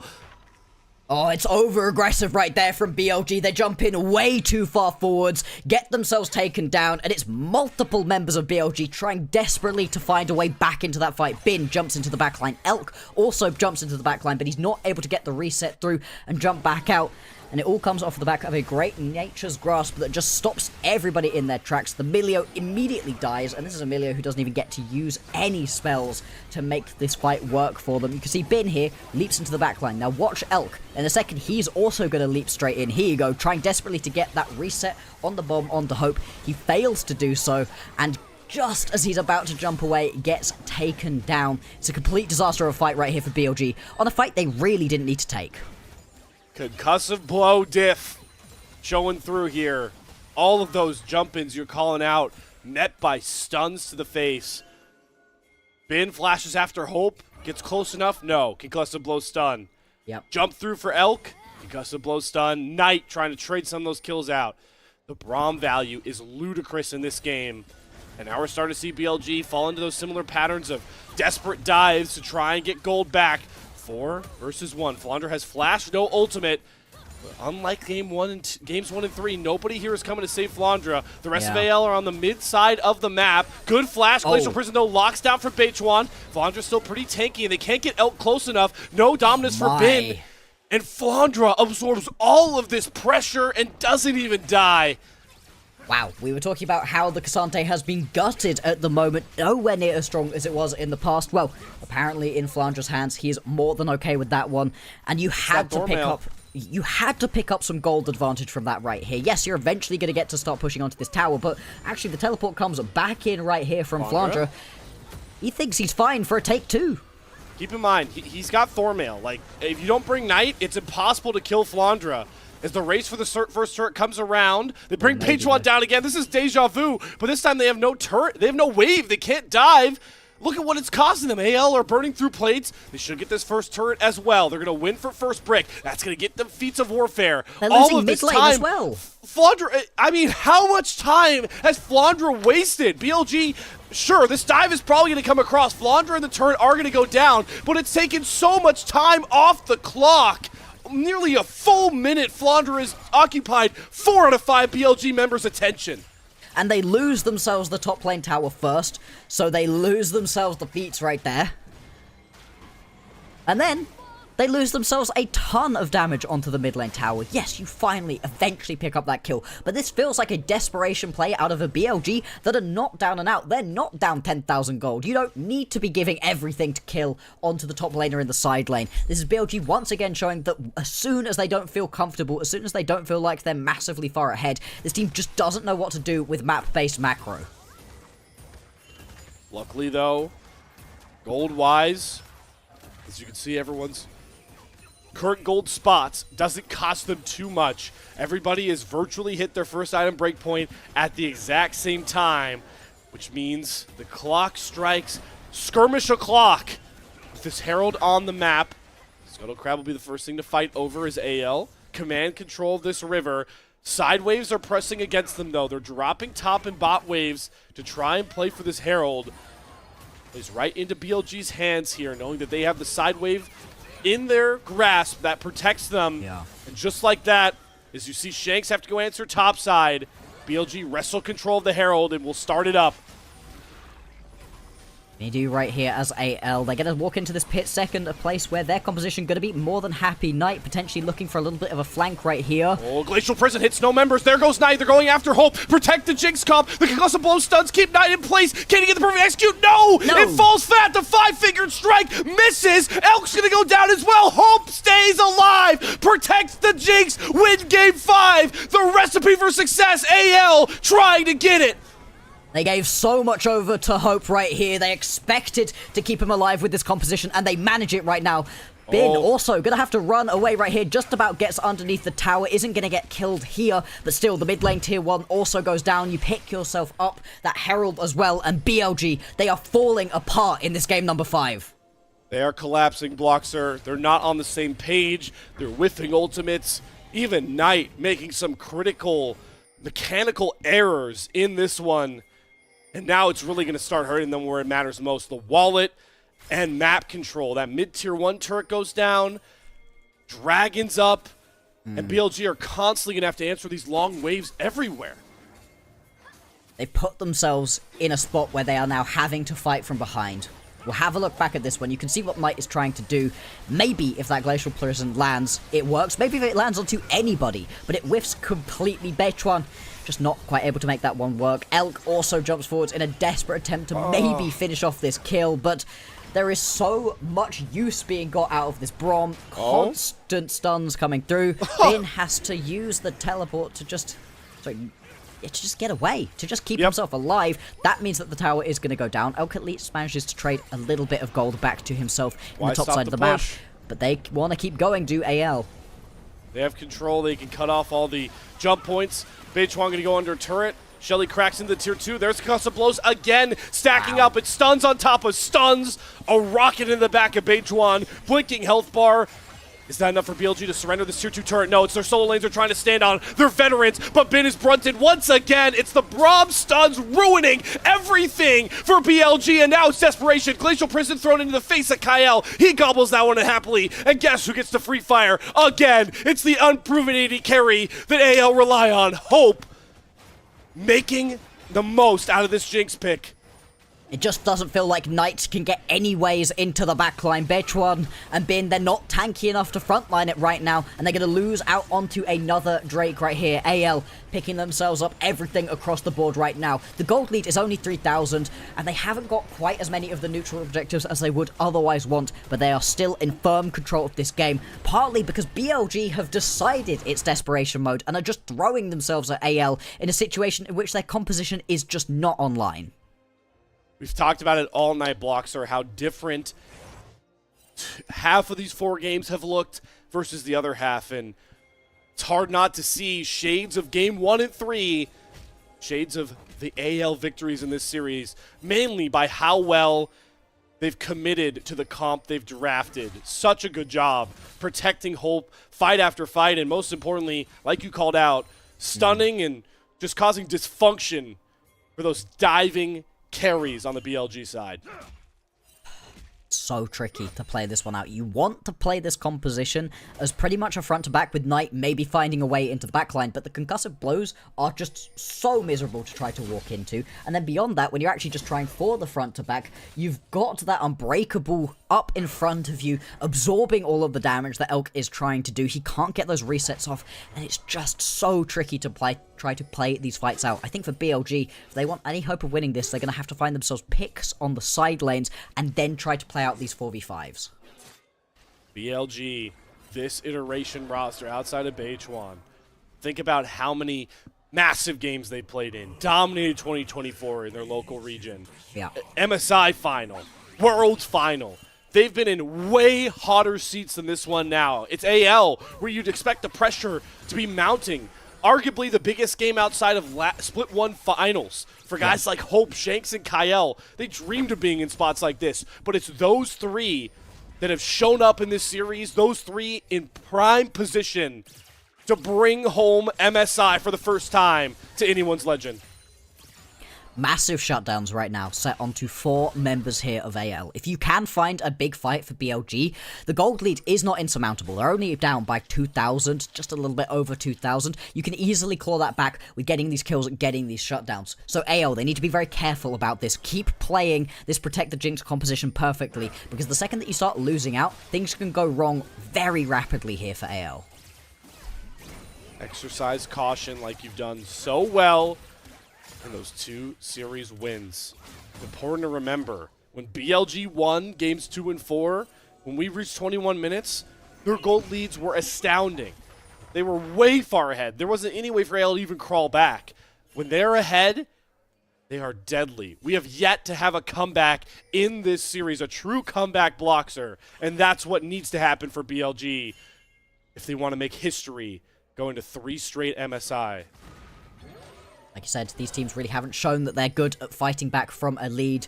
Both have shown that they're very sticky once they've got it in their hands. AL, they're going to hold on to this one with all their might. We've got ourselves 2 minutes until the next Drake is up. Obviously, Atakan is on the board as well, and 3 minutes until the Baron is going to be joining us on the Rift. This is a much slower paced game than we saw in the previous one, where BLG was just dismantling, running through AL. This one, AL, they're taking things calmer, slower. This is how they like to win games. And despite that gold lead that's still in AL's favor, item-wise, it's not clear manifestation yet. 2 items are pretty clearly on both sides, especially the carries, right? You can see the Leandries and Roa build, the more scaling build here for Shanks, while Knight is fully about burst. He's got the Shadow Flame and the Rocket Belt done. Yep. Both marksmen have 2 items under their belt. They're 1 advantage. And of course it comes in Game 5. Tarzan with clearly the most gold, or his counterpart, 1.5k up, and clearly a full item ahead of BH1. In such a strong position right here, and has decided to go towards a much more aggressive build as well. This is not the full tank Maokai that we've seen previously. No. He wants to deal damage. He wants to be a main carry. And so much of that is the fact that the saplings paired up with those concussive blows makes it just so hard to move during these team fights. You're constantly getting stunned down, and it's taking a chunk of your health away at the same time. You can see 2 items completed onto the majority of these carries. The 3rd item, well, on the way here for Hope as well. He is built up to carry this game through. He's got the whole composition around him right now. 30 seconds now until the Ocean Drake is going to spawn. And AL, they've got the fast track on towards this objective. Hope, the player that anyone's Legend fans, LPL English viewers are asking to get the most out of. What a spot it would be to carry home on Jinx and solidify himself as one of the best marksmen the region has to offer. It really just takes 1 good fight, 1 Jinx reset, 1 get excited passive. Yep, and Hope can run over like a freight train. It's going to be on Knight to kill Hope at the beginning of these fights. So tricky to do when the composition is fully built around keeping him alive. But if you don't, like you said, 1 kill goes over. Even if it's a trade 1 for 1, as long as Hope is still kicking, he's going to be in a great spot to run through BLG, dash their hopes of qualifying for MSI at this point in the tournament, send them down to that loser's bracket where there's a hungry IG, a hungry WE looking at them right now. Oh, this flank for Ben. He was waiting in the Drake pit forever. I don't see a ward. They caught him. Something caught him, and the pings tipped off all of AL. Oh my God. Shanks is damage. Elk, the rocket in the face. Just like that. Heal out of on. Elk has to rocket jump back to safety. He's below 50% HP. Is that enough alone just to force BLG off the Soul Point Ocean Drake? It is. Yeah, I don't think there's any way you can step up at this point, Elk. He doesn't flow any of his summoner spells, but it still puts him in such a vulnerable position. I really like the aggression right there from Flandre to step up, get himself that little bit of extra healing through the plant. Bin once again spotted out on an attempted flank. Yeah. Elk, he's sprinting down. Exact movement AL made in that first opening match win. Take the Dragon, take the Octocon, catch BLG napping, and once again, they're desperately trying to get down here to stop the Octocon, but unlike Game 1, they're not going to full send it into Fog, throw the game away. Instead, they give more of a lead over to AL, more of a leash to try and bring this game home. The gold lead's there, the Soul Drakes are there, and now they have the XP stacking on their side. Everything stacking on the side of anyone's Legends right now, Bloxer. They are well and truly in control of this game, number 5. It's all going to come down to one, maybe two more big team fights. One of these may well be around the Baron. We spent long enough staring at the Drake, staring at the Atakan for that to spawn up right now. You've got nothing else on the map to go and compete for. Bin, sent down to the bottom lane to push right now. He is teleportless. Flandre is not. And so Bin needs to be very careful to not get caught away. Luckily right here for BLG, Hope is also down on the bottom side of the map, currently taking that red buff. Wants a little bit of extra burn damage on those autos. Remember back to Game 3. Eerily similar situation stylistically, where AL are taking everything on the map without having to fight for it. But when they do take that one fight, it ended Game 3 just like that. It's the exact same position AL and Tarzan are looking to be in. Just cannot make mistakes. Can't give BLG a reason back into this one as they try and push down for this mid-tier 1 turret. TP coming through. That is Flandre into the heart of BLG, but Beichuan section off to the side. There's the Glacial Fissure. They knock up Beichuan. The jungler is down right in front of Baron's front door. That should spell disaster right here for BLG, although they want to keep stepping forwards. They want to potentially find themselves a little bit more of a play. Elk jumping forwards. He's so aggressive right now. He has to be. We've seen AL throw it around a Baron before. They have the numbers advantage. What can BLG do? One fight for glory. One fight for the history books of anyone's Legend if they can get this Baron and win the fight out. And it's looking worse and worse for BLG right now. On is down to about 40% HP and Bin is cut off to the side. He flashes after Hope, but nobody's there to come with him. Knight, nobody else can get close enough. Another pick found for AL as they're tightening their grip on this series. Now their attention turns towards the Purple Worm. There's just no way for BLG ever to get in. They're getting poked down. On's health bar is blinking. Knight has to use the strategy to get to safety. Pick after pick is all AL need, and now they have the purple banner on 5.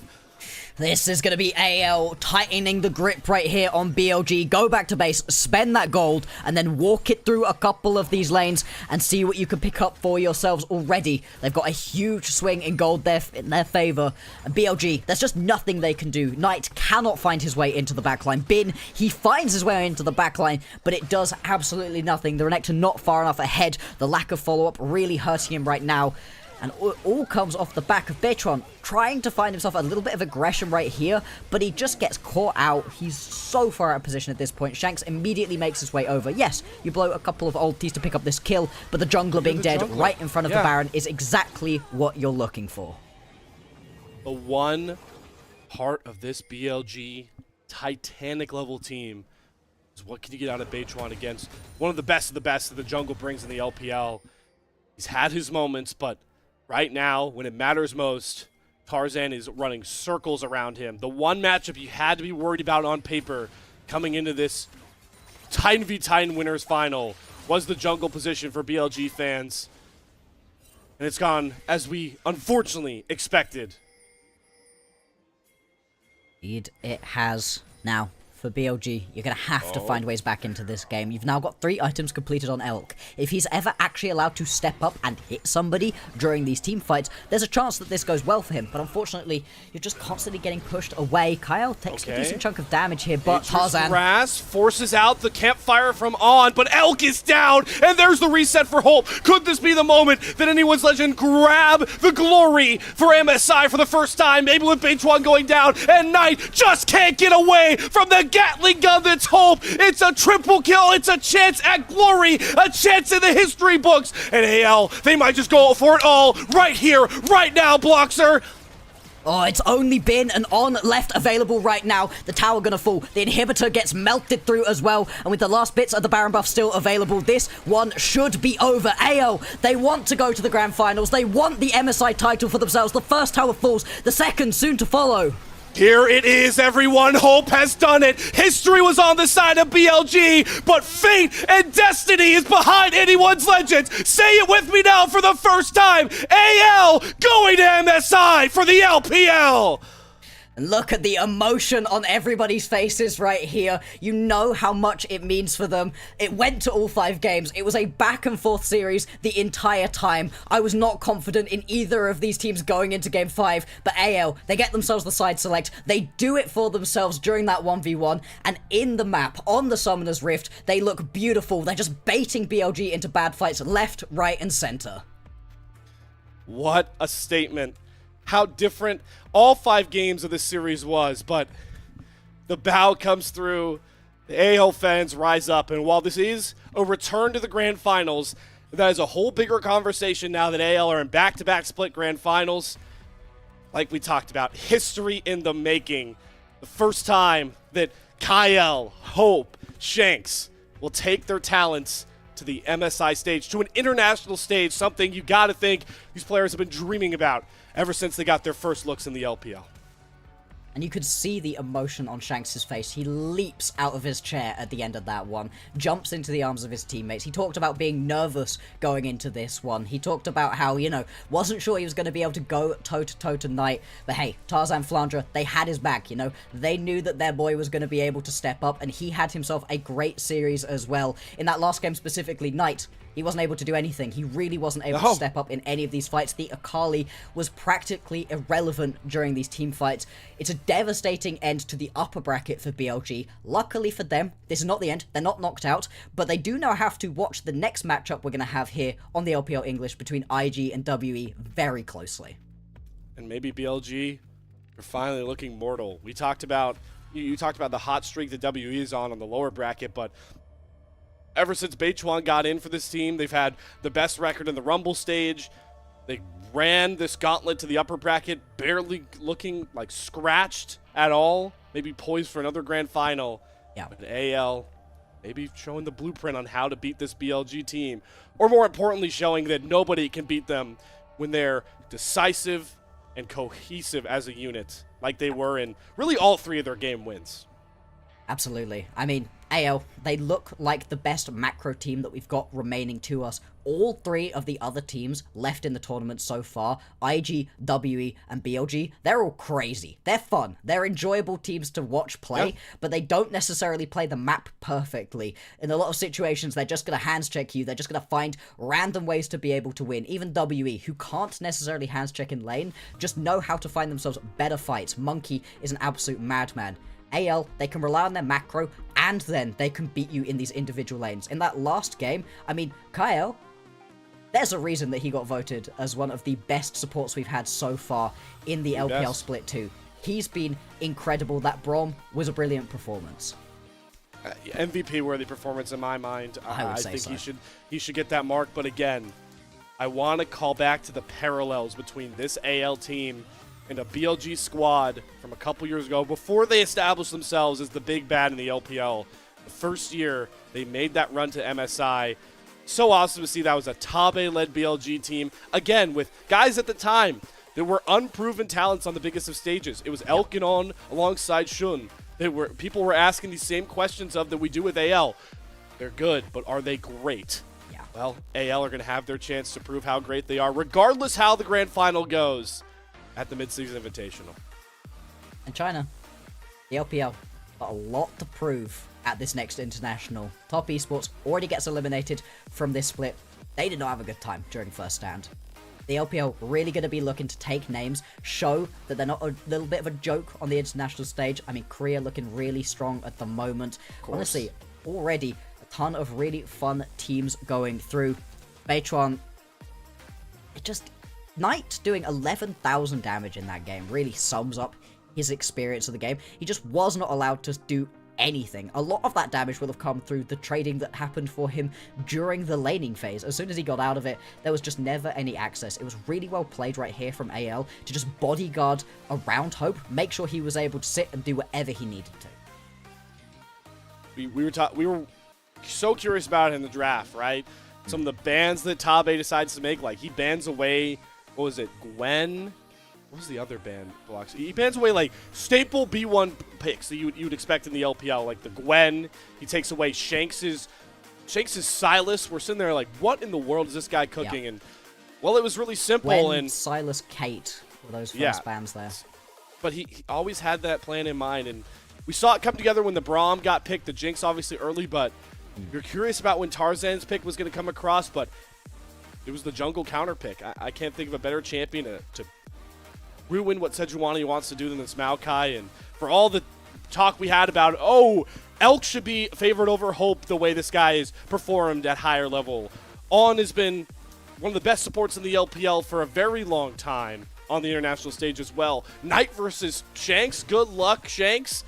Tarzan was the clear-cut favorite against Bejuan, and while it didn't show up in every series Blockster when every game Blockster when it mattered most, Tarzan just gapped him. Absolutely. In this most important matchup, Tarzan, he has a great performance right here on the Maokai, and we were like, the Maokai, really? Are you sure you can be as efficient as possible with this champion? Well, the answer, absolutely yes. The full AP version of it, the aggressive version of it, the hey, I want to go toe-to-toe with you version of the Maokai. It looks brilliant all across the board, AL, with some great spots.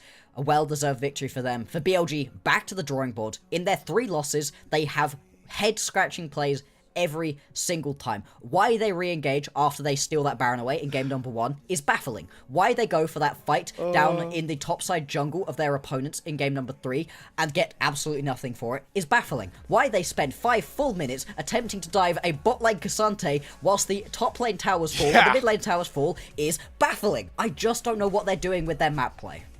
It's hilarious, by the way, that you could be talking about game 1 or game 5 with that bot lane stuff, because they were doing the same thing in game 1.